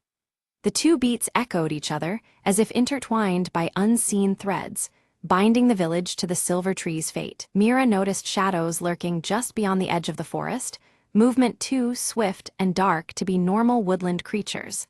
The lingering threats whispered of dangers still unvanquished, testing the fragile peace they had restored. With focused eyes, Tomas examined the cracks in his journal and discovered hidden writings beneath the surface. The faint script revealed a troubling secret, an unresolved debt owed to the forest's spirit, a pact left hanging by generations past. Determined to understand, Ilara confronted Elder Harin beneath the dimming light of the silver tree. The elder's voice fell low as he revealed the truth. Their ancestors had made a fragile pact that required periodic renewal to maintain the balance they now barely sustained. Ilara stood beneath the silver tree once more, the weight of their earlier mistake pressing on her. She knew their previous attempts had only postponed what was truly needed, the offering that would satisfy the ancient spirit within. With a steadying breath, she began arranging new offerings, calling upon the wisdom the village still held close. One by one, the villagers gathered around the tree, their hands full of carefully chosen gifts, woven herbs, polished stones, and fresh harvest fruits. Each offering was a token of their dedication, a symbol of the bond they shared with both the tree and the forest enclosing them. The cold air buzzed softly with solemn promise and renewed hope. Mira stepped forward, her youthful voice rising amid the crowd as she led the ancient song. The melody carried through the crisp autumn air, weaving the village spirit directly into the heart of the tree. Around them, the silver tree's glowing leaves seemed to pulse gently, resonating with the chorus. In Ilara's palm, her carved necklace began to glow fiercely, its silver light growing until it seemed to burn with a life of its own. She held it high, feeling the energy from the villagers' offerings and voices merge into a brilliant force. Slowly, the silver tree absorbed this collective light, its luminous leaves shimmering more intensely against the dusk. A radiant shimmer cascaded through the village, wrapping every home and face in a vibrant embrace. The silver tree burst forth with renewed energy, its branches alive and dancing with luminous vitality. Its presence now felt undeniable, a living beacon of strength and renewal shining bright against the encroaching twilight. The forest beyond shifted subtly, as though breathing in deep relief alongside the village. Shadows once lingering at the edges withdrew completely, replaced by a serene quiet that spoke of balance restored. Under the silver tree's steadfast glow, the land itself seemed to pulse in harmonious unison. Elder Harin raised his staff, his voice clear despite his stooped frame. He praised their unity and collective respect, reminding all that stewardship was not a burden but a sacred trust. His words carried the timeless weight of tradition, anchoring the moment to the village's enduring legacy. Meanwhile, Tomas carefully penned the night's events and newfound knowledge into a fresh, leather-bound journal. Each lesson was recorded with care, ensuring that the coming generations would remember and uphold the responsibilities that the silver tree demanded. His scars seemed less prominent in the steady candlelight, replaced by quiet determination. Ilara returned to the tree, placing her now glowing necklace gently among the highest branches where it caught the light. It was no longer just a keepsake, but a living symbol, a promise of hope, vigilance, and continual care for the land that sustained them all. The necklace's silver radiance blended seamlessly with the tree's ethereal glow. As dawn painted the sky in soft amber hues, the village awoke beneath the ever-strong silver tree. Its glow no longer a flicker but a permanent guardian, illuminating their homes and hearts alike. Life thrived here, bound by the strength of ancient roots and the steadfast bond of its people.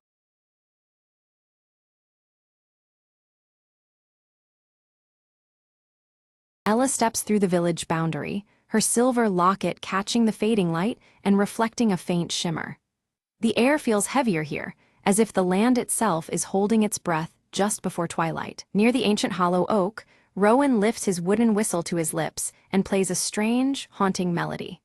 The tune echoes softly, a call to something hidden just beyond sight among the gnarled branches and shadows. Old Man Garin approaches Ella with a grave look, his twisted walking stick tapping the ground. He warns her that as dusk falls, the woods begin whispering secrets, and the shadows that stretch from the oak should never be trusted. As the sun dips behind the trees, long shadows creep unnaturally across the cobblestones, thickening near the oak's hollow. Darkness seems to ripple and stretch where no light should bend, unsettling the quiet village streets. Ella's silver locket suddenly chills against her skin, colder than the evening air. From the darkness, a faint, indecipherable whisper brushes past her ears, sending a shiver down her spine. Rowan rushes into the village square, breathless, reporting several village animals have vanished near the woods. A fearful hush spreads among the villagers, their eyes darting nervously toward the encroaching shadows. From deep within the village, the persistent ticking of an old clock grows louder, its echo filling the quiet night. The rhythmic talk strikes uneven beats, unease mounting with each distorted chime. Determined, Ella and Rowan prepare to confront the mystery of the hollow oak. Armed with a flashlight and Rowan's whistle, they step cautiously toward the boundary between safety and shadow. Just beyond the tree line, shadows flicker erratically, moving against the angles of natural light. Their dance is unnatural, unsettling, as if driven by some unknown will contrary to the day's fading rays. Suddenly, the warm night air chills unexpectedly, Ella's breath misting in front of her. Whispering shapes rise and circle around them, elusive and twisting like smoke on the wind. Old Man Garen's voice carries a warning as he recounts the legend of a shadowy being bound to the oak, sustained by the villagers' fear.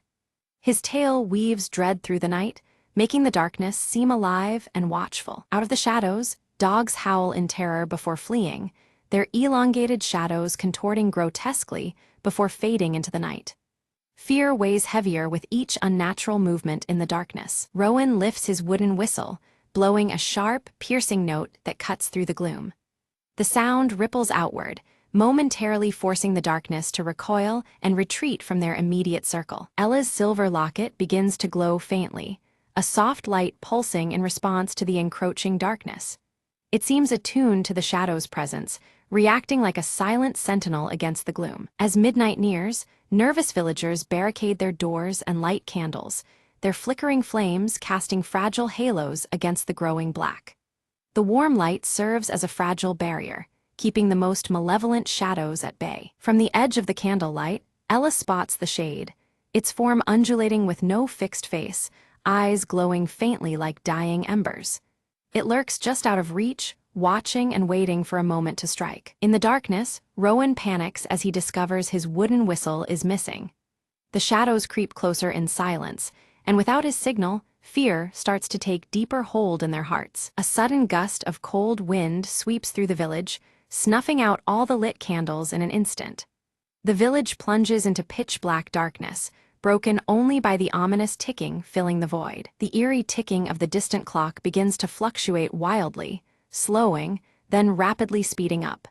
This erratic rhythm disorients and unsettles those who hear it, twisting time into something uncanny. Against the chaotic ticking, Ella's silver locket pulses with bright, rhythmic flashes.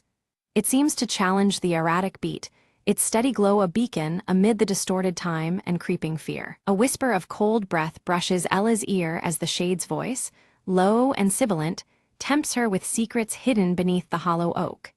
It promises truths to those brave enough to step below its roots alone. Rowan stumbles in the shadows to find a hidden path woven among the tree roots, leading deeper into darkness. Drawn with both curiosity and dread, the path promises answers no one else dares seek. The oldest lamps in the village flicker wildly, casting erratic light and stretching shadows that dance along the walls. The air thickens with unease as the darkness seems to mock the fragile defenses of light. Though hesitation grips her heart, Ella clutches her glowing locket tightly and steps forward, crossing the threshold beneath the hollow oak. Each heartbeat echoes like the ticking clock as she follows the whisper's call into the unknown. Within the shifting shadows, Ella glimpses flickers of trapped villagers from the past, their silent faces pleading for release. The shade reveals its captive collection, a haunting gallery of lost souls entwined within its darkness. Rowan's voice echoed softly through the maze of roots, faint yet insistent, leading Ella deeper under the hollow oak's gnarled branches. Each call grew clearer, a beacon in the dim twilight where shadows clung like whispers. Ella tightened her grip on her silver locket, trusting the boy's guidance through the labyrinthine roots. An eerie clock struck 13, its chime impossible yet unmistakable, reverberating across the clearing with unnatural resonance. The ticking that enveloped them quickened, marking the thinning veil between time's threads.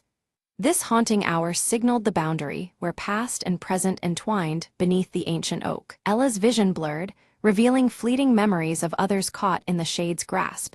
Each confrontation ended with silent vanishing and unopened eyes. The images flickered like shadows themselves, ghostly remnants of vanished souls. These past encounters whispered of fear and loss, locked within the tree's age-old roots. Rowan's fingers traced a carved symbol beneath layers of moss, its intricate design mirroring the emblem on Ella's silver locket. The hidden panel in the bark seemed almost alive beneath his touch, its meaning deep and urgent. This unexpected link promised a path, a shared secret binding their fates together. Around them, shadows stirred and bled into malformed faces, flickering with unstable life yet impossible to focus on fully. These ephemeral visages twisted and warped, like smoke caught in flickering candlelight, hinting at torment and despair. The air grew heavier, thick with silent pleadings woven into the darkness. Drawing on a surge of courage, Ella reached out to touch the carved symbol. Her fingertips met the rough wood, steady and warm. Suddenly, the earth beneath the hollow oak trembled, a low rumble resonating through the roots and into their bones. The connection felt alive, a bridge bridging shadow and flesh. The shade recoiled, its form condensing into a dense, foreboding mass that radiated menace. Shadows thickened, swirling with malevolent energy, as though angered by Ella's audacity. Its intangible presence now grew oppressive, suffocating the little light that lingered beneath the canopy. Rowan seized his wooden whistle, holding it as shadows encroached, then blew a piercing, desperate note. The sound shattered the darkness momentarily, scattering the shadowy faces like mist in dawn's first light. The fleeting reprieve bolstered their spirits even as anticipation churned in the air. Between Ella's locket and the carved symbol, a glowing thread appeared, pulsing slowly like a heartbeat. Its gentle light wove through the darkness, a fragile but undeniable link uniting past and present. The thread's rhythm synced with the old clock's ticking, drawing power from both time and memory. Emerging from the veil of trees, Old Man Garin began chanting an ancient verse, his voice low and resonant. His words carried strength, a call to awaken the spirits of the village and fortify their resolve. The air around him shimmered with age-old power, binding those present with shared determination. One by one, villagers lit candles, their flames flickering to life simultaneously in a unified defiance. The combined glow pushed back shadows inch by inch, carving space for hope amidst despair. The hollow oak stood illuminated, a battleground of light against creeping darkness. The ticking of the old clock accelerated, matching the pulsing glow emanating from Ella's silver locket. Time itself seemed to quicken, heartbeat and second hand entwined in urgent rhythm. This symphony of light and sound heralded a turning point beneath the ancient boughs. The shade lunged toward Rowan with desperate fury, its dark limbs grasping for the boy. But Rowan slipped away swiftly, darting into the village square where open light and life beckoned. The momentary breach left the shade agitated, its form writhing in shadowed frustration. Beneath the hollow oak, Ella faced the shade, her locket held aloft as a beacon of light. She stood steady in the dark, unyielding despite the fear gnawing within. The silver gleamed, casting sharp reflections that fractured the shadows around her. The shadows twisted before her eyes, revealing a memory warped by pain, a betrayal that bound the shade to this place. Faces contorted in anguish, a bond forged in sorrow and regret lingering beneath the gnarled roots. This revelation seeped like poison through the fractured darkness. Rowan and villagers formed a circle around the tree, hands joined and voices softly humming a steady, soothing melody. Their unity created a shield of warmth and light, reinforcing Ella's stand against the shadowy force. The harmony wove a protective barrier stronger than any single candle's glow. The shade's form flickered erratically, sorrow washing over its face before it began to fracture and dissolve. The fractured shadows splintered, losing coherence, as if the sorrow itself unraveled its dark essence. The force that once loomed threateningly now faltered, its presence fading like a dying breath. From Ella's locket burst a blinding light that pierced the darkness, scattering shadow and smoke alike. The sudden brilliance banished the lingering forms with fierce clarity, cleansing the hollow oak beneath which they had gathered. Light filled the space where fear and shadow had once dwelled. A profound silence followed, the incessant ticking ceasing abruptly as calm returned to the village. Moonlight bathed the clearing, serene and pure after the night's turmoil. The air felt lighter, charged with a peace that had seemed impossible just moments before. Exhausted, Ella collapsed, the silver locket resting warm against her chest once again. Dawn broke over the horizon, casting soft golden hues through the trees and promising a new beginning. Relief and weariness mingled in the quiet aftermath of their ordeal. Rowan knelt where the hollow oak had stood, discovering a small sprout glowing faintly with vibrant life. This fragile shoot seemed a symbol of renewal, the forest's promise of healing and hope reborn. Its gentle radiance breathed comfort into the cool morning air. One by one, villagers emerged from their homes, faces marked by relief yet touched by the terror of the night. Silent glances passed between them, a shared understanding of what had transpired beneath the ancient tree. Life would go on, forever altered but resilient. Old Man Garin approached Ella, a solemn nod acknowledging the closing of an ancient curse at last. His weathered eyes reflected respect and gratitude for her bravery.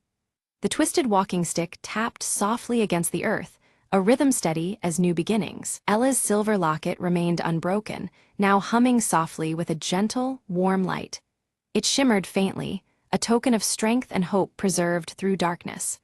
The locket's glow promised protection and memory entwined beneath its silver face. Rowan clutched his wooden whistle, aware that though the danger had passed, its call might be needed again someday.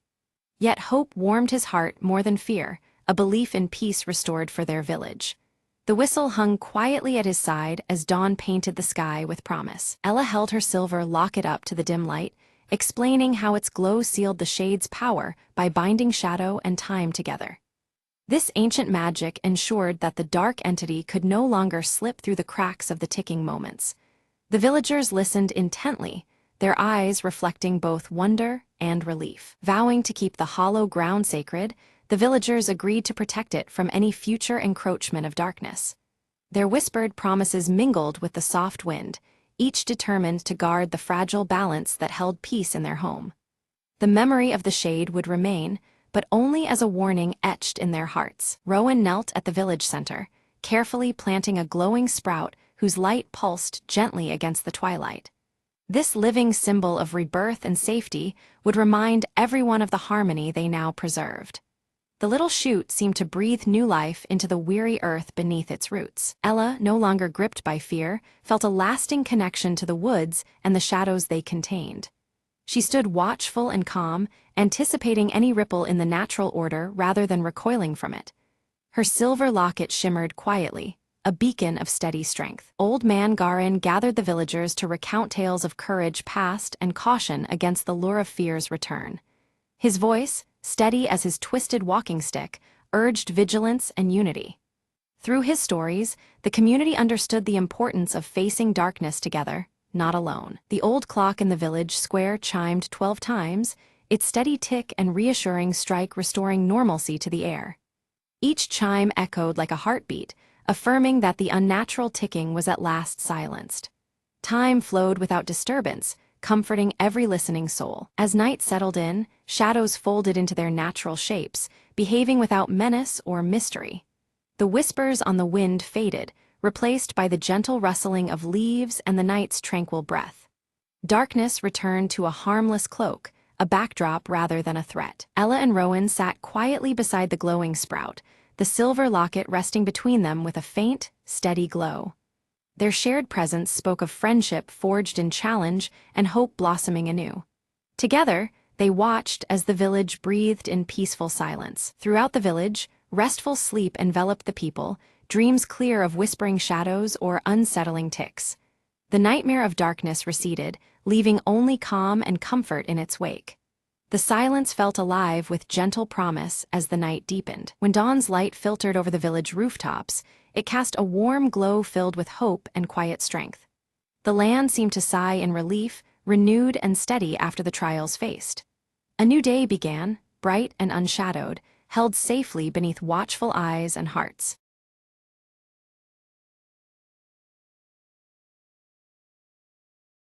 The city skyline stretches beneath a veil of night, its lights flickering like distant stars. Maya stands by her apartment window, her sharp eyes fixed on a television screen broadcasting updates about a chilling missing person case. A sudden knock breaks the silence, and Maya cautiously opens the door to find a plain envelope waiting. Inside, a torn photograph shows her with someone unfamiliar, igniting a spark of unease deep within her. In her cluttered apartment, Maya studies the torn photograph intently, her fingers absent-mindedly brushing against Ava's silver bracelet clasped around her wrist. The image raises more questions than answers, twisting the knot of her thoughts tighter. Far away in a shadowed alley, Leo steps out, leather jacket pulled tight as he speaks quietly on a burner phone. His tense features and guarded tone betray a man burdened with secrets too heavy to share. A flashback reveals Maya and Leo in a dim cafe, voices raised in a heated argument about trust. The room's muted light and their fierce expressions reflect a fractured relationship struggling to survive. On a rooftop gym bathed in the faint glow of the city, Ava's silver bracelet glints as she throws relentless punches.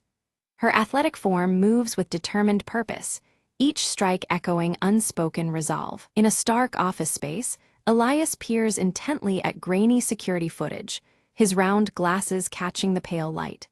His eyes narrow on a figure clad in a leather jacket, the tension in his stern face growing more palpable. The crowded marketplace hums with life as Maya leans close to Ava, whispering urgently about a clandestine alliance. Amid the noise, their words carry the weight of fragile trust built on shared secrets. On a rain-slick sidewalk, shards of shattered glass lie scattered. Maya steps carefully over the fragments, the broken pieces a silent reflection of the fractured loyalties entwining their fates. Hidden in the shadows, Leo watches Maya with narrowed, calculating eyes.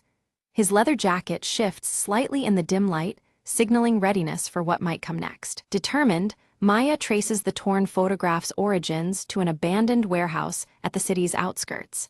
The building looms like a silent witness to truths yet uncovered, its darkness inviting danger. In a secluded corner, Ava retrieves a small flash drive from a concealed dead drop. Her glances around are swift and nervous, the silver bracelet flashing briefly as tension coils tightly around her. Elias confronts Leo in a quiet bar, their conversation thick with unresolved grievances. The air between them is charged, every word heavy with past betrayals and unspoken threats. Maya grips an old rotary phone, the soft ticking of a clock growing louder in the background. Her whispered words carry urgency, time slipping away as shadows deepen around her. Suddenly, an explosion erupts at the warehouse Maya had been investigating, flames licking the night sky.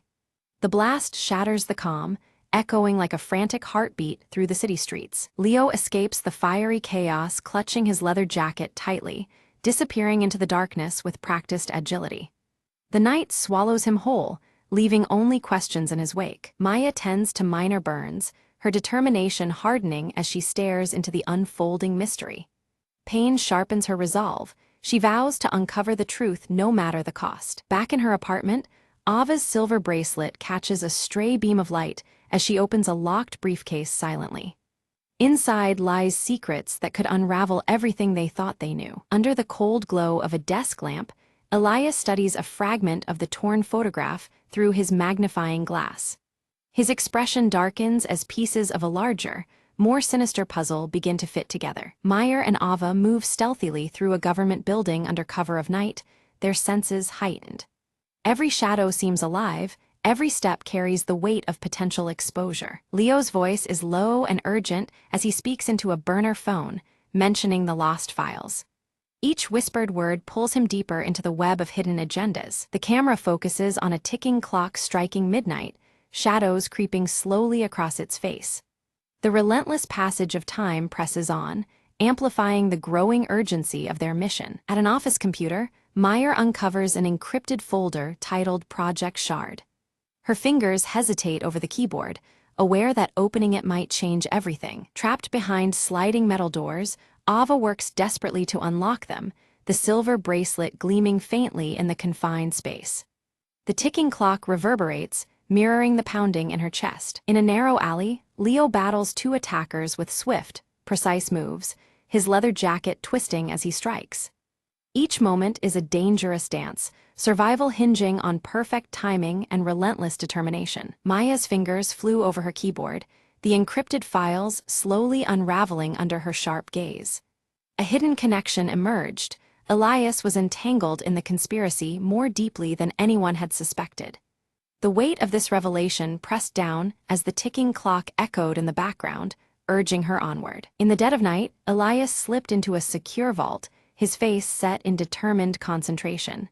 He retrieved a locked box etched with a shattered glass emblem, the symbol of fractured trust. His movements were precise, betraying no hint of the storm about to break loose. Ava lunged towards the exit just as alarms erupted, the wailing sirens slicing through the dim corridors. Her silver bracelet caught the light as she sprinted, every heartbeat synchronized with the urgent ticking sound nearby. She vanished into the shadowed maze, a ghost fleeing imminent capture. On a rain-slicked rooftop, Meyer and Leo came face to face, tension radiating between them like static electricity. Words were scarce, their silence heavy with suspicion and reluctant acceptance. After a brief pause, their eyes locked, forging an uneasy alliance under the bleak city skies. They huddled around a flickering screen, watching security footage reveal Ava's secret meeting with a shadowy figure in broad daylight. The scene contrasted sharply with the urban darkness surrounding them, heightening the stakes. Unseen threads of betrayal began to weave tighter between them all. Maya grabbed a city map, her pen strafing across it as she marked several key locations tied to Project Shard. Each mark a clue, a puzzle piece of a sinister plot that stretched through the city's veins. The ticking clock again underscored the mounting urgency surrounding their discovery. Leo rolled up his sleeve, revealing a hidden tattoo of a broken clock etched onto his wrist. The shattered timepiece symbolized all he had lost and the precious time slipping away. It was a quiet confession beneath the constant metallic sheen of his leather jacket. In a luxurious penthouse bathed in cool shadows, Ava confronted Elias, her fingers gripping her silver bracelet tightly. Her voice cracked with a mix of anger and desperation as she demanded answers. Elias's eyes, behind round glasses, remained unflinching, calculating every word to deflect her charge. Suddenly, the city plunged into darkness as a power outage swept across the skyline. Sirens blared in the distance, a chaotic symphony that meshed with the urgent ticking in the background. The abrupt night deepened the mystery and unsettled everyone caught in its grip. Maya slipped into a crowded nightclub, her gaze sharp as she scanned the chaotic scene for a coded message hidden in plain sight. The pulsing lights cast fractured shadows reminiscent of shattered glass, mirroring the broken trust she sought to mend. Every minute counted as the clock ticked relentlessly on. Beneath the nightclub, Leo expertly picked the lock to a secret door, revealing a dimly lit passage that smelled of secrets long concealed. The narrow corridor whispered echoes of untold betrayals and silent alliances. Leo's steady breathing barely disturbed the fragile calm as he led the way onward. Ava traced a trail of torn photographs, each fragment fluttering like a ghost of the past, leading her to an underground storage facility. The place was cloaked in eerie stillness, shadows dancing across the cold walls like shattered reflections.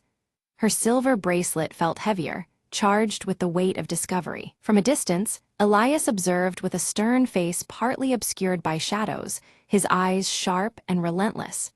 Every move on the chessboard was calculated, the ticking clock matching the rhythm of his ruthless mind. He waited patiently, a predator concealed within the urban darkness. Inside the facility, Meyer and Leo discovered a sprawling wall covered in photographs connected by taut strings. Names, places, dates, all tied together in a sprawling web revealing the breadth of the conspiracy. The sight was overwhelming, but clarity gleamed through the chaos under the low, flickering light. Ava's fingers found a hidden key embedded within her silver bracelet, twisting it to reveal a secret compartment. The revelation was both shocking and empowering, a symbol of secrets kept close at hand. The ticking clock outside seemed to pause in reverence to this newfound treasure. Suddenly, guards burst through the door, and chaos exploded into a frantic chase through narrow, labyrinthine corridors. Hearts pounded in time with the ticking clock as Maya, Ava, and Leo darted through the shadows. Every step was weighed by desperation, and the shimmer of shattered trust trailing behind them. Maya fumbled for a flare, igniting it to throw a sudden burst of light into the darkness. The corridor flickered in fiery oranges and reds, temporarily blinding their pursuers. The flare's glow reflected off broken glass shards scattered across the floor, illuminating their narrow escape route. At a crucial junction, Leo barred the doorway with his body, turning back the onrushing guards. His sacrifice bought precious seconds, the steady ticking in the background echoing his fading heartbeat. Meyer and Ava hesitated only briefly before racing toward their helicopter escape. Meyer and Ava reached a rooftop where a helicopter waited, its windows fractured like broken glass reflecting the city's neon veins. The hum of the rotors mixed with the relentless ticking, underscoring the urgency of their flight. Behind them, the city lay fractured, but not yet defeated. From their aerial vantage point, Maya spotted Elias below, furiously coordinating a final move on his digital tablet. His posture radiated cold intensity, timed perfectly with the accelerating tick of the clock. The last act of the conspiracy was about to unfold under the dim urban glow. Maya's hand trembled as she called Leo's phone, the faint ringing audible through twisted debris below. Hope flickered amid despair. He might still be trapped but alive.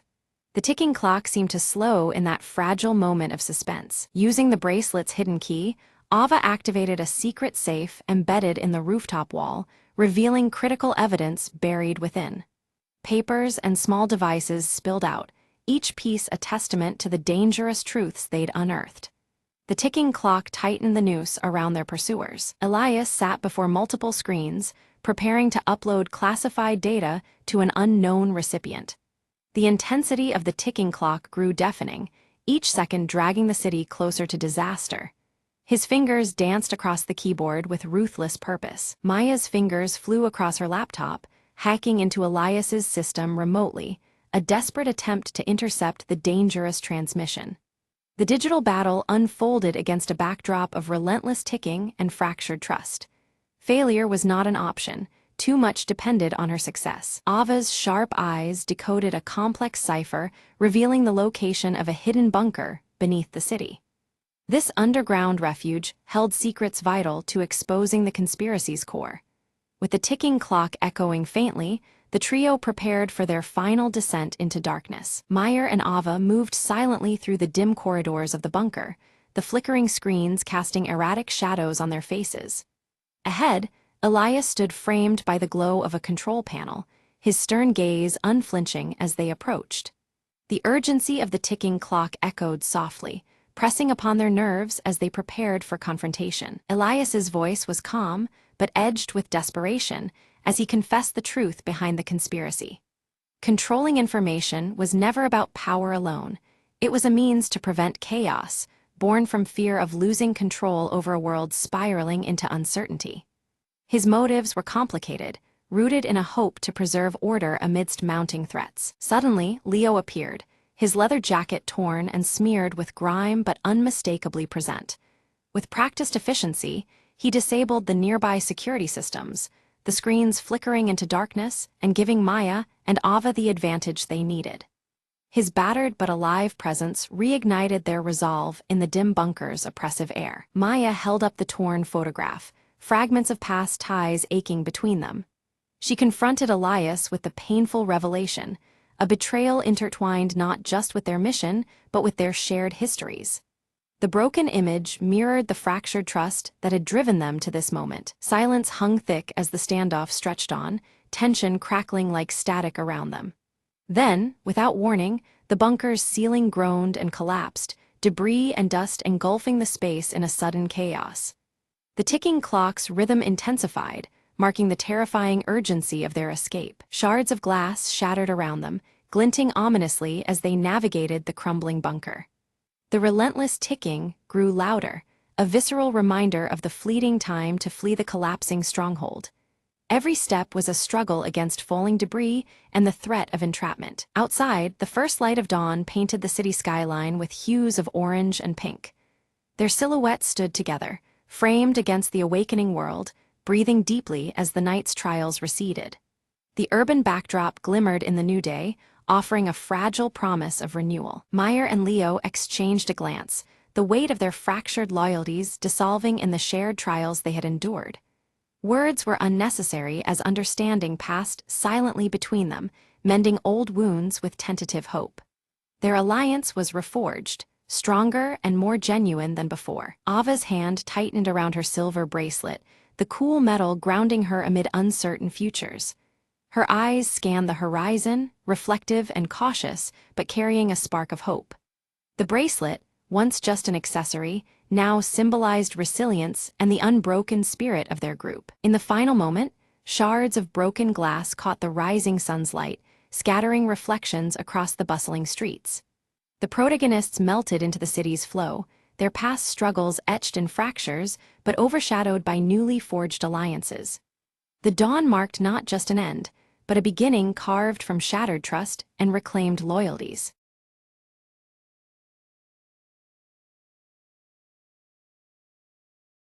Mara stands at the edge of the dense forest, clutching her silver locket as the dusky sky deepens over Glenmore. The impending darkness mirrors the growing unease that tightens in her chest. Her eyes dart to the dimly lit houses nearby, their shadows stretching oddly long and flickering as if alive. A heavy silence seems to weigh down the air, pressing close with unspoken fears. Elias approaches silently, the faded scar on his left cheek visible beneath his dark hood.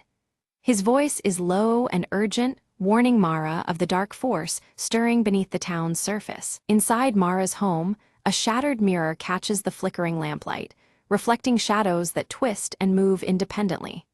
The glass fractures reveal distorted scenes, as if hinting at a hidden, unsettling truth. Memories from Mara's childhood surge unbidden, times spent near the forbidding forest, shadows lurking at the edges, and a fear she never fully understood.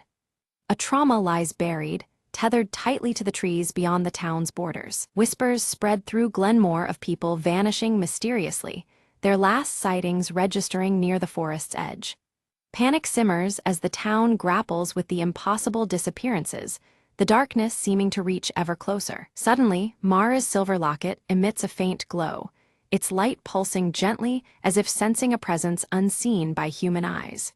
This subtle illumination hints at forces at work beyond the veil of reality. Elias urges Mara to face the hollow, an elusive entity believed responsible for the vanishings.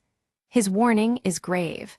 Confronting it may be the only way to stop the spreading darkness. As night cloaks the forest, Mara peers into its depths, where shadows stretch unnaturally between twisted trees.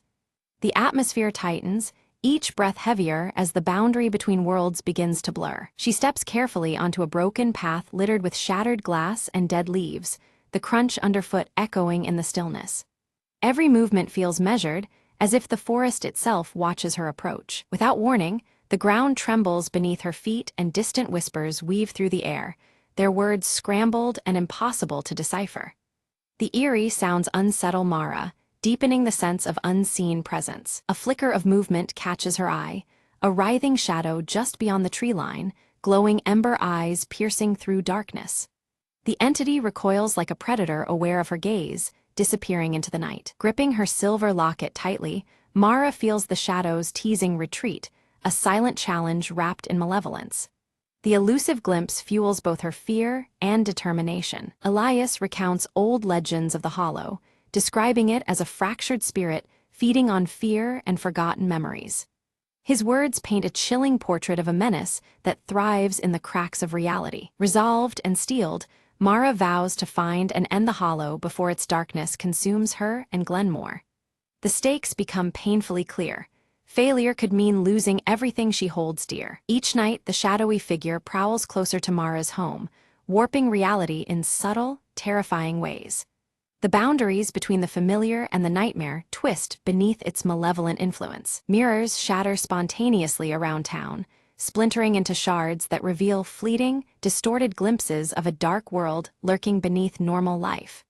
These fractured reflections unsettle the townsfolk, marking each moment with growing dread. Mara is haunted by dreams of drowned faces trapped beneath a black veil. Awakening, she finds water pooling inexplicably on her floor, as if the barrier between dream and reality is eroding. Elias discovers a hidden journal detailing a ritual meant to seal the Hollow's power, yet it demands a great and personal sacrifice. This revelation deepens the peril, casting shadows over their hope. Brief, ghostly appearances of the missing townspeople flicker in reflective surfaces, caught in liminal spaces between worlds. Their silent pleas echo faintly, heightening Mara's resolve to save them. Attempting the ritual, Mara is abruptly attacked by the Hollow's tendrils, thrusting her into a nightmarish vision of despair. She confronts a harrowing inner darkness, testing her courage and will. In the vision, Mara's own face fractures in a broken glass mirror, each shard revealing fragments of her painful past.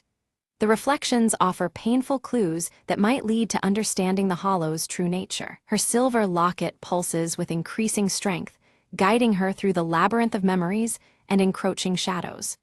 This beacon of light becomes her anchor against the overwhelming darkness. Elias faces the townsfolk, whose unnerving calmness and tight-lipped silence hint at secrets too fearful to speak. Their reluctance deepens the mystery and raises the tension between them all. Quietly, Mara slips into the town library, unearthing faded photographs that link previous victims to the Hollow. Each image layers new dread onto the growing pattern of disappearance and despair. A sudden, chilling apparition of the Hollow emerges from the deepening shadows, its ember eyes gleaming as it mocks Mara with a sinister grin. The cracked mirror before her distorts her reflection, breaking it into jagged fragments that twist her image into something unrecognizable and ominous. Mara barely escapes the apparition's grasp, her breath quick and heart racing as she stumbles into the dim clearing where Elias waits silently. He reveals the secret of the silver locket, a key more powerful than she imagined, silently tethered to the Shadow's very existence. Elias explains that the locket was once fused to the Hollow's heart, a fragment torn away long ago to diminish its power and bind its darkness. Mara clutches the locket tightly, realizing the weight of their intertwined destinies. Together, they devise a perilous plan to reunite the locket with its other half, hidden deep beneath the forest floor, knowing every step invites greater danger. The risk is palpable, the forest itself seeming to pulse with unseen menace as they prepare to move forward. The Hollow's influence coils through the forest, twisting roots into writhing veins that claw at the earth, corrupting the land itself. The very air thickens with creeping darkness, as if nature rebels against their quest. Shadows deepen around Mara, her clothing darkening subtly as if absorbing the creeping gloom, blurring the edges between waking and nightmare. Each breath feels heavier, the line between reality and dream whispering its fragility. At last, Mara approaches the hollowed tree, faintly glowing with an ethereal light that marks the rumored resting place of the locket's counterpart. The fractured mirrors embedded in the bark reflect the dim light, casting eerie patterns upon her face. Her path is twisted with traps and illusions, each forcing her to confront fears and puzzles designed to break her will. Mara pushes forward, her mind and body tested by challenges both physical and psychological. Elias offers steadfast support, but when an unseen force lashes out, he is wounded, blood darkening his clothing and heightening the urgency of their mission. His injury snaps the fragile calm, the stakes growing ever more dire. Determined, Mara presses on alone, the silver locket's soft glow entwining with the ember hue of the encroaching darkness, illuminating her path as she ventures deeper into the unknown. The weight of her resolve is palpable in the thickening air. Facing a fractured mirror, Mara confronts the hollow as it partially reveals a shifting, shadowy form, never fully seen yet filled with seething menace. The shattered reflections ripple with unease, echoing the entity's unpredictable nature. The hollow's voice slithers through the stillness, taunting Mara with a dire promise. Fail, and she will remain trapped within its eternal shadow forever. The cruel stakes hang heavy in the cold air, testing her resolve. With trembling hands, Mara reunites the locket's two halves. A burst of searing light ricochets through the darkness, fracturing the shadow's form and pushing back the lingering dread. The hollow tree's glow intensifies, fighting against the consuming gloom. For a fleeting moment, the hollow reveals itself as a humanoid silhouette, twisted in grimacing pain and loss. Its ember eyes flicker with a haunting sorrow, hinting at a tortured origin beneath the menace. The shadow lashes back violently, shattering the light into scattered shards and casting Mara into a surreal void where time and space bend unnaturally. Darkness curls around her like living smoke, swallowing the remnants of illumination. Within this void, Mara is bombarded by ghostly reflections of her childhood. Fragmented memories shimmer in the broken mirrors around her. Past moments long buried surface with unsettling clarity, revealing hidden wounds. A shattering truth dawns on her. Her own suppressed memories feed the Hollow's power, giving life to the darkness she fights. Gathering courage, Mara steels herself to confront the fears she once fled from. In a moment of piercing clarity, Mara begins to reshape the shattered mirrors within the void, mending the fractured reflections and weaving her broken soul back into wholeness. Light pulses softly, resonating with newfound strength. As Mara's confidence grows, the Hollow's influence wanes. Shadows recede slightly, the oppressive weight loosening its grip. The once suffocating darkness feels fragile now, trembling beneath her rising resolve. Elias awakens, wounds tending to heal as dawn's pale light breaks through the trees. The forest's menace appears diminished for the first time. Together, they stand united, ready to face what lies beneath the earth. They cautiously descend into a cavern hidden beneath the forest, where the Hollow's core is said to pulse with dark energy. The air turns colder, the walls slick and cold, as shadows writhe in patterns against the stone surfaces. The cavern throbs with a malevolent energy. Walls seem alive as tendrils of shadow twist and writhe, pushing back against the intruders. Every echo carries whispers of lost souls, heightening the tension with spectral unease. Before them rise spectral forms, distorted visages of past victims, their expressions twisted in desperation, yet pleading silently for release.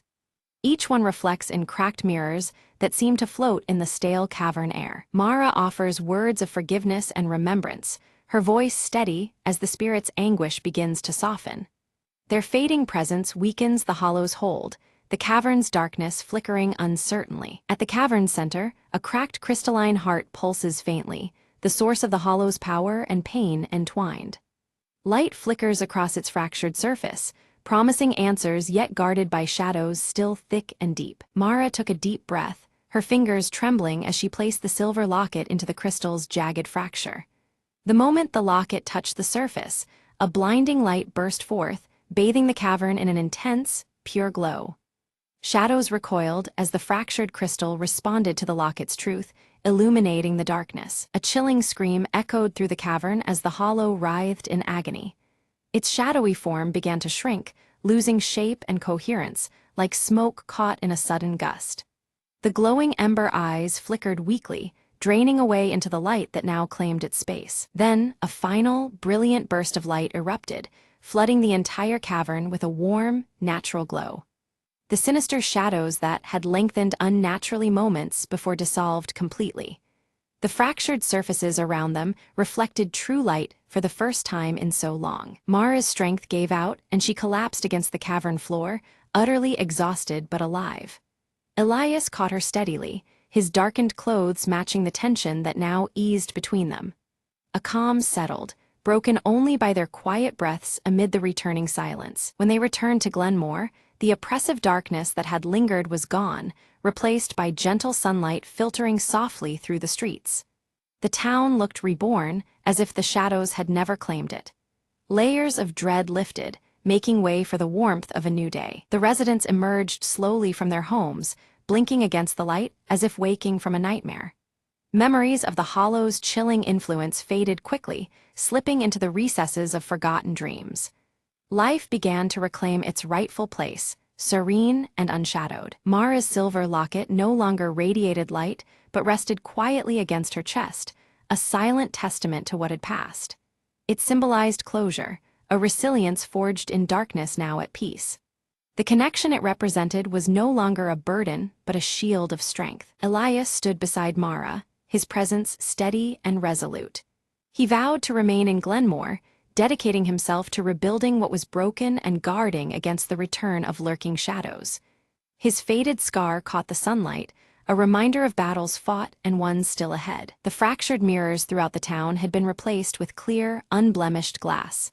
Their reflections no longer distorted reality, but offered pure, truthful images to those who looked into them. The town's spirit, once fractured and warped, now shone back with clarity and hope. Mara stood at the town's edge, her gaze fixed on the distant horizon where dark clouds gathered faintly beneath the hollow veil. Though the light had returned, she knew the shadows were never fully gone. Steeled by all she had endured, she prepared to confront whatever darkness might next arise.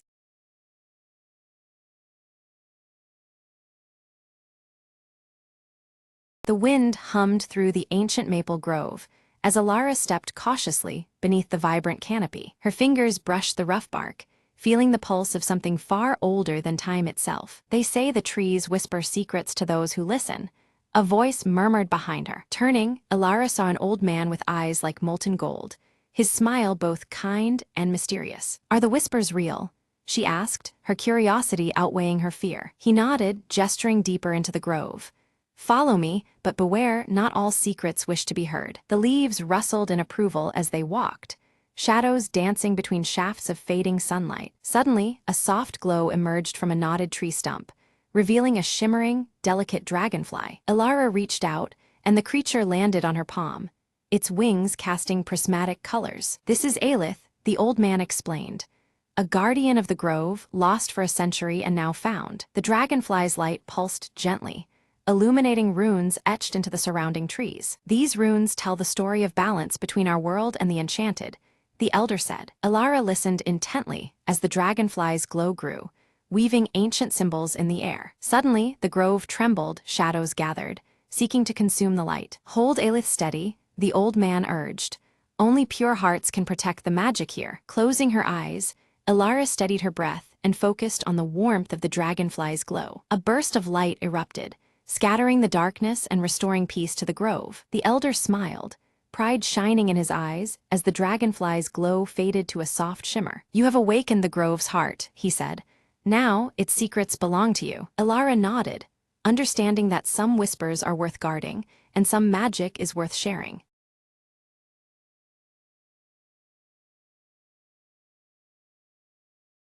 The world had fallen silent, save for the whispers of wind among ruins. Alara climbed the cracked wall of the old library, eyes scanning the horizon. In a sky once vibrant, gray clouds now held only ash and sorrow. Her only companion, a rusted drone named K2, buzzed softly at her side. "Another day, another shadow," she murmured, gripping a faded map. They ventured beyond the city's skeletal remains, seeking seeds of life. Fields of twisted metal and splintered wood stretched endlessly. Hope was scarce, but Alara's hands trembled with determination. K2 beeped sharply, detecting faint signals buried beneath rubble. They uncovered a buried greenhouse, surprisingly intact, a sanctuary of green. Inside, shoots of verdant plants clawed toward fractured glass ceilings. Alara knelt, brushing the earth from a sprouting leaf, a miracle in decay. "Life finds a way." K2's voice crackled with optimism. They worked through days and nights, nurturing the fragile garden of rebirth. As plants flourished, a distant storm began to cleanse the ash-filled air. Neighbors emerged,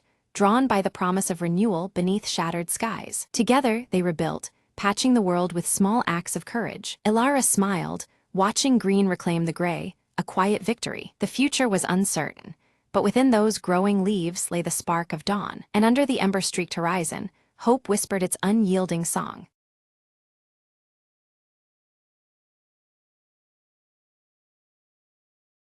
On a crisp autumn morning, Emily noticed something was missing: a cozy blue sweater she loved dearly. She searched her small cottage from corner to corner, lifting cushions and peeking under furniture. Outside, the sun was just beginning to warm the world, casting golden light through the window. Emily remembered yesterday's walk through the park and wondered if she might have left it there. Bundling up, she stepped outside, breathing in the fresh air, feeling the comforting chill of fall. She made her way to the park, where crunchy leaves carpeted the winding paths. As she walked, she greeted familiar faces: Mr. Jenkins tending his roses and little Mia chasing after a butterfly. Emily asked if anyone had seen her blue sweater.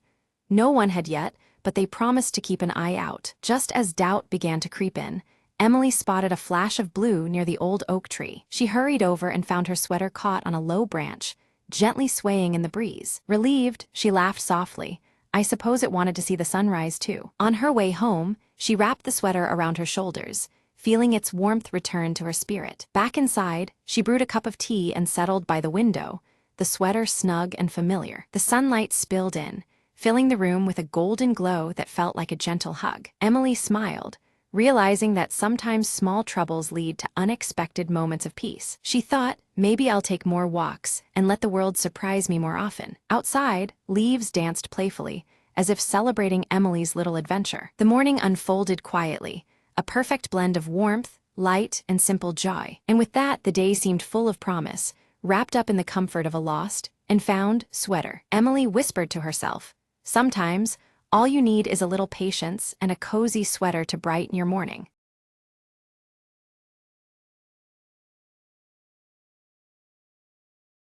The map had never led anyone back. Lena unfolded the brittle parchment under the fading light, eyes sharp with determination. They say the rift speaks.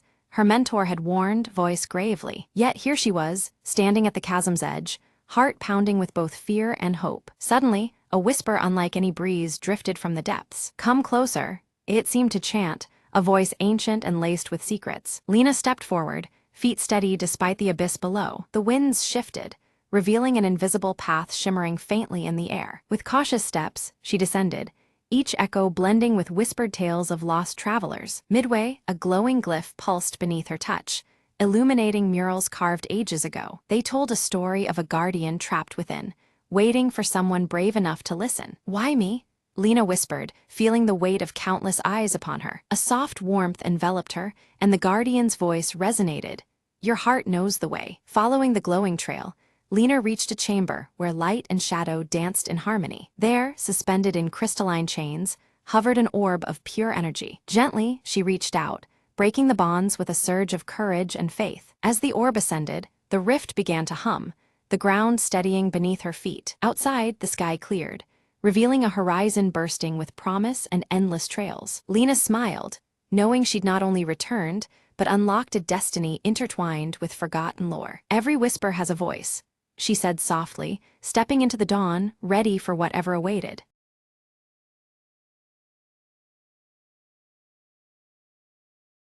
Deep within the ancient forest, where sunlight barely touched the ground, a lone wanderer named Ira stumbled upon a peculiar stone. It shimmered faintly, emitting a low hum that seemed to call her by name. Curious, Ira reached out and touched it, and instantly a voice echoed softly in her mind.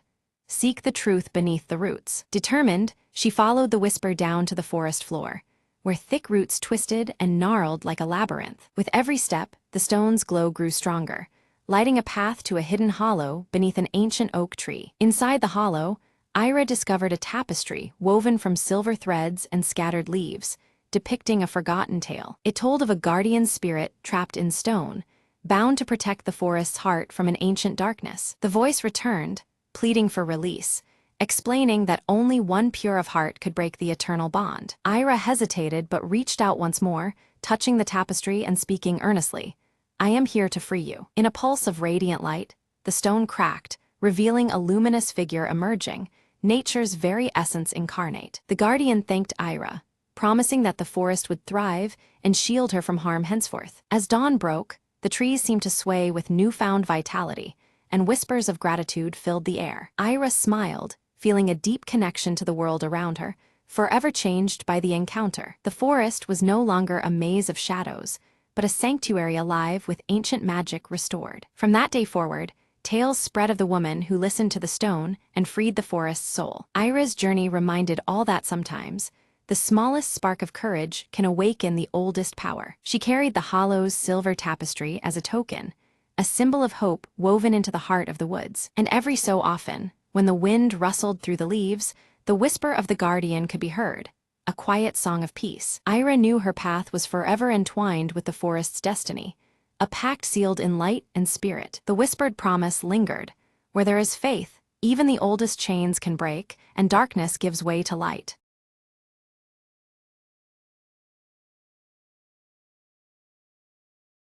Emma rushed into the bakery, just as the morning sun began to warm the sleepy town. She clutched a crumpled envelope, her heart pounding with anticipation and worry. Behind the counter, Mr. Jenkins smiled, wiping his hands on his apron.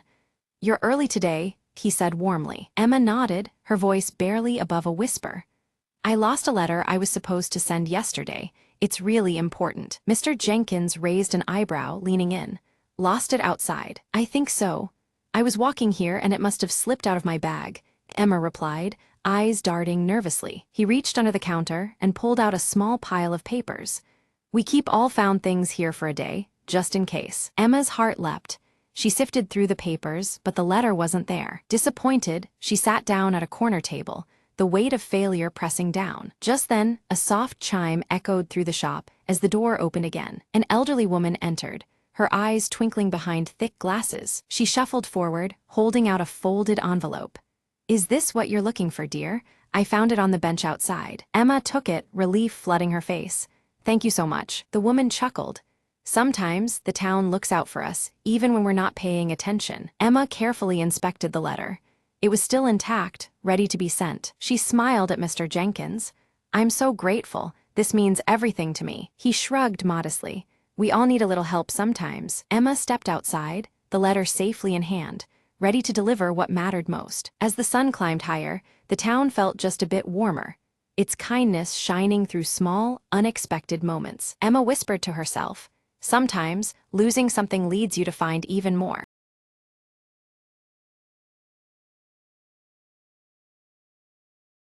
At midnight, beneath a heavy, shrouded fog, Emma crept into the old mansion at the edge of town. With only her flashlight piercing the darkness, she moved cautiously through the creaking halls. Soft murmurs seemed to drift from the cracked walls, barely audible yet unmistakably human. Emma froze, heart pounding as a voice whispered, "Help me." From the shadows, determined not to flee, she followed the voice, each step echoing ominously. The hallway twisted unnaturally, doors appearing where none were before, leading deeper inside. She reached a room bathed in an eerie, pulsating glow, the source unseen. Inside, the voice grew clearer, pleading, "Find the locket, set me free." Emma's eyes caught a glint beneath the shattered floorboards, a delicate silver locket. As she lifted it, the temperature dropped.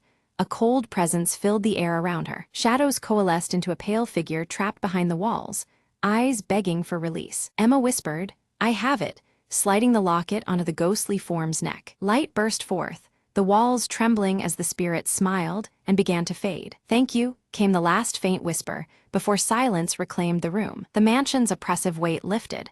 The air grew warm, the whispers ceased. Emma stepped outside as dawn's first light touched the horizon, the curse broken. Behind her, the mansion seemed less menacing, almost at peace for the first time in decades. She promised herself to remember the trapped soul and the power of courage in darkness. As she walked away, a final gust of wind carried a soft murmur. "Never forget." Emma smiled, turning back once more to the now quiet house, fading into the morning mist.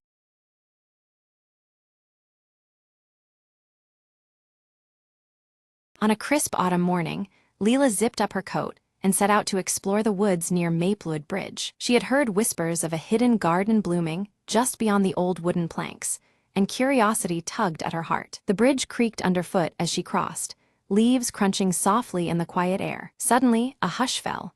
Leela noticed a glimmer of light flickering through the trees to her right. Drawn in, she stepped off the path and pushed aside a curtain of ivy to reveal a small plot of wildflowers dancing in the breeze. In the center stood a tiny wooden bench, carved with delicate patterns of leaves and vines. Leela settled down, breathing in the sweet scent of blossoms and the earthy warmth around her. As she sat, a gentle voice whispered through the leaves, "Welcome, friend.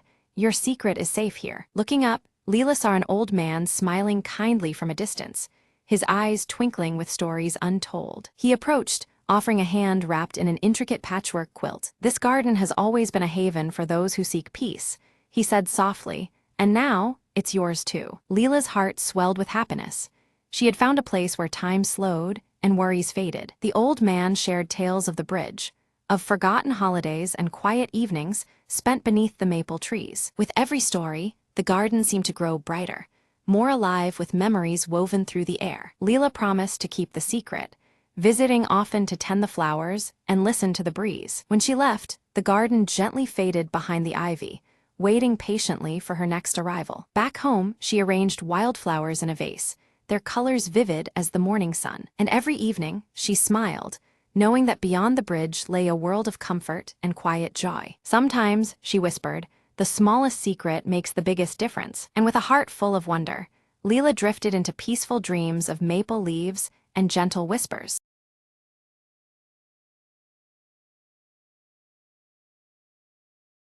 In the lively mountain village, Lyra pores over ancient maps by candlelight, the faint glow of her star tattoo casting a gentle light on the parchment. Her emerald eyes trace symbols, searching for clues hidden in the worn pages. Brahm arrives quietly, placing a small glowing crystal shard into Lyra's hand, urging her with a grave tone to seek the lost celestial compass before it falls into the wrong hands. The shard's blue glow pulses softly, mirroring the ancient star on her wrist. Tico, the silver-furred fox-like creature, playfully paws at the shard, the blue light reflecting vividly in his bright eyes.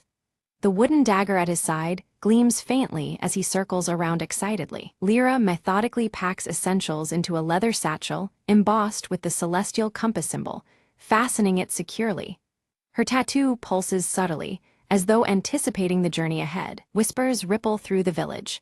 The Shadow Order, hidden behind their unyielding silver masks and dark cloaks, are rumored to be searching for the same artifact. The urgency grows, tangled with fear in the villagers' hushed voices. Under a canopy of rustling leaves, Lyra, Brahm, and Tico step into the dense forest, the earth crunching beneath their boots. The warm earth tones of the village fade as cool blues begin to tint the surrounding shadows. They stumble upon a carved stone marker, ancient and weathered, etched with the celestial compass emblem. The symbol seems to pulse faintly in resonance with the shard's glow. Night descends, and an eerie silence envelops the forest.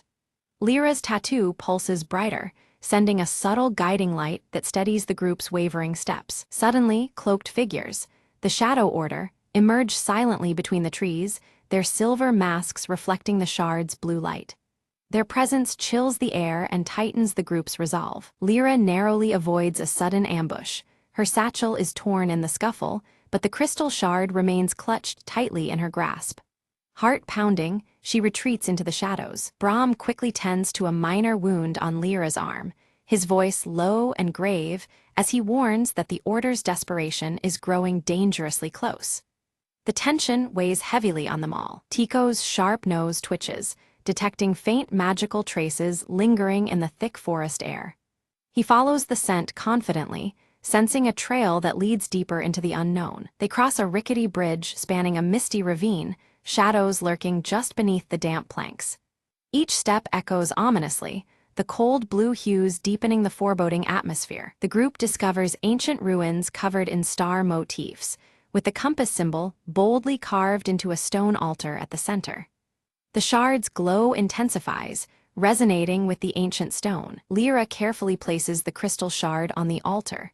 The ground trembles beneath them, and a hidden passageway yawns open, revealing a downward path shrouded in darkness. Descending cautiously, they find themselves inside a cavern alive with glowing crystals pulsating rhythmically like a heartbeat. The cool blue light bathes the chamber in an ethereal glow. Lyra feels a strange connection as her tattoo flares brightly. Drawn irresistibly, she reaches toward a central crystal sphere that seems to hum with ancient energy. Without warning, the Shadow Order blocks their exit, daggers drawn and gleaming menacingly in the flickering torchlight. Their masked faces reveal nothing but cold intent. Brahm steps forward to negotiate, offering his knowledge in exchange for the compass's power. The Order's silence and refusal make clear they will accept nothing less than total control. Taking advantage of the moment, Tico slips agilely between the masked figure's legs, sowing confusion and allowing the trio to slip away amidst the chaos. They flee deeper into the twisting cave, chased by shadows and the echo of relentless footsteps. The air grows colder, and their breath hangs in the silvery light. The path forks and Lyra hesitates, her tattoo's subtle glow pulling her toward the left tunnel. Trusting the ancient star's guidance, she leads the way with cautious hope. The group uncovers an ancient library carved into solid rock walls, filled with star charts and celestial texts that shimmer faintly under Lyra's touch. The compass symbol recurs on many scrolls and carvings. Lyra deciphers a prophecy foretelling the compass's power to align entire worlds, heightening the stakes of their quest. The ancient star on her wrist pulses urgently as she absorbs the weight of destiny. Suddenly, a cave-in blocks the path behind them, forcing the group forward into the unknown depths of the cavern. The cool blue shadows deepen, and the adventure grows more perilous with every step. Brahm traces his fingers over ancient inscriptions carved into the cavern walls, reading warnings about a guardian bound to protect the resting place of the celestial compass. The glyphs shimmer faintly under the torchlight, hinting at formidable trials ahead. Lyra's confident strides falter as she glances down at the ancient star tattoo on her wrist, which dims softly. The fleeting uncertainty unsettles her, a rare crack in her otherwise fierce determination. Before them looms a massive stone door, its surface alive with moving celestial patterns that shift and reconfigure like constellations. The colors transition from warm earth tones to cool blues, reflecting the deepening mystery. Tico scampers around the door's base, sniffing and pawing at scattered gravel.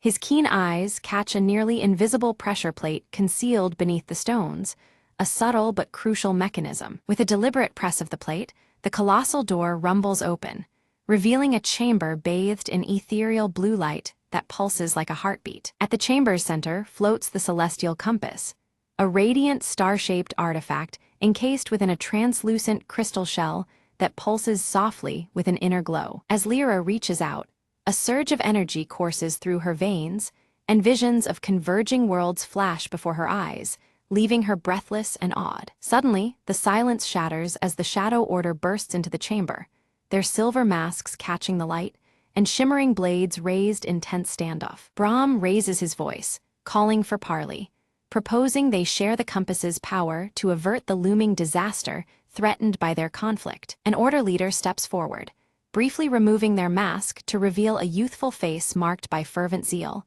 eyes burning with dangerous conviction. Lyra pleads with them, invoking their shared sense of duty and warning that greed will only lead to ruin for all involved. Without warning, the chamber trembles violently.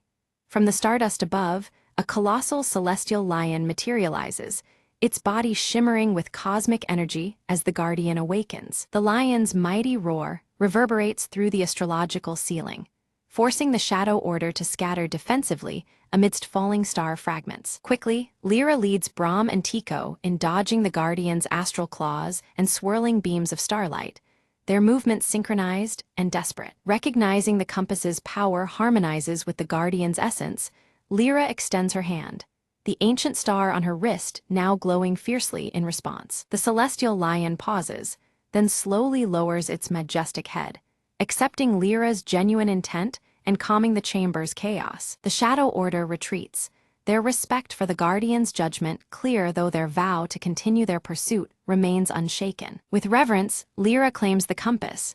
Its crystal core pulses rhythmically, now perfectly in sync with the steady glow of her tattoo. Suddenly, the chamber groans and the walls begin to collapse, forcing the trio to make a swift escape through a corridor illuminated by cascading stars. Outside, dawn breaks over the forest canopy, the celestial compass's radiant light blending seamlessly with the soft glow of the rising sun. Back in the village, Lyra studies the compass carefully, Brahm by her side, guiding her through its enigmatic secrets and ancient inscriptions. Meanwhile, Tico scouts the surrounding woods, his sharp eyes spotting fresh tracks and signs of the Shadow Order's renewed pursuit. Lyra feels a powerful throb beneath her skin as the ancient star tattoo pulses with newfound strength, hinting at deeper, untapped abilities awaiting discovery. A mysterious scholar visits the village, sharing hushed tales of past wielders of the compass and the hidden dangers intertwined with its immense power. Resolved and determined,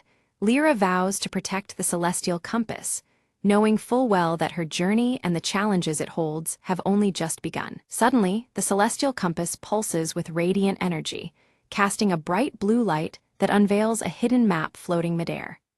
The glowing symbols and lines shimmer as the map details points scattered across the heavens, previously invisible to Lyra's eyes. The mysterious map reveals locations of powerful celestial convergence points, each demanding urgent attention and intervention.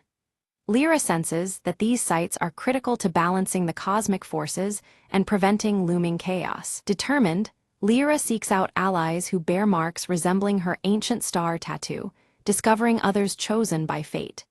Their shared insignias hint at a larger destiny intertwined with the celestial compass and the mysteries they are about to face. With camaraderie forged, the group readies themselves for a voyage beyond their known world, guided steadfastly by the compass's radiant glow. Their preparations balance anticipation and solemn resolve as they brace for the unknown. Brahm offers his final counsel, urging Lyra to place trust not only in the celestial compass, but also in her own instincts and heart.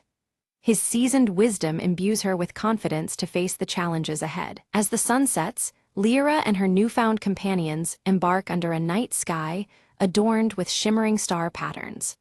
The cool blues of twilight mix with the compass's glow, marking the beginning of their epic journey. Navigating through surreal celestial storms and vast cosmic vistas, the compass guides their path unerringly. Each trial deepens their bond and understanding of the forces governing the stars. Lyra's ancient star tattoo pulses and blazes even brighter, a vivid sign of unity between her spirit and the celestial powers surrounding them. This luminous connection emboldens the group as they approach their quest's most critical juncture. Emerging on the horizon lies a new realm, its mysterious beauty promising adventure, revelations, and daunting challenges. The blue tones of the landscape echo the compass's light, inviting exploration and discovery. Resolute and unwavering, Lyra stands clutching the celestial compass, ready to shape a fate intricately woven among the stars. Her journey culminates here, poised to influence the cosmic balance forever.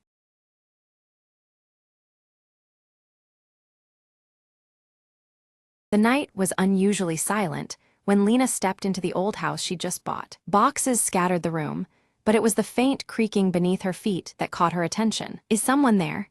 she whispered, her voice swallowed by the shadows. Ignoring the chill crawling up her spine, she knelt down and pressed her ear to the wooden floor. A soft, rhythmic tapping began, slow and deliberate, like a heartbeat hiding under the wood. The air grew heavier as the tapping grew louder, weaving into whispered voices speaking in hushed tones. Lena's eyes darted around the dim room, but she was alone, or so she thought. Suddenly, the floorboard beneath her gave way, and she stumbled into darkness. She landed in a cramped cellar lined with old boxes and dusty books, the whispered voices now deafening. A pale figure emerged from the shadows, its eyes gleaming with ancient sorrow. "You shouldn't have come here," it crooned, voice like the rustle of dead leaves. Lena scrambled backwards, her heart pounding like a drum in her chest. The figure extended a translucent hand, beckoning her to stay forever beneath the floorboards. With a surge of courage, Lena grabbed a broken plank nearby and swung it at the apparition. The ghostly form dissipated into a cold mist, and the voices faded into silence. She found a ladder leading back up, pulling herself from the cellar's depths. As she emerged into the moonlit room, the floorboards creaked once more, but this time they were still. Lena leaned on the doorway, catching her breath, the house finally quiet after decades of secrets. "Some houses hold onto their stories too tightly," she murmured, "but tonight I've finally made mine." Outside, the wind whispered through the trees, carrying away the last echoes of restless souls.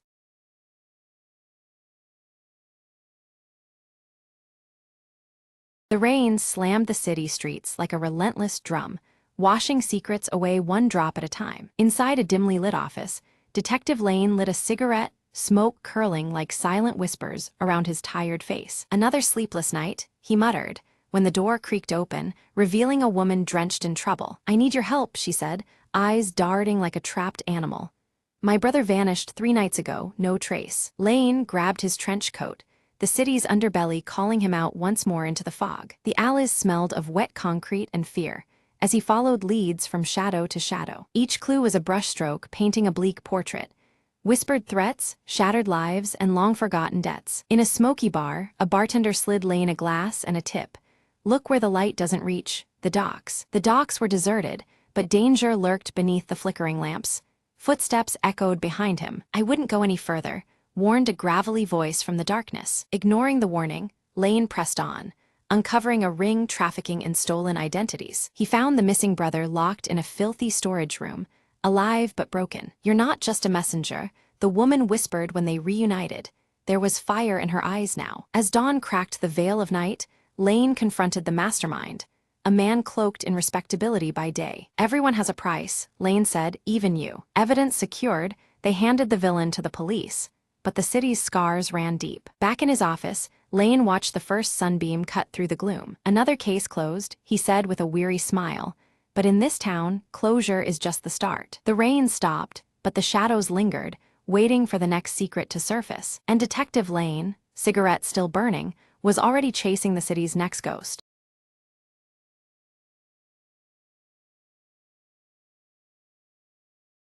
Maya stood in the buzzing station, clutching a crumpled train ticket in her palm. The arrival board flickered. Only one train remained before the station would close for the night. Her phone buzzed, a message from her brother, stranded miles away after a long day. "I'm waiting at the old station," it read, desperation veiled in short words. Time was slipping through her fingers, like the fading daylight outside. Passengers hustled past, heads down, lost in their own stories, unaware of the urgency in Maya's eyes. She took a deep breath, whispering, "I can't leave him there alone." Rushing through the crowd, she clutched the ticket tightly, hoping it was enough for both of them. As she approached the platform, the train's whistle pierced the air. A final call, a last chance. Maya spotted him on the opposite platform, waving frantically, his face a mix of relief and fear. But the gate began to close, barriers descending like silent judges. Without thinking, she called out, "Hold on," and dashed forward, heart pounding. A station attendant called after her, but she paid no mind, focused only on the one who needed her. With a last leap, she squeezed through, just as the gates clanged shut behind her. Breathless, she reached him, clasped his hand, their eyes locking in shared relief. The train doors opened, welcoming them aboard, two souls reunited against the ticking clock. Settling into their seats, the rhythm of the tracks beneath was a quiet celebration of their escape. Maya leaned back, voice soft. "Sometimes, the smallest ticket holds the biggest hope." Outside the window, the night stretched endlessly, but inside, a light glowed bright, a bond unbroken. And as the train carried them forward, Maya knew this was just the beginning of a new journey together.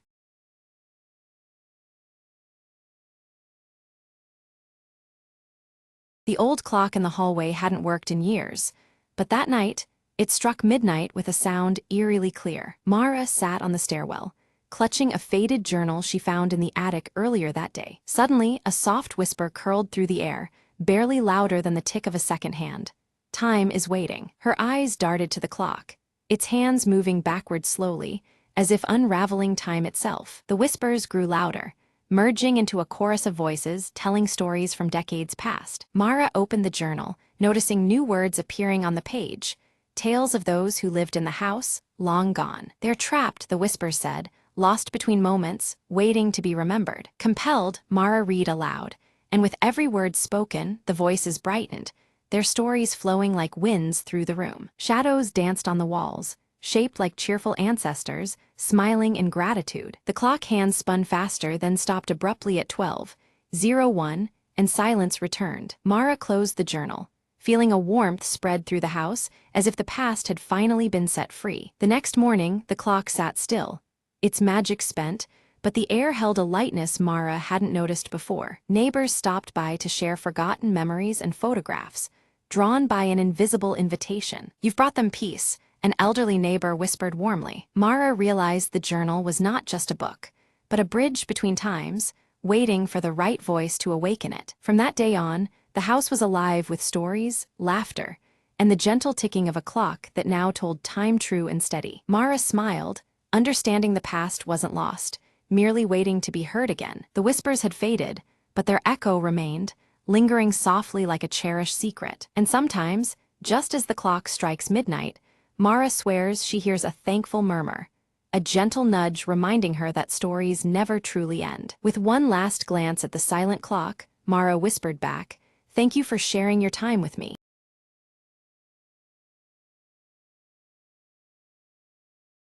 Jack slipped into the dimly lit room, the hum of old electronics filling the air. On the battered radio, a faint, irregular static crackled with an eerie pattern. He adjusted the dial, eyes narrowing as the static gave way to a whispered message. "Help me," a chilling voice beckoned, barely audible beneath the noise. Jack's heart skipped.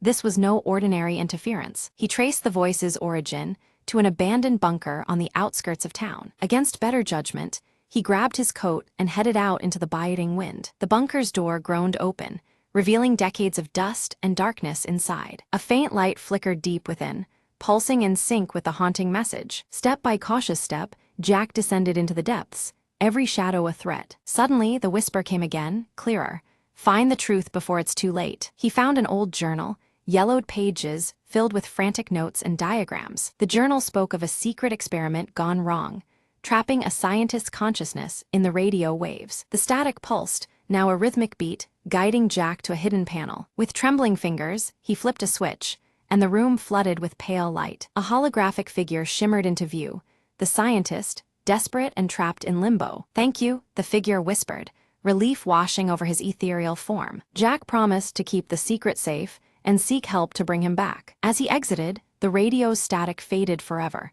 silence reclaiming the night. Outside, the first rays of dawn cracked the horizon, signaling a new beginning for all involved.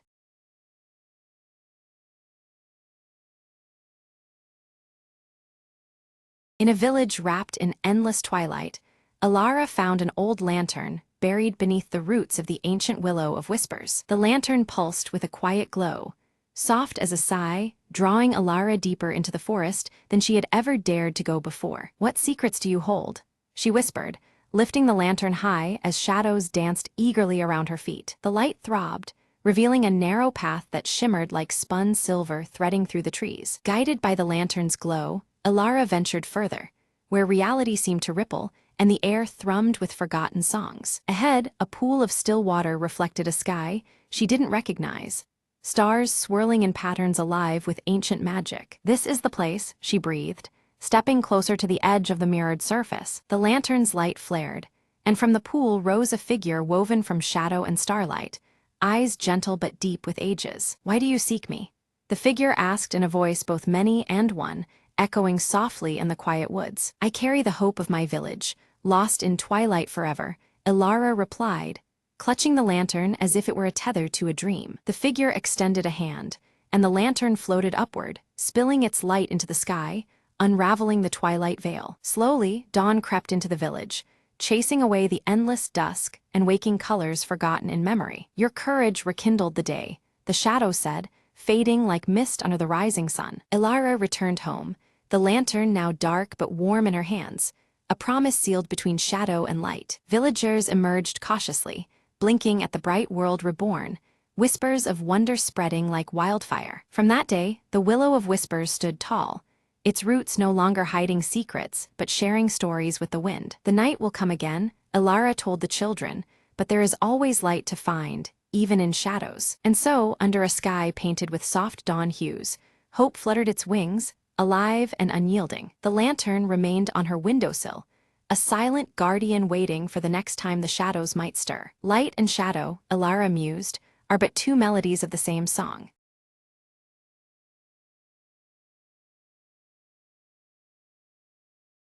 Clara's breath froze in the air as the evening fog swallowed the quiet town square. At the edge of the square, an old clock tower told eerily out of sync, its face cracked and eyes hollow. She whispered to herself, this was never supposed to be alive, as shadows twisted at the corners of her vision. The clock hands spun backward suddenly, the chimes echoing like a call from another time. An invisible pull guided Clara to the tower's ancient wooden door, which creaked open with a breathless sigh. Inside, the air hummed, thick with stories long forgotten, and the floor was littered with dust and faded pages. She stepped carefully, eyes drawn to a glowing hourglass suspended midair, sand swirling upward instead of down. A voice like wind through chimes whispered, "Turn time and see what should not be lost." The world around her blurred, colors bleeding as scenes from the town's past flickered like old film. She saw the founder of the town, a misunderstood seeker of truth, trapped within the tower's curse. The clock tower was a prison,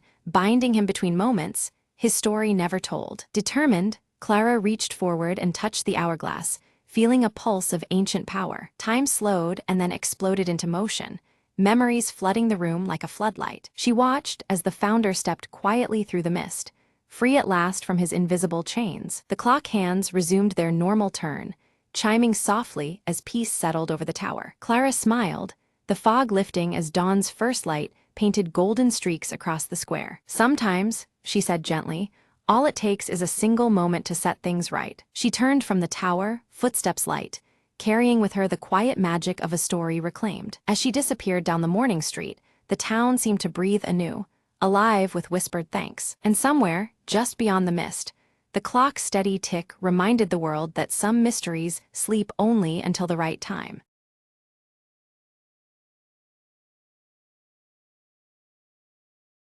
In the village of Eldenbrook, a strange glow flickered one cold evening from the heart of the ancient forest. Leora, a curious young girl with eyes like dawn, couldn't resist following the mysterious light that danced between the trees. As she stepped beneath the gnarled branches, the light pulsed brighter, revealing a lantern suspended by a whisper-thin thread. "Who lingers here at twilight?" Leora called softly, her voice part wonder, part caution. The lantern hummed a melody, a soft vibration that wrapped around her like a gentle breeze. Suddenly, a tiny figure stepped out from behind the tree, a sprite no taller than her hand, its wings shimmering with moonlight. "I am Elen, guardian of this enchanted light," the sprite said, voice tinkling like bells. "This lantern holds the last whispers of forgotten dreams, fading from the world as time passes." Leora listened, heart tightening, as Elen explained that without dreams, hope would one day vanish from Eldenbrook. "But how can we keep dreams alive?" Leora asked, longing to help. Elen smiled. "By sharing stories, lighting fires of imagination in every soul.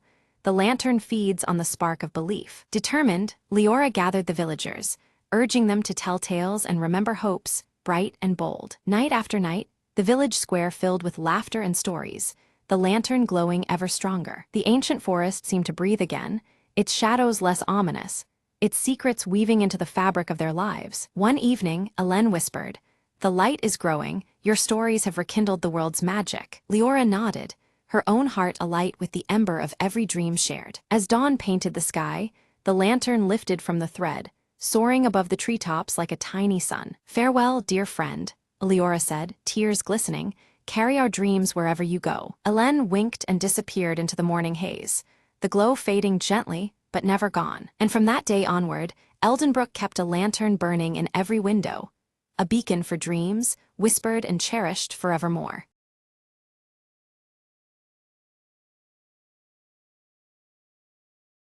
Emma found the puzzle box in the attic, dusty and forgotten. She dumped the pieces on the kitchen table and began sorting them by color and edge shapes. Her younger brother, Max, wandered in, curious about the sudden mess. "Need a hand?" he offered, sitting cross-legged beside her. Together, they formed the puzzle's border, chatting about school and weekend plans. The afternoon slipped by as more sections came together.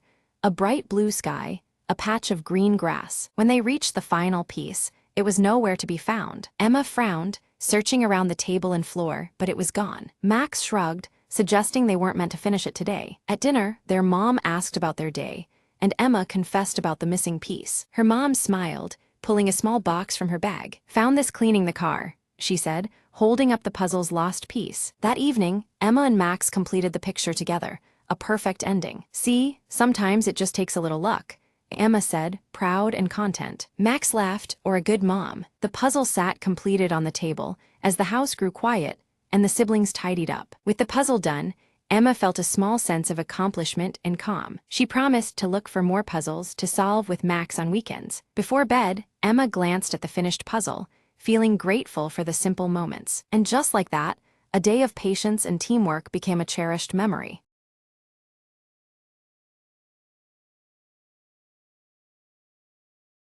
In the village of Elder's Hollow, no one dared to light the old lantern after dusk, except Mara. One foggy evening, Mara found the lantern hanging from a crooked branch deep in the woods. A soft glow flickered inside, and a whisper brushed against her ear, "Follow the light." Curiosity overcame fear as she lit the lantern, its flame burning with an eerie blue hue. The whisper grew louder, leading her along a winding path she'd never seen before. Branches seemed to bend away, shadows dancing just beyond the light's reach. At the path's end, a forgotten well lay shrouded in mist, its stones ancient and crumbled. The whisper urged, "Look within," and Mara peered down into the darkness below. Suddenly, a face emerged, a child trapped in twilight, eyes wide with hope. "Help me," the voice pleaded softly, the lantern's light pulsing in rhythm with her heartbeat. Mara grasped the rope tied to the well's edge and began to pull gently. With effort, the child was lifted into the cool night air, the mist parting as if in gratitude. The boy reached out,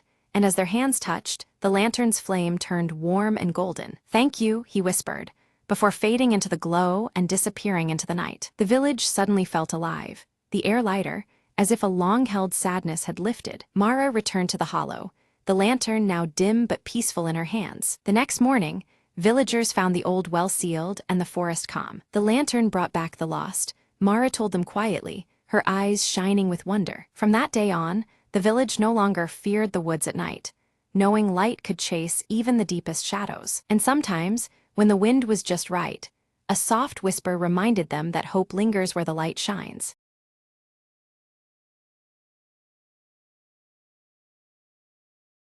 The rain hammered down, painting the city in streaks of silver and shadow. Detective Marlowe lit a cigarette beneath the flickering street lamp, eyes scanning the wet cobblestones. He'd been called to the alley at midnight, another whisper of trouble in a town that never slept. A woman's scream had cut through the damp night earlier, trailing off like a ghostly melody. Now, Marlowe crouched beside a crumpled figure, pale and trembling beneath the garbage bins. "You saw something," he said softly, fingers brushing loose strands of hair from her face. Her eyes flickered with fear, but she nodded. "They come when the clock strikes one." He checked his watch, 12:55. Time was running thin, and the city held its breath. Suddenly, footsteps echoed from the shadowed end of the alley, slow and deliberate. Marlowe pressed his back against the wet brick, heart hammering under the rain's rhythm. A figure stepped forward, coat collar up, face obscured beneath a fedora. "Looking for trouble, detective." The voice was low, a rasp of menace and challenge. Marlowe cracked a half-smile. "Only the kind that sells in the city." The stranger lunged, a flash of steel glinting in the dim light. Instinct took over. Marlowe twisted, grabbing the attacker's wrist, forcing the knife away. They tumbled, rain mixing with grit and desperation. A flicker of recognition crossed Marlowe's mind. The scar beneath the stranger's eye. "Back off, Kane," Marlowe growled, pushing him against the wall. Kane sneered, then vanished into the labyrinth of alleys, leaving a promise and a warning. Marlowe lit a fresh cigarette, watching the smoke curl upward. The city never sleeps, and neither do its secrets.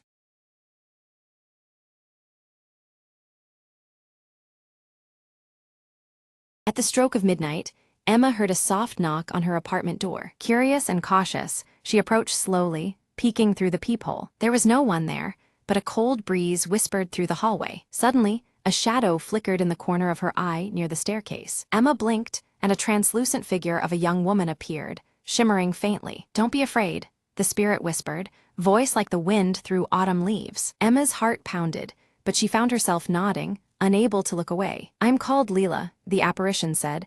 "I need your help to find peace." Leela explained she was trapped between worlds, bound by a forgotten promise. Emma felt an unexpected warmth, despite the ghostly chill around her. "What promise?" Emma asked, determined to uncover the truth. Leela told her about a lost locket buried beneath the old oak tree in the park nearby. Without hesitation, Emma grabbed her coat and followed the spirit into the night. Under the silver moonlight, they reached the gnarled tree, roots tangled like secrets. Emma dug through the cool earth, fingers brushing against metal, a delicate locket. As she lifted it, Leela's form brightened, the sorrow in her eyes starting to fade. "Thank you," Leela said softly. "Now I can finally rest." With a gentle smile, the ghostly figure dissolved into a shower of twinkling lights. Emma stood alone, heart full, the cold night now feeling warm and inviting. From that night onward, her apartment door never echoed with mystery, just peace.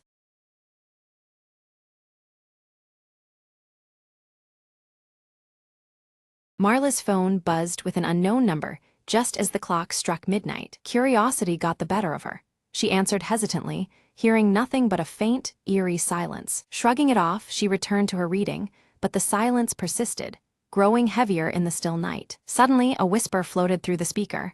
"I see you." Heart pounding, Marla dropped the phone. The screen fractured, yet the whisper continued, now coming from everywhere around her. She rose, trembling, and tried to escape the oppressive quiet that had now turned into a deafening echo. In the dim hallway, portraits seemed to watch her with hollow eyes, their shadows lengthening unnaturally. Each step she took echoed back distorted cries, as if the house itself mourned in agony. Reaching the main door, she found it sealed shut, her panic swelling with the realization she was trapped. The whisper morphed into a chilling chant, repeating her name over and over. Desperately, Marla searched for another way out, her breath visible in the suddenly cold air. In the corner, a cracked mirror shimmered. Her reflection stared back, but its mouth moved independently, mouthing words she couldn't hear. Frozen, she backed away, but the reflection beckoned, dragging her gaze deeper into its inky depths. A snatch of a forgotten memory flooded her mind, a warning from a childhood dream. Summoning all her courage, Marla focused on the old grandfather clock in the hall, its pendulum swinging sluggishly. "Time to end this," she whispered, smashing the clock's glass with a chair leg. The house groaned, the shadows retreating as the oppressive silence shattered into 1,000 shards of sound. The front door creaked open slowly, revealing the faint blush of dawn outside. With a final glance back, Marla stepped out, the whisper fading into nothingness behind her. She heard the narrator's voice softly in tone. Some silences are better left unbroken.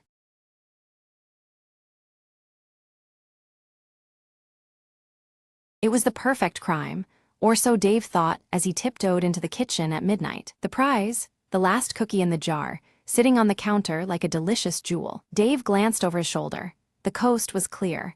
He reached out, fingers trembling with anticipation. Just as his fingers closed around the cookie, a loud snap echoed through the room. Startled, Dave spun around. The cookie jar lid had fallen off the counter and shattered on the floor. Before he could react, a voice whispered from the shadows, "Caught you." It was his cat, Mr. Whiskers, staring at him with unblinking eyes. Dave sighed. "I just wanted one cookie." Mr. Whiskers flicked his tail, as if disapproving, then casually knocked the cookie from Dave's hand. Dave lunged forward, catching the crumb just as it hit the floor. He grinned, "Victory is mine, furball." Suddenly, his phone buzzed, a message from his roommate. "I ate the last cookie. Sorry." Dave looked at the cookie in his hand. It was a crumbly mess, nothing like the glorious treat he'd imagined. He glanced at Mr. Whiskers, who was now grooming his paw, completely uninterested. "Well," Dave said, tossing the crumb to the cat, "I guess you win tonight." He leaned against the counter, chuckling. "Next time, I'll just buy my own cookies." Mr. Whiskers purred approvingly, jumping onto the counter to inspect the cookie jar. Now empty. Dave shook his head, muttering, "Great crime indeed." As he left the kitchen, he heard the faint sound of a cookie jar lid clicking back into place. "Some mysteries aren't worth solving," Dave said with a smile, turning off the light.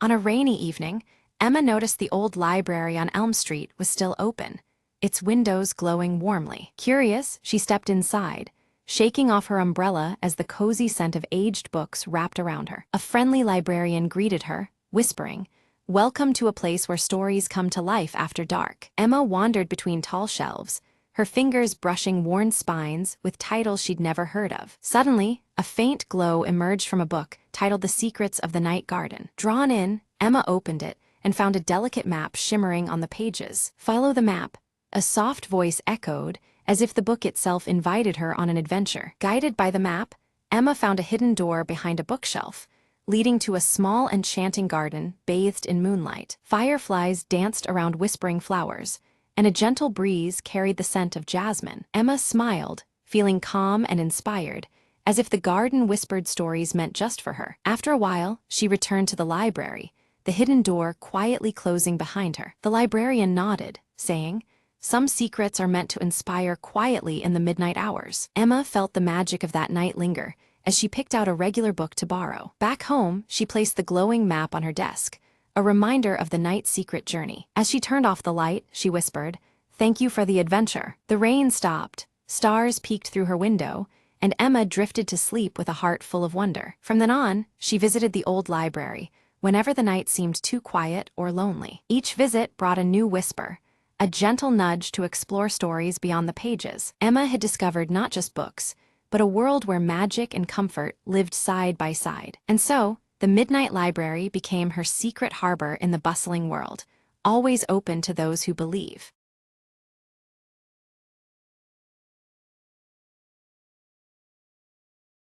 The village stirred beneath a sky where faint circular star patterns traced ancient constellations. Orin moved quietly through the morning mist, his footsteps soft as he approached the weathered stone circle at the village edge. From the shadows, Wren observed Orin with keen eyes, gripping the glowing pendant passed down from their grandmother. The orb's gentle light pulsed in rhythm with the restless beat of Wren's heart. Suddenly, the ground trembled beneath the stone circle, causing startled gasps to ripple through the nearby villagers. Dust and debris stirred, as the earth seemed to shudder with an unspoken warning. Orin gathered the elders, his voice low and grave as he spoke of a breach in the veil, the fragile boundary between their world and the unknown. Concern knitted their faces as each contemplated the consequences. Wren felt a strange pulse emanate from the pendant, the orb flickering with eerie light that seemed to echo the unsettled air. An inexplicable chill ran through them, as if the pendant carried a living warning. A shadow glided at the edge of the stone circle, barely perceptible against the dawn's light. Murmurs of forgotten warnings spread among the villagers, their eyes darting nervously toward the fleeting darkness. At the village border, the Veiled One appeared briefly, shrouded in dark fabric, unmoving and silent. Their presence was enigmatic and unsettling before they vanished as suddenly as they had come. Orin confirmed an ancient prophecy that linked the cycles of falling stars to the pendant's glowing orb. The alignment of these celestial events signaled a pivotal moment long foretold in their lore. Determined, Ren demanded to leave the village to seek answers beyond the distant mountains, clutching the pendant tightly as their guide. Their restless spirit burned brighter with resolve despite the unknown challenges ahead. The elders cautioned Ren of labyrinthine paths that spiral and twist, trapping souls in endless night. They warned that illusions laid by the veil might confound even the most vigilant traveler. As dusk fell, Ren departed, the rising wind swirling with patterns of glowing dust in circular arrays. Each step forward felt heavy with the weight of destiny and the pendant's steady pulse. Orin remained behind, meticulously tracing ancient inscriptions carved into the stone circle. Their worn surface whispered secrets of forgotten eras and the burden of the veil's weakening hold. Ren soon encountered a forest tangled with trees whose rings swirled unnaturally, resembling ripples on still water. The distorted nature of this place unsettled the senses and hinted at the veil's warping influence. A disembodied voice echoed nearby, bearing the cadence of the Veiled One. It spoke in riddles that questioned Ren's identity and the nature of their fate, weaving confusion with eerie familiarity. In a secluded clearing, the pendant's light surged in intensity, revealing a hidden gateway adorned with intricate circular motifs.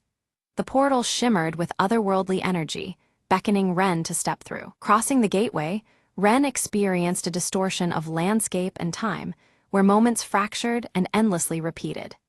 Each loop brought a growing sense of disorientation and urgency to break free. Meanwhile, Orin uncovered an ancient manuscript that warned of the veil's erosion with every cycle of falling stars. The tome's fragile pages cautioned that balance is imperiled if the breach remains unchecked. Ren found a group of travelers trapped within the loop time, their memories fragmented like shards of shattered glass.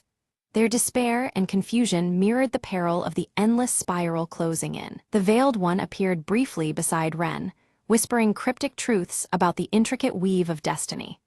Their words hinted at choices with profound consequences, yet left much shrouded in mystery. Abruptly, Ren's pendant dimmed, plunging them into shadow and deepening their confusion. Doubts surged, shaking the fragile trust in the pendant's guidance and the credibility of their journey. Descending into caverns beneath the stone circle, Orin discovered inscriptions aligned with celestial circles directly overhead. The sacred geometry, etched in stone, hinted at a powerful connection to the veil's stability. With renewed hope, Ren sensed the pendant's pulsing light reignite, its compass-like glow cutting through the shifting terrain. The path forward became clearer, despite the illusions that sought to mislead. The Veiled One then presented a stark choice: grasp at uncertain hope or surrender to the endless spiral of despair. Their voice echoed softly, tempting yet haunting in its quiet inevitability. Refusing to yield, Ren wielded the pendant to reveal hidden symbols etched in glowing circles on the forest floor. These marks formed a secret map, offering guidance amidst the twisting maze of illusions. Back at the village, Orin deciphered that the pendant's glowing orb contained a trapped essence vital for restoring balance. This revelation deepened the importance of the pendant and foreshadowed the trials ahead. Ren stumbled upon a still pool nestled in the shadowed grove, its surface shimmering with reflections not of the world around, but of multiple versions of themselves.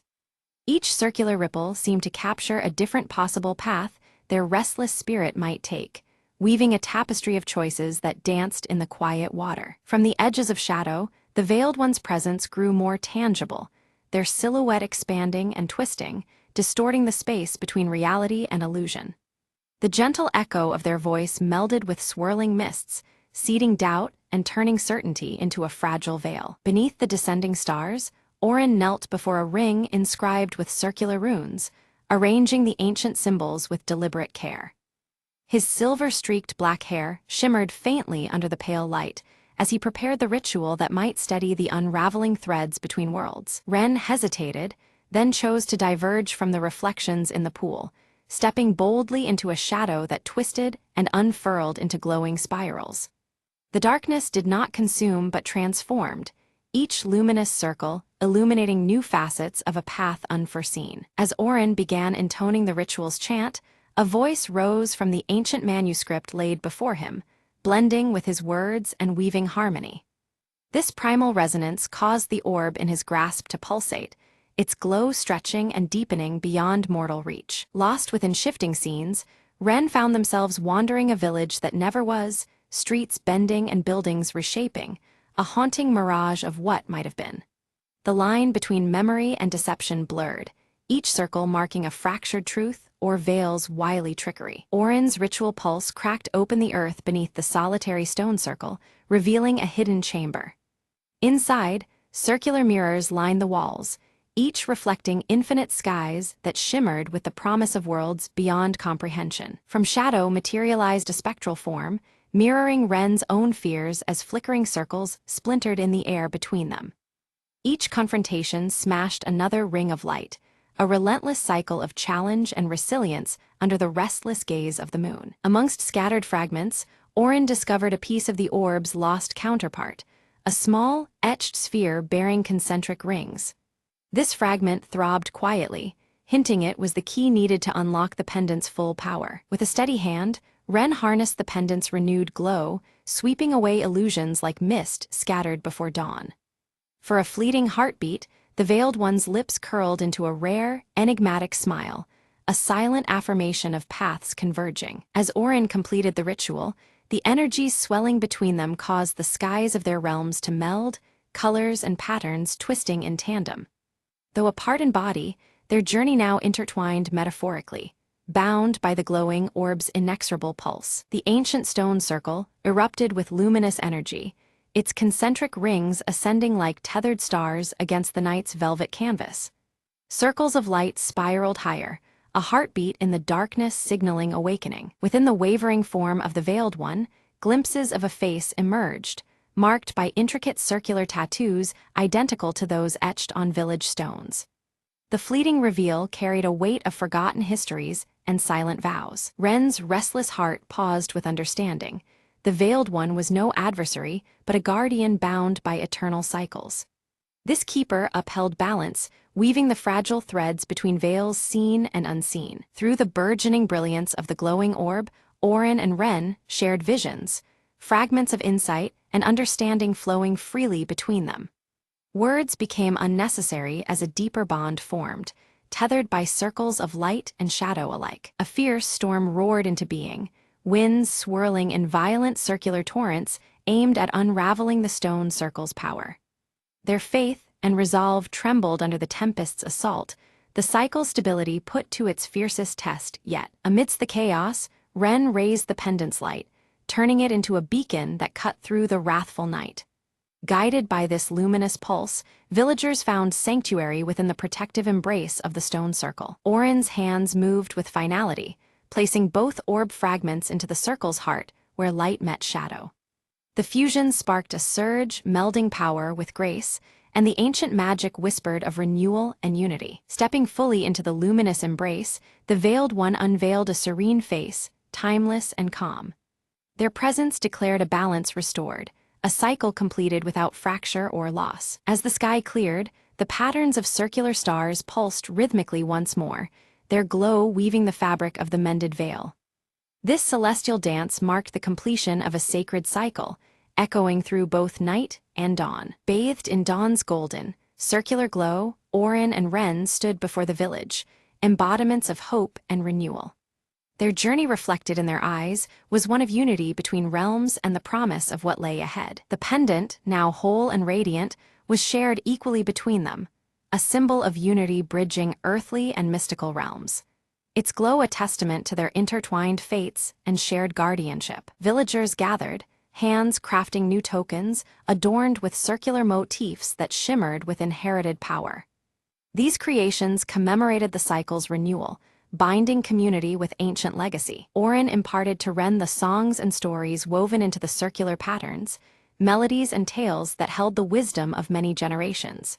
In this transfer, legacy was ensured, and their bond deepened through shared purpose. Without a word, the Veiled One departed quietly into the mists, leaving behind a single circular feather resting upon the village stones. This token stood as a silent promise of guarded peace and the eternal watch kept over the circle's ward. As the pendant pulsates softly in Orin's hand, a concealed vision unfolds before them, revealing the eternal nature of the cycles. Shadows and light dance together, showing the pendant's glow fading and rekindling with each passing night in an endless loop. Ren's restless gaze steadies, a quiet understanding dawning as they accept the perpetual journey ahead. Alongside Orin, they embrace their role as keepers who guard the fragile balance through countless circles yet to come. The villagers gather at dawn, crafting a new stone circle in the heart of their home. At its center, they embed the pendant's twin glowing orbs, a powerful talisman fashioned to protect and honor what has been passed down. The final scene shifts beyond the village, where circles emerge in natural wonders worldwide. Ripples in water, rings of trees, and wind-carved patterns in stone, connecting this small place's fate to the vast world beyond. Orin stands quietly beneath a spreading oak, their eyes tracing the delicate circles traced in earth and bark. In these patterns, they see the balance between the visible world and the mysteries lurking just out of sight, always entwined. Ren turns their gaze upward to the stars, the pendant warm against their chest. The glow feels like a silent vow, a steady promise to remain vigilant against any unraveling of the delicate weave they protect. Night deepens, but this time the stars above swirl gracefully in perfect circles. Their light remains steady and reassuring, a celestial echo of the cycles held sacred below. Under the silver glow of dawn, villagers dance in flowing, circular patterns, their steps weaving ancient rhythms anew. Each movement honors the legacy, breathing life into the cycle once more with joyous celebration. The story gently closes on a child, eyes wide with wonder, discovering a small glowing circle etched faintly into their palm. This mark, subtle yet profound, signifies the enduring legacy of the cycle continuing through generations. As the camera pans upward, the swirling stars gather to form one great luminous circle, vast and radiant. This celestial symbol unites completion with endless beginnings, a timeless testament to the circle's eternal dance.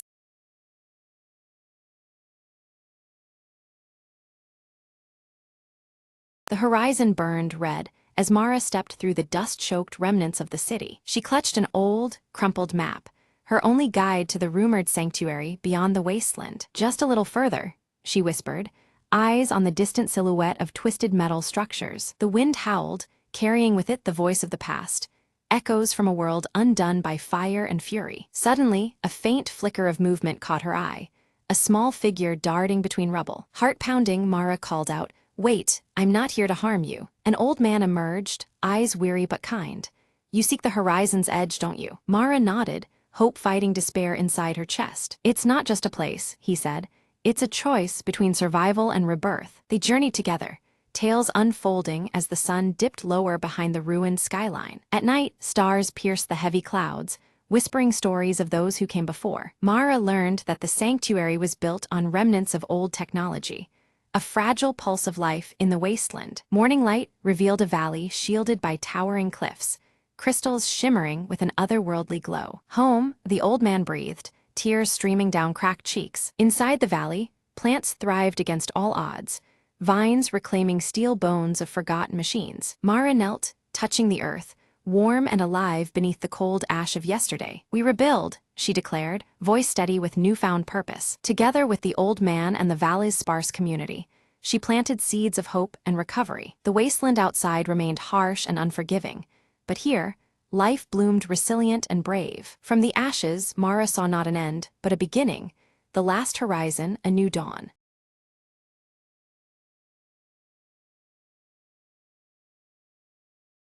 Elena and Marla arrive at the family cabin, its weathered wooden frame standing quietly among the towering pines.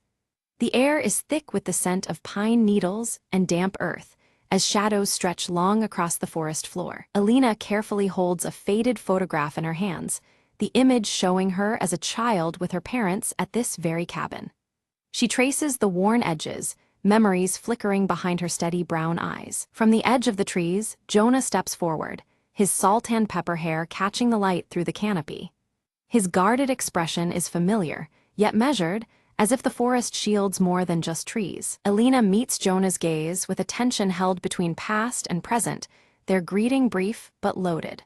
The broken compass hanging from Jonah's neck gleams dully, its needle twitching erratically in the dappled sunlight. Marla, curious and unafraid, wanders close to the forest's edge, her small hands gathering pine cones.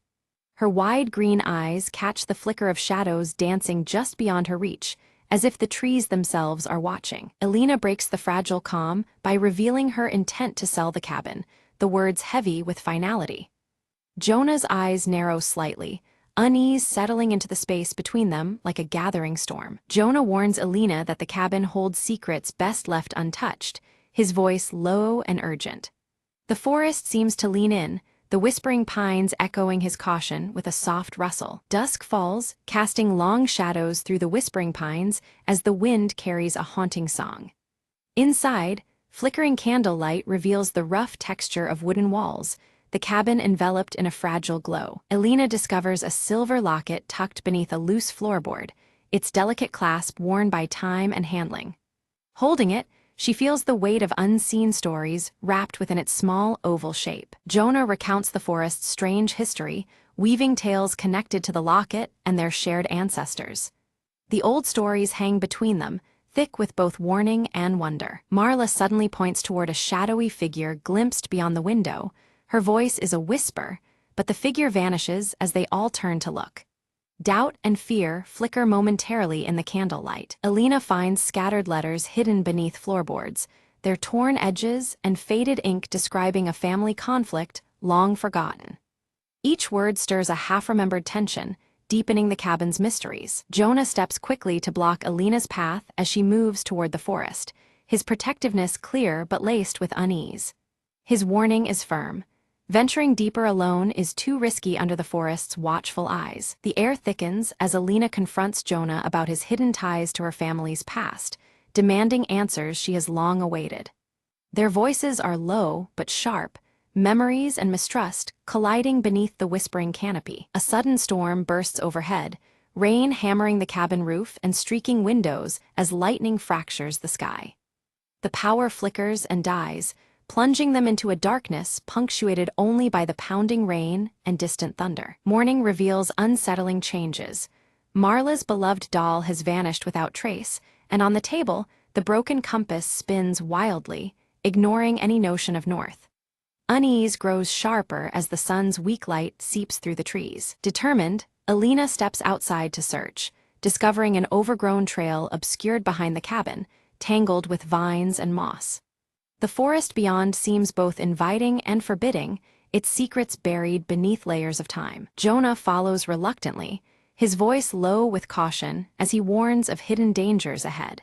His knowledge of the forest's unseen threats adds weight to every step they take deeper beneath the whispering pines. The woods close in around them, shadows shifting unnaturally with each footfall. The familiar path begins to warp, the forest taking on a strange, surreal quality that unsettles even Jonah's steady demeanor. Alina spots a carved symbol etched deep into the bark of a tree, identical to one seen faintly in the old photograph. The mark pulses with significance, a silent key to the forest's tangled past. Jonah admits he once belonged to a secretive group linked to that very symbol, tied to local legends shrouded in myth. His confession carries both regret and a warning, deepening the mystery that binds them. Suddenly, distant footsteps echo through the trees, too deliberate to be natural. Both Alina and Jonah glance toward the sound, but no figure emerges from the thickening mist. A mysterious stranger appears briefly, their presence fleeting as they drop a sealed letter before vanishing amid the veiling fog. The air feels charged, as if the woods themselves whispered a warning through this ghostly messenger. The letter's contents unearth a painful truth, one of betrayal woven through generations of Alina's family. Shock and disbelief ripple through her as the delicate threads of her past unravel before her eyes. Alina grapples with the heavy revelations, her heart torn between trust and suspicion. Jonah urges restraint and patience, reminding her that some truths unfold only when the time is right. Back inside the cabin, Marla's sharp eyes catch a glimpse of something beneath a loose floorboard. With careful fingers, she lifts the panel and uncovers the missing doll, its worn fabric dusty from years of hiding. Relief washes over her face as she holds it close, unaware of its deeper significance. Alina and Jonah's voices rise in fierce disagreement, the tension thick in the shadowed room. She urges they leave before uncovering more pain, while he insists on unearthing every secret buried within these walls. Their opposing wills clash, embodying years of unspoken struggles tied to this place. Jonah rolls up his sleeve, revealing faded scars crisscrossing his arm like silent testimony. Each mark a link to the family's troubled past, struggles and sacrifices made long ago. The physical evidence jolts Alina, grounding the haunting stories she barely dared imagine. Alina's fingers tremble when she finds the silver locket left open on the mantelpiece. Within, a tiny photo of two children stares back at her, faces unfamiliar yet strangely evocative. It feels like a whisper from a past carefully hidden. A flood of fragmented memories rush through Alina's mind, snapshots of laughter and shadows intertwining beneath this roof. Moments forgotten and distorted press inward, as if the cabin itself breathes their story alongside the whispering pines. Suddenly, the broken compass shifts in her hand, now unwavering and pointing steadily in a strange new direction. The change intrigues them, yet an undercurrent of unease follows, as if the device knows more than it reveals. They follow the compass's lead and discover a concealed door beneath a dusty rug, an ancient cellar hidden beneath the cabin's floor. The air around it hums with forgotten secrets, beckoning them closer with cautious anticipation. Inside the cellar, time seems suspended as they find relics and yellowed journals describing a secret pact sealed decades ago. The words speak of promises and burdens, weaving a tale intertwined with their own bloodline. Jonah's voice falters as he admits his family's oath to guard these secrets, a duty that demanded heavy cost. His revelation weighs on Alina, adding layers of complexity to the truth they both seek. Despite the sting of betrayal, Alina's resolve hardens. She must unravel the full story, no matter how painful. The strands of mystery bind her to Jonah and the cabin, pushing past doubt and fear. Outside, the forest thickens in twilight, the pines whispering warnings carried by rustling leaves. The boundary between safety and the unknown feels narrower with every passing moment. Near the cellar entrance, Marla lingers, eyes wide as if sensing a presence unseen. Her small figure is still, caught between curiosity and the intangible gaze that seems to watch her every move. Without warning, the earth trembles and a collapse seals Alina and Jonah inside the cellar. Darkness envelops them, walls pressing close, turning their exploration into a desperate struggle for breath and calm. In the suffocating stillness, Jonah sings a lullaby from his childhood, soft, haunting notes threading through the darkness. The familiar melody steadies Alina's racing heart, bridging the gap between fear and hope. As the earth settles, they find a narrow path to freedom, emerging into fading daylight. Their shared ordeal deepens a silent bond, forging a cautious trust amid the shadows of their pasts. Back upstairs, Alina studies the journals with fresh eyes, piecing together the true nature of the family pact. It was not just about secrets. It guarded a treasure hidden from the world's gaze. Jonah reveals that the treasure is no gold or jewels, but a secret with power to alter their family's destiny. The weight of this truth presses on them, promising upheaval alongside understanding. A final letter, yellowed and creased, warns that unveiling this secret demands a personal sacrifice.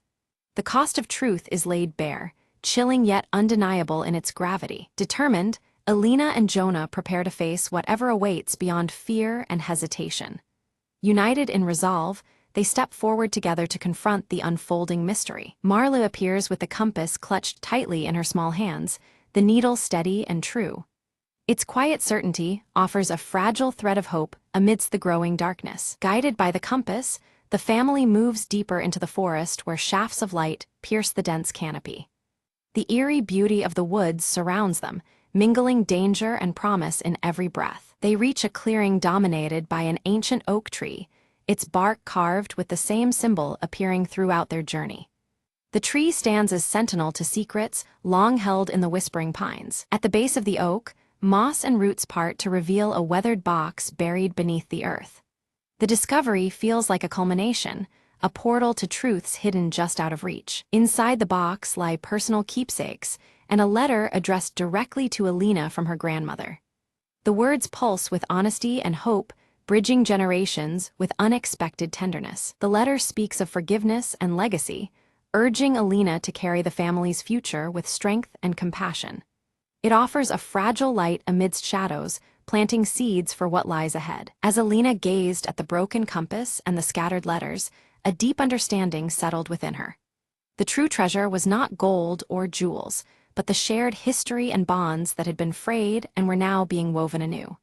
In that quiet moment, surrounded by whispering pines, she felt the strength of family reignite. Jonah stepped closer, his weathered face earnest as he spoke of past mistakes and regrets.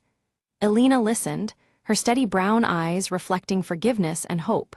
Together, they made a silent vow to protect the legacy of the old family cabin, promising to face the future united. With careful hands, they restored the delicate compass, its needle finally steady and true.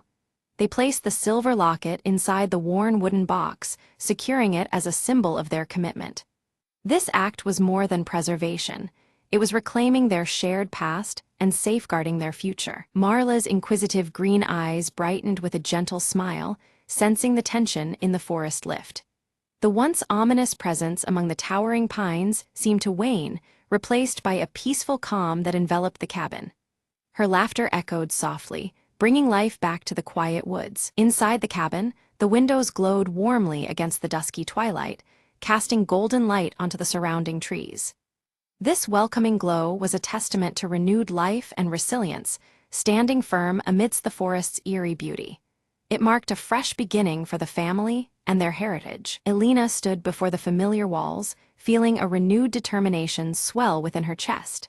She decided to keep the cabin, honoring the legacy of her ancestors while embracing the endless possibilities of the future. The forest was no longer just a backdrop, but a cherished part of their story. Under Jonah's guidance, Marla carefully hung delicate wind chimes outside the cabin. Their soft, melodious tones caught the breeze, mingling with the whispering pines in a welcoming symphony.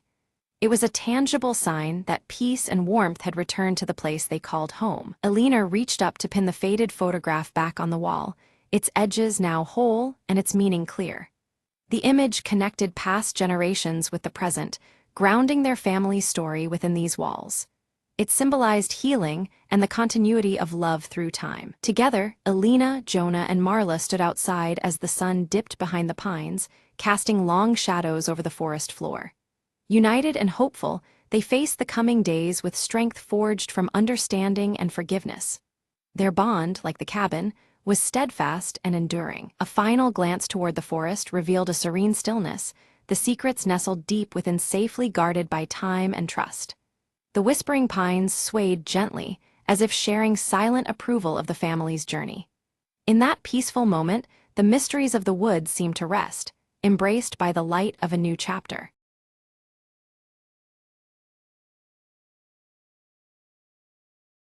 The rain tapped rhythmically against the cracked window of Jake's cluttered office, a pale glow from the street lamp slicing through the fog. Jake lit a cigarette, the smoke curling upwards as he wondered why the dame had walked in looking like trouble with a capital T. She slid a photograph across the desk, eyes darting nervously. "Find him," she whispered, voice trembling more than her hands. Jake examined the photo, a man with a crooked smile, standing in an alleyway Jake knew too well. No questions asked, no promises made, but the cash in her hand decided the rest. The trail led to neon-lit bars and shadowed backstreets, whispers of the crooked smiles, misdeeds crawling through the city's underbelly. A bartender with tired eyes passed a coded note between gritted teeth. "He's not alone." Jake's fingers brushed the cool barrel of his. 38 under the coat, a quiet reassurance in the stormy night. At the docks, moonlight danced on water slick with oil. A meeting was set, stakes higher than ever. The crooked smile appeared, flanked by two goons whose silence screamed danger. Quick words exchanged, then a sudden scuffle, fists and fears colliding in the mist. Jake ducked, rolling beneath a swing, the crackle of gunfire sinking with his pounding heart. Amid the chaos, he caught a glimpse of the dame, eyes wide, fighting shadows of her own. A flash of steel, a gasp, and then the crooked smile's desperate plea for mercy. Jake stepped back, breathing heavy. "This city's got secrets," he said, "but it's time someone told the truth." With the crooked smile tied up and the dame safe, dawn began to pry open the night's secrets. Jake watched the horizon blush with morning, the rain finally stopping. "Case closed," he muttered, pocketing the last of the damning evidence, the city breathing easier for a moment. As the dame disappeared into the awakening streets, Jake lit another cigarette, ready for whatever night would throw next. "In a city of shadows," he mused, "sometimes the only light is knowing you did the right thing."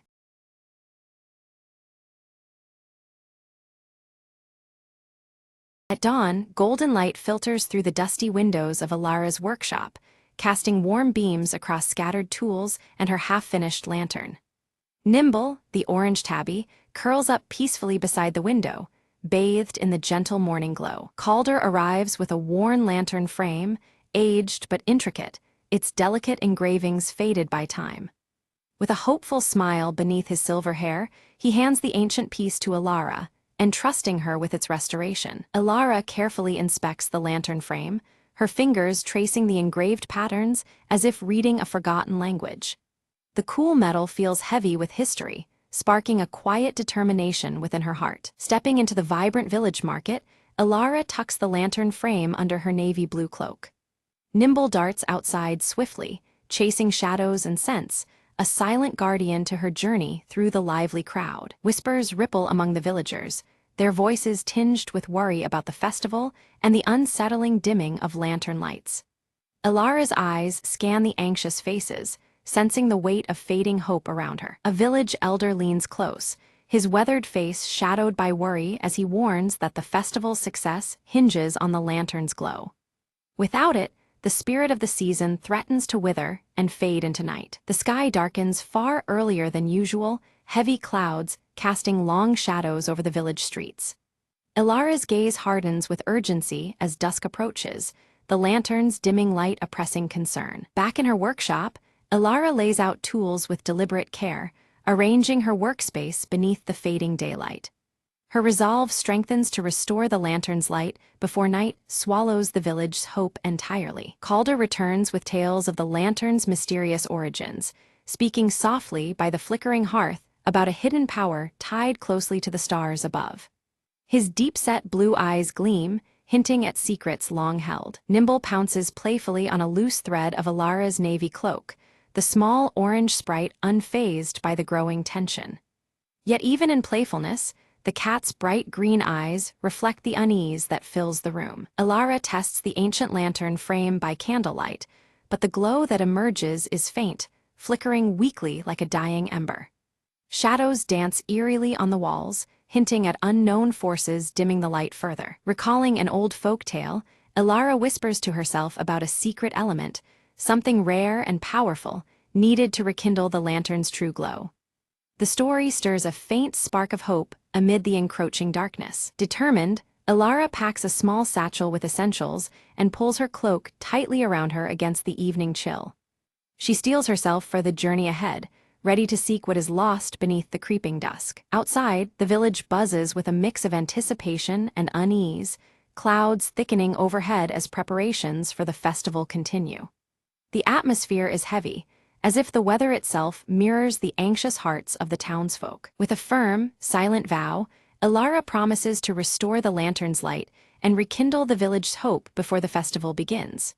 Her breath forms small clouds in the cool air, mingling with the fading day's last light. Alara ventures into the nearby forest, guided by faint glimmers weaving through the trees and rustling leaves. The whispering wind seems to carry secrets as she follows the subtle, glowing cues ahead. Nimble darts through tangled ferns, pausing at a cluster of luminescent flowers that emit a soft, ethereal glow. The cat's keen eyes flicker with curiosity, sensing the significance of this hidden place. Alara gently collects a few of the glowing flowers, marveling at their soft light, but then she halts at the distant sound of laughter.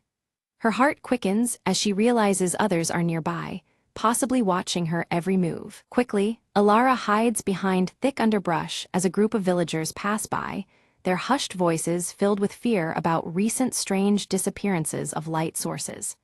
Their anxious whispers deepen the mystery enveloping the village. Pressing onward, Alara encounters a fallen branch blocking her path.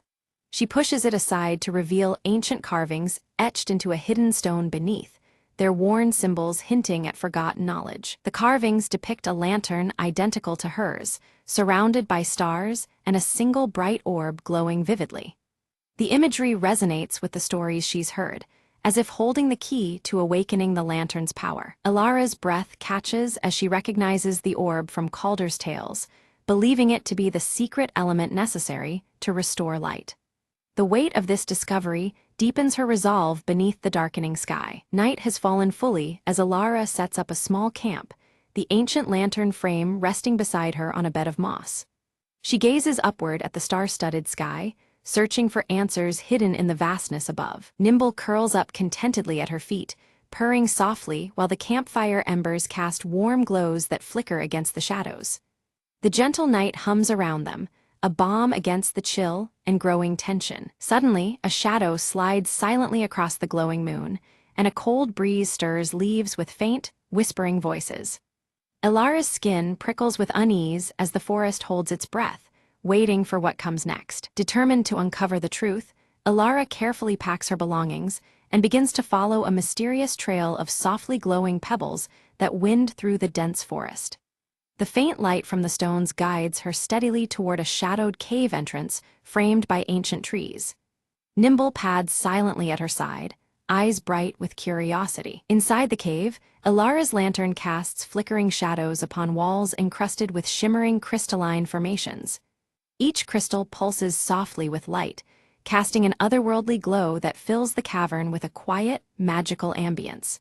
The colors shift gently, mirroring the calm but expectant rhythm of her heartbeat. Ahead, a stone pedestal stands at the cave's center, cradling a glowing orb that exactly matches the intricate carving on Alara's hand-carved lantern. Alara approaches cautiously, her fingers trembling slightly as she reaches toward this mysterious source of light. Nimble watches intently, tail flicking, sensing something extraordinary. The moment her fingers nearly touch the orb, it brightens dramatically, casting swirling, luminous patterns across the cave walls and ceiling. The interplay of light and shadow creates shifting images that seem to tell an ancient story, filling Alara with a mix of awe and revelation. The air pulses softly with energy, heightening her senses. A drifting spark separates from the orb's radiant glow, floating like a tiny firefly in the cavern's cool air. Nimble leaps playfully, batting at the spark with delighted swats, adding a touch of lively whimsy to the cave's serene magic. The warmth from the orb's light seems to embrace them both. Suddenly, the cavern trembles underfoot, a low rumble echoing ominously through the crystalline walls. The gentle pulses of light flicker uncertainly, signaling that the cave itself urges a swift departure. Alara, heart pounding, knows she must move quickly to avoid danger. Seizing the glowing orb, Alara clutches it tightly against her chest and dashes toward the cave entrance. The forest looms ahead, dark and tangled, but she trusts the faint glimmer of light to guide her path. Nimble darts alongside, their footsteps quickening on the soft earth. Branches scrape past Alara's navy blue cloak as she pushes through dense undergrowth, the chill of approaching night settling in. Distant howls pierce the stillness, a sharp reminder of the forest's lurking mysteries, yet her resolve remains unshaken. With steady breath, she presses onward, driven by a burning purpose. Emerging from the woods, Alara's eyes adjust to an eerie twilight cast over the village. Lanterns flicker dimly, their usual warm glow weakened, and anxious faces ponder the fading light. A hush hangs over the cobblestone streets, as if the very air holds its breath in anticipation. Calder steps forward, his own lantern emitting a hesitant, trembling flame. Together, the pair examine the orb in Alara's hands, its steady glow contrasting sharply with the village's dwindling lamps. Their shared gaze conveys a silent determination to restore light and hope. Alara carefully fits the orb into Calder's ancient lantern frame, and instantly, a radiant blaze bursts forth, bathing their faces in brilliant warmth. The restored light seems almost alive, infusing the space with vibrant energy and stirring feelings of wonder. Around them, shadows retreat, replaced by glowing assurance. The orb's luminous power spreads swiftly, traveling to other lanterns throughout the village. One by one, the lights reignite, casting warm hues across the cobblestone streets and rekindling festive spirits in the hearts of villagers. A gentle breeze carries whispered excitement and renewed hope far and wide. Nimble weaves expertly through the gathering crowd, his bright green eyes catching smiles and receiving gentle pats from delighted children. The cat's playful antics lift the villagers' spirits, uniting them under the tender glow of the revived lanterns. Joy blooms as naturally as the light around them. Ilara stands beside Calder, sharing a quiet moment amidst the celebration. Their eyes meet with a newfound bond forged through shared trials and triumph, an unspoken promise reflected in their steady gazes. The warm light envelops them both, a symbol of achievement and hope renewed. Above, the sky clears to reveal stars twinkling brighter than ever, mirroring the village's restored radiance. The shift from twilight to starry night feels like a blessing, as if the universe itself acknowledges their triumph. The changing sky and lantern light dance together in harmonious celebration. A storyteller gathers villagers beneath softly glowing lanterns, recounting the ancient tale of the Lantern Keeper with vivid passion. The story weaves a tapestry of resilience and faith, urging all to hold on to light even during the darkest times. Ilara listens, the tale resonating deeply within her heart. Ilara notices a small fray along the edge of her navy blue cloak, a subtle testament to the journey she has endured. Rather than dismay, she embraces the mark as a symbol of growth and courage. The silver clasp gleams steadily, holding fast as she prepares for whatever lies ahead. As dawn begins to touch the horizon, the village quiets under the soft glow of still-burning lanterns. The promise of a light kept through the night lingers in the air, comforting and steadfast. Ilara feels the weight and warmth of this promise settle in her soul. Calder presents Ilara with a small gemstone pendant, shaped like the glowing orb she carried from the cave. The gift is a heartfelt token of gratitude and trust, its light pulsing gently as if alive with shared memories. Ilara accepts it with a grateful smile, the bond between them shining as brightly as the pendant. Nimble curls contentedly beside the warm hearth as Ilara prepares to rest, the flickering lantern light casting soft shadows in the room. A calm satisfaction fills her heart, mingling with quiet hope for the days to come. Outside, the world waits silently under the watchful stars. Days pass peacefully as Ilara eagerly teaches village children the art of crafting lanterns, passing down the story of light and perseverance. Their eager hands and shining eyes reflect the knowledge and hope she now carries. Each lantern crafted is a beacon of the community's enduring spirit. Calder busies himself repairing his workshop, his thoughts often drifting to the delicate orb pendant and Ilara's glowing lantern. With every measured stroke, he nurtures both his craft and the renewed faith sparked by their shared journey. The workshop feels alive with quiet purpose and gentle light. Nimble explores new corners of the village with playful curiosity, always returning with small treasures held delicately in his mouth. His joyful energy spreads among the villagers, a living symbol of the light's enduring presence. The cat's adventures remind all of the wonder found in simple joys. Seasonal flowers burst into vibrant bloom throughout the village, their colors vivid under the warm glow of lantern light. The landscape itself seems to echo the renewal of hope and prosperity that has taken root.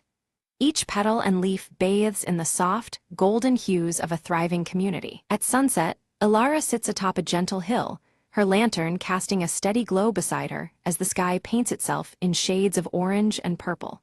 She reflects quietly on the journey she has taken and the warmth blossoming within her community.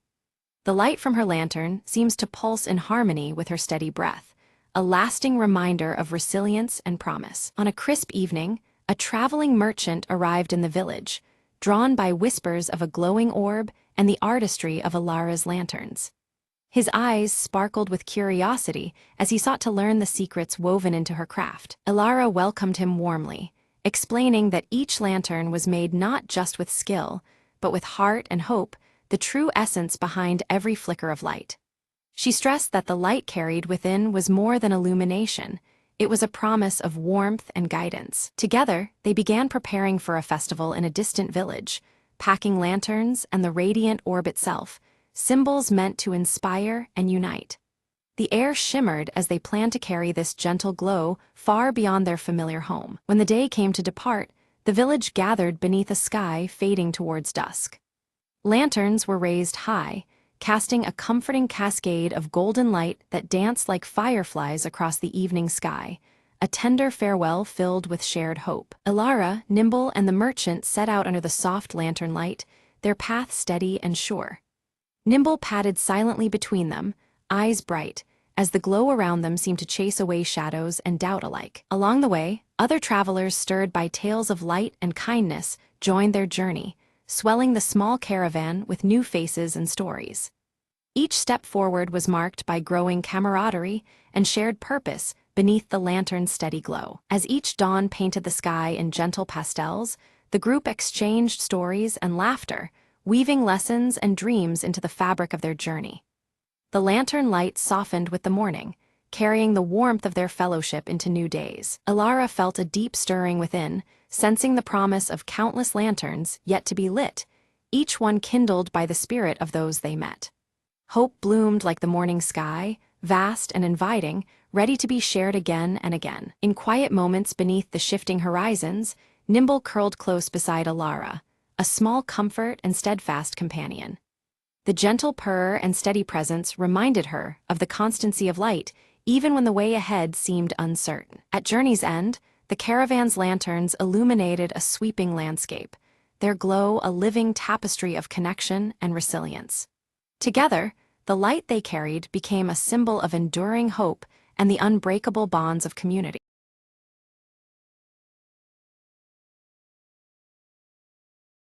The lights flickered as Dr.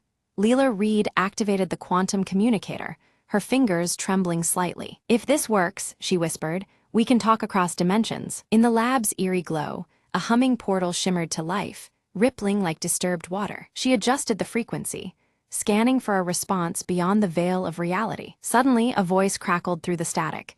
It was faint, distorted, yet unmistakably human. "Hello, can you hear me?" came the fragile sound from an unknown world. Leela's heart pounded. It was the proof she'd sought her entire career, but the signals grew unstable, the communicator straining under an otherworldly energy. She realized the contact wasn't just a message, it was a lifeline. Another transmission arrived, clearer this time. "We need your help. Our dimension is collapsing." Determined, Leela dove into the schematics, designing a bridge to stabilize the breach between worlds. Her tools hummed and sparks flew as she synchronized dimensional frequencies. Suddenly, the lab trembled, the air thick with charged particles. Through the portal stepped a figure, tall, shimmering, a mirror of humanity but not quite the same. "Thank you for answering," the visitor said, voice melodic yet urgent. Together, they worked feverishly, merging science and hope to repair the rift. With a final adjustment, the portal steadied, radiating calm instead of chaos. Leela exhaled, exhaustion mingling with triumph as stability returned. The visitor smiled. "Our worlds are saved, but this connection, it marks a new beginning." As the portal faded, Leela looked up, whispering, "We're not alone anymore."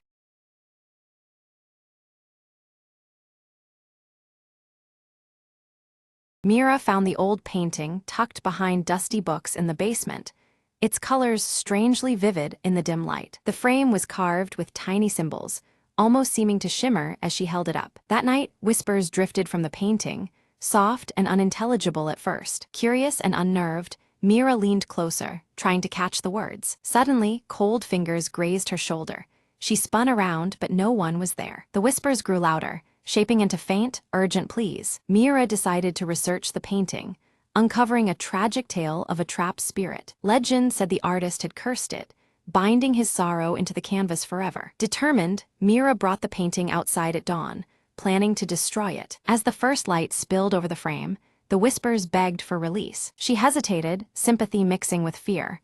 Was it truly a plea for help? With a deep breath, she smashed the glass carefully, then unfolded the canvas. The whispers turned to a low, grateful sigh, fading into the crisp morning air. The symbols on the frame glowed faintly one last time, then dimmed into silence. Mira felt a sudden warmth, a presence no longer restless. She wrapped the fragile canvas in cloth, intending to keep the memory safe but the curse broken. The basement felt lighter, as if a shadow had lifted from the house. From that day, Mira never heard whispers again, only the quiet peace she had given. She sometimes looked at the empty frame, a reminder of the night when silence returned. Some whispers are meant to be heard, but not feared, she often told herself, smiling quietly.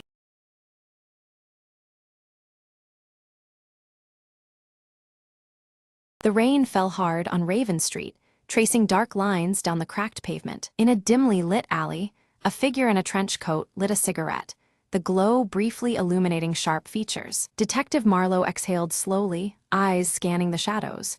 "Tonight, things get messy," he muttered. A sudden noise caught his attention. A whisper, a footstep, a secret waiting to breathe. He followed the sound deeper into the maze of alleys, the scent of danger thick in the damp air. A discarded playing card fluttered past. The Queen of Spades, a calling card from the city's ghostly kingpin. Marlowe's jaw tightened. "Looks like someone wants a little chaos tonight," he thought. At the end of the alley, a flickering neon sign buzzed, the Velvet Cat, a known haven for the city's underworld. Inside, smoke curled around conversations coded in lies and half-truths. Eyes darted.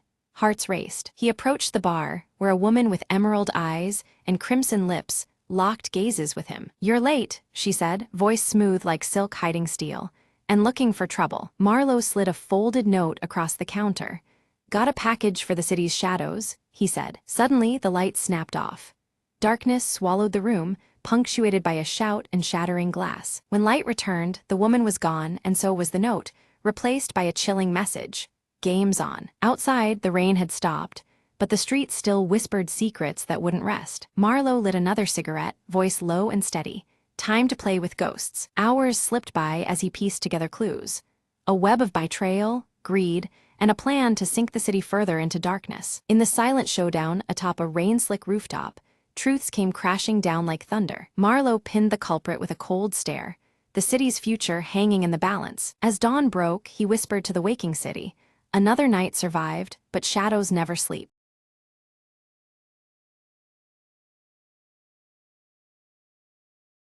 Rain slicked Alice's blurred areas quick steps as she clutched the small red data chip tightly, anxiety flickering in her sharp eyes.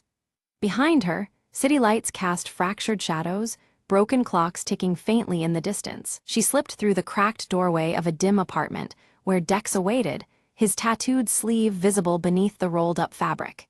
His impatient gaze met hers, the tension thick in the cramped room. Under the flickering overhead light, Dex inspected the red data chip, suspicion brewing between them. Words were exchanged sharply, betraying their fragile trust in the dangerous game they played. Outside, beyond the rain-streaked window, shadowy figures lingered unseen. Their fleeting reflections shimmered within a cracked mirror hanging awkwardly by the entrance, silently observing. Mara's gloved fingers danced expertly over the security terminal, cracking through dense encryption with ease. Her eyes fixed, determined, as the locked secrets began to yield. A broken clock on the wall ticked uneven rhythms, its hands stuttering in defiance of time. Suddenly, the quiet was pierced by a beep, signaling an incoming encrypted message. Aria's fingers traced the message's cryptic lines, revealing chilling warnings tied to the red data chip's unknown dangers. The weight of the revelation pressed hard against her resolve. From the shadows, the broker's distorted voice crackled ominously through an old radio device. Threats echoed clearly: surrender the chip or face dire consequences beyond their reckoning. Dex slammed his fist against the table, anger flashing over his tattooed arm as blueprints and wires scattered. Frustration twisted in the cramped air, tensions mounting between them all. Mara offered a daring plan, an infiltration of the data vault where the chip had originated. It was risky, but the only chance to unravel the web of deceit surrounding them. Aria hesitated, a haunting memory stirring. A broken clock stopped at midnight, symbolizing lost chances.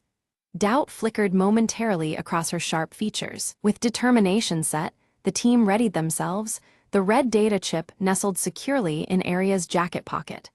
The fractured ticking of clocks outside seemed to count down their fate. Dex methodically checked his gear, the glow of a neon sign casting light across his tattooed arm. His focus was unyielding, the city's restless pulse echoing through the room. At her console, Mara manipulated traffic cameras, her gloved hands orchestrating a diversion to cover their anticipated escape. The city's network became their battlefield. Suddenly, the apartment door shattered inward. Shadowy pursuers stormed in. The urgency of their situation erupted as danger closed rapidly around them. A tense and frantic chase spilled onto rain-slick streets, with Arya deftly navigating the narrow passages. The red data chip's burden weighed on her as every second counted. Dex engaged assailants with striking prowess, his tattooed arm a blur in the melee, while Mara remotely sabotaged their pursuers' escape routes. Their coordinated efforts kept hope alive. They dove into an abandoned warehouse, greeted only by a haunting trail of broken clocks stopped at various fragmented times. The eerie stillness deepened the mystery they faced. Among the debris, Arya spotted a silver locket, its clasp cracked and worn, stirring unsettling familiarity. Suspicion gnawed at her. Was this a link to a ghost from their past? Mara's gloved hands delicately decoded the intricate engravings etched into the locket. Hidden messages emerged, revealing a betrayal by an informant they had once trusted. Dex confronted the informant through a faceless hologram, the broker's looming presence cast as a dark shadow over the exchange. The unseen enemy tightened its grip. Forced to divide, the team pursued scattered clues tied to the broken clocks dotting the city. Each path carried risk, threading deeper into the web of deception woven around them. Arya uncovered a hidden shipment manifest connected to the origins of the red data chip, intensifying the stakes. The puzzle was unraveling, but the danger escalated with each discovery. Mara hit a sudden lockout while hacking, her gloves briefly glowing as she pushed past the barrier. Innovation and persistence became their only weapons against digital defenses closing in. Suddenly ambushed, Dex narrowly escaped, using his tattooed arm's hidden signal to summon a shadowy ally. The fragile line between friend and foe blurred in the shadowed streets. Arya moved silently through the dimly lit clockmaker's shop, her sharp eyes scanning the myriad of broken clocks that adorned the walls. Among the shattered gears and dusty faces, she discovered a coded map hidden beneath a panel, its design mirroring the recurring motif of fractured timepieces. The map's lines intertwined with images of broken clock faces, hinting at a secret path. Suddenly, every clock in the shop chimed in eerie unison, a disorienting cacophony that froze Arya in place. As the echoes faded, a section of the floor subtly slid open, revealing a hidden passage cloaked in shadow. The broken clocks looming around framed this critical moment, underscoring the urgency of her discovery. Miles away, Mara's pale fingers danced over her keyboard, her fingerless gloves flexing as she intercepted an encrypted communication. The message warned of a massive data theft slated for midnight, sending a chill through the team.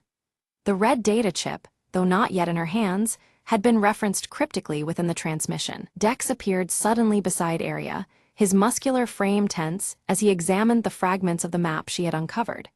Piecing together details from the shipment manifest, he connected the dots that hinted at the scale and timing of the impending heist. Their reunion was brief but charged, the background clocks ticking ominously. From the shadows, the broker tightened his control, dispatching assassins whose distorted voices and shadowy forms moved like phantoms in the night. Their presence was an unspoken threat, signaling that no step the trio took would be unchallenged.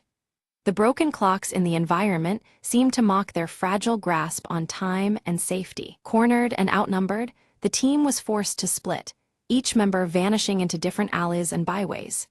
This narrow escape tested their trust and revealed fissures in their alliance as doubts and fears crept in.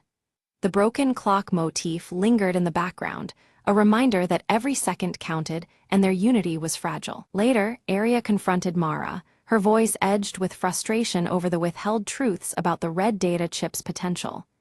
Mara's gloves remained visible as she hesitated, the tension thick between them. The exchange was sharp, exposing cracks in their shared mission and the stakes they faced. Mara finally unveiled the chip's secret. It was a digital key capable of unlocking vast and hidden corners of the city's surveillance network. This revelation deepened the stakes, showing the scope of the broker's ambitions and the power the chip held.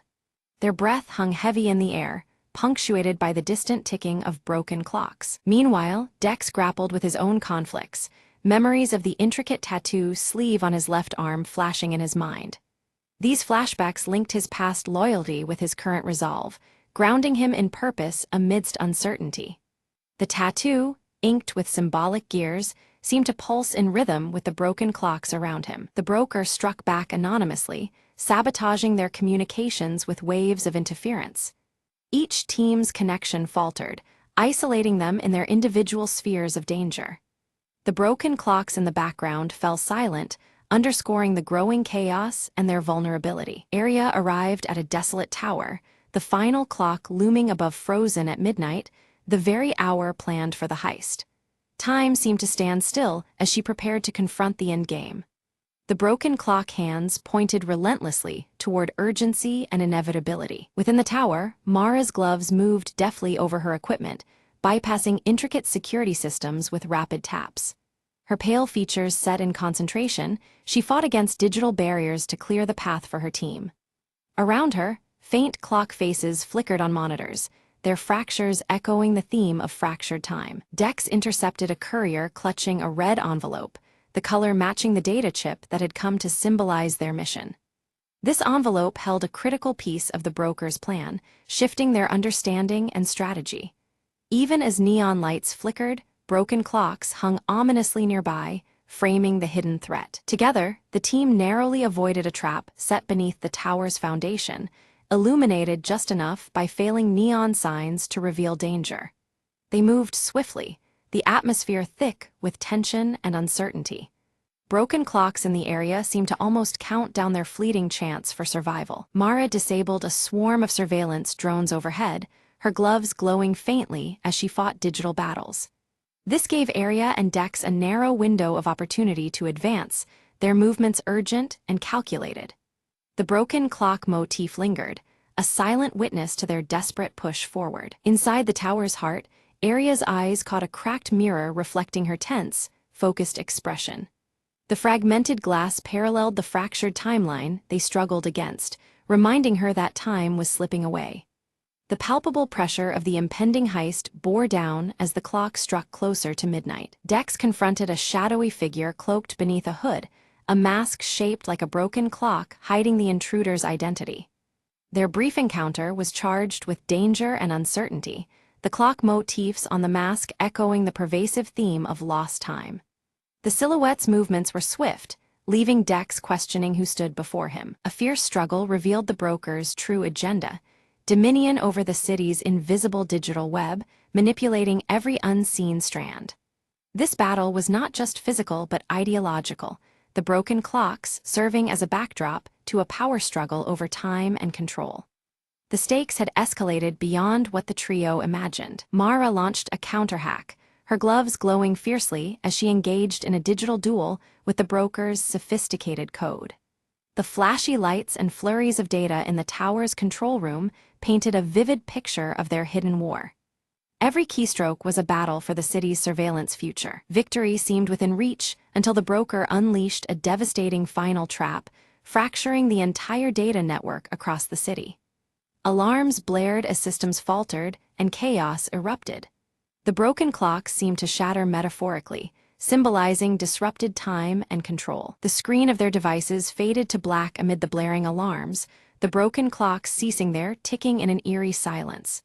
The blackout left them helpless and isolated, dangling in the dark void of uncertainty. Time itself felt suspended, the motif now hauntingly literal. In isolation, Arya's thoughts drifted to the silver locket with its broken clasp, a tangible symbol of unfinished business and fractured bonds. Memories of its meaning stirred resolve within her, fueling a flicker of hope. Even in the absence of time, connections lingered. Suddenly, Mara's voice crackled through a hidden communication channel, calm and urging focus amidst the chaos. Her message was a lifeline, reminding the team of their shared mission and the strength in unity. The sound rekindled a fragile thread of trust. Dex carefully repaired a small, intricate device embedded within his tattoo, the motions steady and skilled.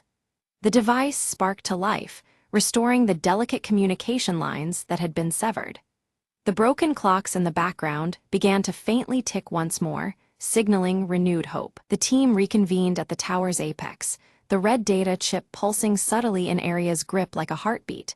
Around them, remnants of broken clocks framed the bleak city skyline, time still fractured but not defeated. Their unity, fragile yet resolute, poised them for the final confrontation ahead. The red data chip, once thought to be a weapon, reveals itself as a key to restoring the stolen digital memories held hostage by the broker. Aria studies it carefully, realizing its potential to unlock what was lost rather than destroy. Mara, gloves firmly on, connects the chip to her portable device, triggering a wave of data that slowly reverses the blackout. Around them, broken clocks begin their synchronized ticking once more, filling the air with a hopeful rhythm. In a rare moment, the broker's shadowy mask falters, revealing a familiar face etched with pain and regret, someone deeply tied to their shared past struggles. This glimpse casts new light on the contours of their conflict. Dex steps forward, his tattooed arm glowing softly as he faces the broker. His voice is steady, embodying both forgiveness and strength, breaking through years of silence between them. Aria slides the red chip into the central console. Streams of data flood the system, revealing hidden conspiracies buried deep beneath layers of deception. The room hums with newfound energy, secrets unfolding before their eyes. Citywide systems awaken, lights flicker back to life while long-held shadows retreat into forgotten corners. The faint ticking of clocks syncs with the resurgence of order and control. Mara finally removes her fingerless gloves, a silent symbol of trust restored as the complex digital web begins to heal. Technology feels less like a barrier and more like a bridge between them. The broken clocks scattered across the city start moving forward in unison, marking the dawn of a new chapter. Time, once lost, now regains its steady, purposeful flow. From the high tower, Aria, Dex, and Mara watch the sunrise breaking through rain-streaked glass, their silhouettes dark against the light. The scene breathes relief, unity, and the promise of what lies ahead. In Aria's hand, the silver locket glints softly, now repaired and whole. It symbolizes the closure of their ordeal and stands as a quiet promise of vigilance and hope for the future.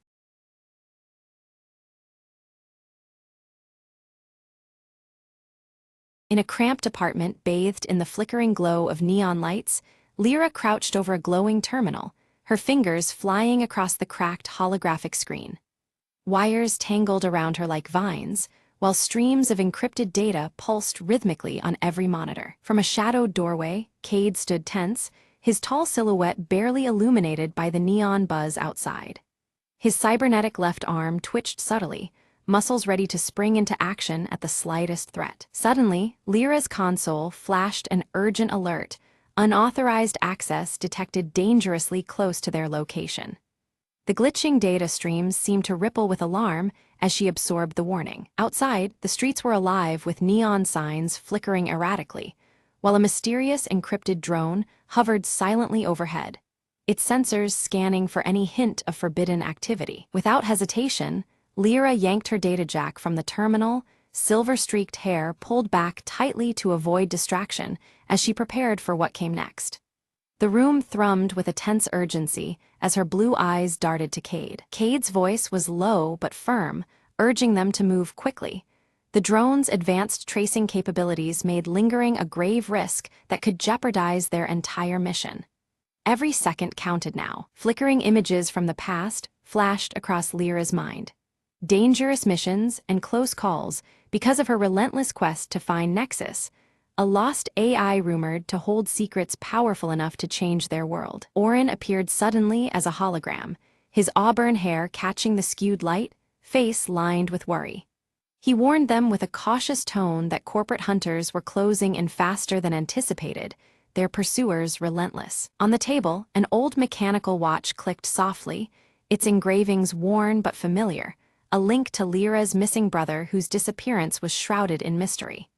It was an anchor amid chaos. Clutching the watch tightly, Lyra's resolve hardened as the neon-lit rain pulsed against the window pane, echoing the storm brewing outside and within her heart. They mapped out a daring infiltration into a towering corporate data hub, understanding the grave risks involved. Every step had to be precise to avoid detection and secure Nexus's freedom. Lyra slid her data jack into a concealed port along the wall, fingers deftly prepping to breach layered security systems that guarded the corporation's darkest secrets. Her screen flickered with complex code. Meanwhile, Cade ran diagnostics on his cybernetic arm, the systems humming quietly as he scanned the perimeter for patrolling drones, each a potential threat waiting in the shadows. Oren's hologram flickered intermittently, his cautious voice cautioning patience and careful timing, reminding them how unpredictable corporate security had become in recent days. Outside their hold, the cityscape glowed with an ominous hue neon lights casting elongated shadows, an unsettling reminder of the deadly stakes surrounding their mission. Lyra slipped silently past laser grids, her fingers dancing rapidly over the console to decrypt firewalls layered in complex algorithms, each successful bypass painting a fragile path deeper inside. Cade struck swiftly when a security drone approached, disabling it with a precise pulse blast from his cybernetic arm, metal sparks raining softly as it fell silent. Suddenly, a rogue power surge sent holographic screens glitching wildly, jeopardizing their stealth as data fractured and flickered erratically around them, threatening to expose their position. Oren, ever the strategist, directed them to enact an emergency reroute through cramped maintenance shafts, where shadows and discarded cables might conceal their hurried passage. Inside the narrow corridors, signs of past intruders caught their attention. Discarded tech fragments and faint footprints told a story of failed attempts and dangers ahead. Lyra's heart skipped as she found a data chip engraved with her brother's initials, a chilling reminder of how deeply personal this mission had become and how far she was willing to go. An alarm shattered the tense silence, piercing through the corridors. Corporate hunters had anticipated their every move, closing in with ruthless precision and determination. Cade assumed a defensive posture, his cybernetic arm glowing faintly as he repelled waves of security bots with swift, calculated strikes, metal clashing amid the neon-lit chaos. Confronted by a locked console demanding unique biometric verification she did not possess, Lyra struggled against the digital fortress barring their progress, frustration flickering in her glowing blue eyes. Oren's flickering hologram suggested a desperate measure: to utilize the mechanical watch's embedded microchip as an override key, a fragile lifeline woven from the past into their precarious present. Cade's presence is a shield as Lyra delicately implants the tiny chip from the aged mechanical watch into the console's interface. His cybernetic arm tenses, eyes scanning every corner, ready for any threat, while flickering neon lights cast shadows over his sharp features. The console hums and accepts the chip, but abruptly, an alarm blares and the facility initiates a lockdown protocol. Heavy security doors start sliding shut, a series of clicks echoing as they seal every exit with chilling finality. The corridors bathed in neon shimmer as shimmering, heavy security doors slam closed, trapping Lyra and Cade inside. The cold, flickering light reflects off cracked holographic screens, heightening the oppressive atmosphere of their entrapment. Using her data jack, Lyra penetrates the building's core infrastructure, fingers dancing across a virtual interface to override the lockdown remotely. Encrypted data streams pulse around her vision, a digital battleground beneath the physical chaos. Outside, corporate hunters mobilize swiftly, coordinating a ruthless sweep through the building as their radios chatter.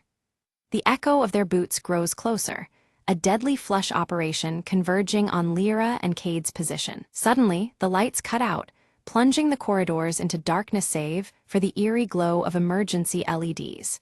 Neon flickers in weak pulses, the glitching holograms casting long, jittering shadows that dance in the dark. Cade's cybernetic arm flares softly with internal light, activating enhanced sensors that pierce the gloom. His form moves like a shadow, muscles coiled, leading them through the pitch-black passages with precision. From the implanted chip, Lyra extracts a second encrypted message, layers of cipher revealing hints of deeper conspiracies hidden beneath the surface. The encrypted code weaves patterns that suggest far more than a simple infiltration. Oren's hologram materializes with a flicker, his scanning algorithms detecting an anomaly within the corporate network, a concealed node harboring the elusive nexus. The discovery sends ripples through their mission's urgency. The trio races through winding passages as armed guards sweep the area, security drones' mechanical whirring oppressing the silence between gunfire and footfalls. Neon signs flicker erratically, marking a frantic dance through hostile terrain. A false step in the debris-strewn corridor nearly seals Lyra's capture, but Cade's swift reflexes catch her arm, pulling her back into safety. A fleeting moment that underlines the fragile razor edge between survival and failure. Ahead, the locked network node glows, an ethereal cube pulsating with coded energy, suspended amid glitching holographic fragments. Its shifting light mirrors the encrypted mysteries they strive to unveil. Lyra begins the painstaking download of Nexus, the AI's fragmented voice filtering through layers of static and data corruption. Each byte retrieved feels like breathing life back into a ghost entombed in circuits. Without warning, corporate hunters breach their sanctuary, armed and relentless. The team braces for a desperate stand to protect both the download and their lives within the crumbling fortress. Cade fights with brutal efficiency, his cybernetic arm delivering precise blows while absorbing minor damage. His defense buys precious moments, a wall of defiance shielding Lyra as she works. Lyra's download slows alarmingly as a corrupted firewall materializes, its digital tendrils throttling the data flow. The system's defense appears almost alive, a venomous barrier threatening to sever their vital connection. Orin hacks remotely, weaving through the virtual battlefield to counter the firewall's decay. His voice crackles with urgency, warning Lyra of escalating system instability as the network threatens to collapse around them. The mechanical watch begins to resonate with an ancient energy. Its worn engravings unlock hidden pathways in the system's code.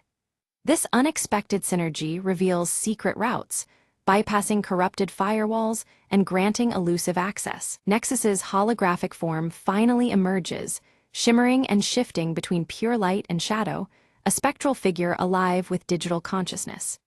The AI's presence is both mesmerizing and fragile, pulsating with raw intelligence. Nexus warns them of an impending system purge programmed to erase all traces of its existence. Time is rapidly running out.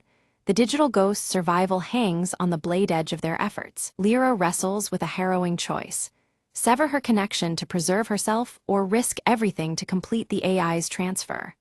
The weight of this decision presses heavy, illuminated by flickering neon and the threat closing in around them. Amid the chaos, Cade urges absolute trust in Lyra's skills as he confronts incoming hunters with relentless, brutal force.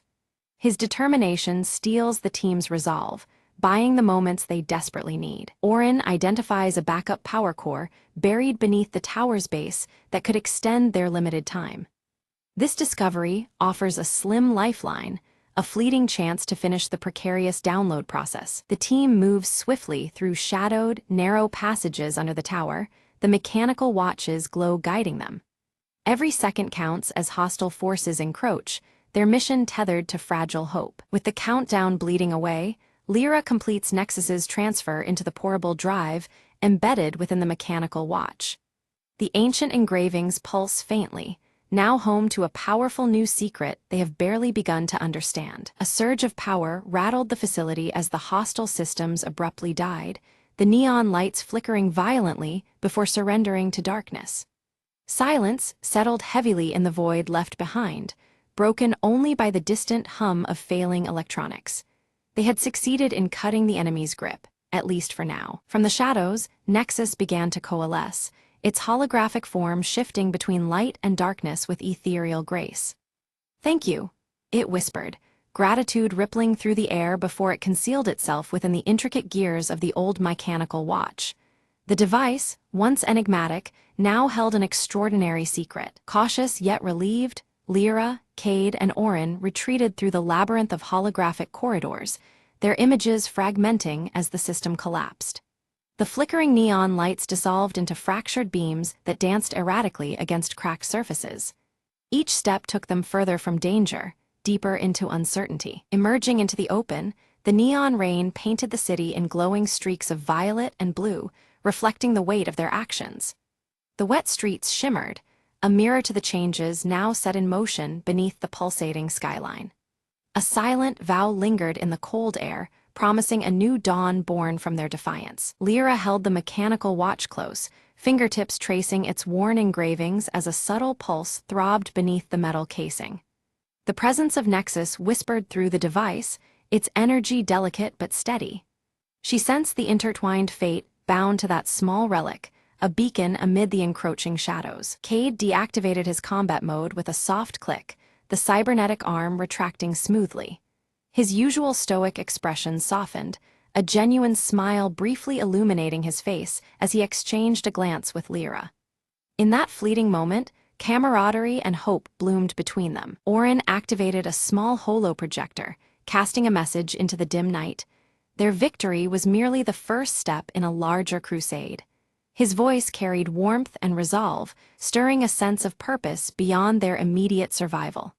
The fight against corporate control had only just begun. As the first light of dawn ruptured the neon haze, the trio vanished into the sprawling cityscape, silhouettes swallowed by the endless glow. Their journey continued under the watchful flicker of holographic signs and the pulse of encrypted streams. Together, they moved forward into the uncertain promise of a new day. The mechanical watch gleamed softly in the growing light, its glow a secret beacon against the darkness. A quiet energy hinted at mysteries still locked within its core, unseen forces waiting to unfold. It was a silent promise of untold stories yet to emerge. The final image lingered on the city skyline, where flickering neon signs fought the shadows encroaching upon the towering spires. Amidst the interplay of light and darkness, a new chapter began, one forged in defiance, hope, and the relentless flicker of rebellion.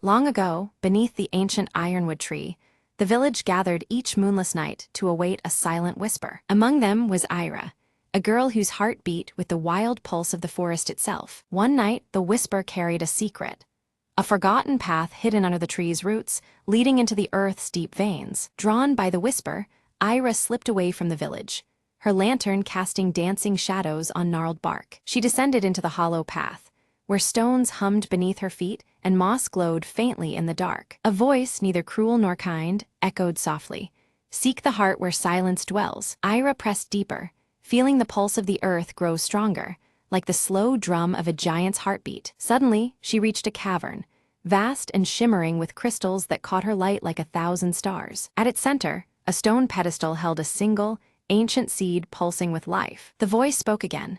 "Plant it where roots meet sky, and the world will sing anew." Ira knew this seed was no ordinary life, but the pulse of the forest itself, waiting to be reborn. She grasped the seed gently, feeling warmth spread through her fingers, a promise of renewal. Climbing back through the winding roots, the forest seemed to watch silently, its breath held in hope. Outside, the sky was just breaking into dawn, the first light touching the ironwood's sweeping branches. Ira planted the seed at the tree's base, whispering a wish into the waking breeze. The earth trembled softly.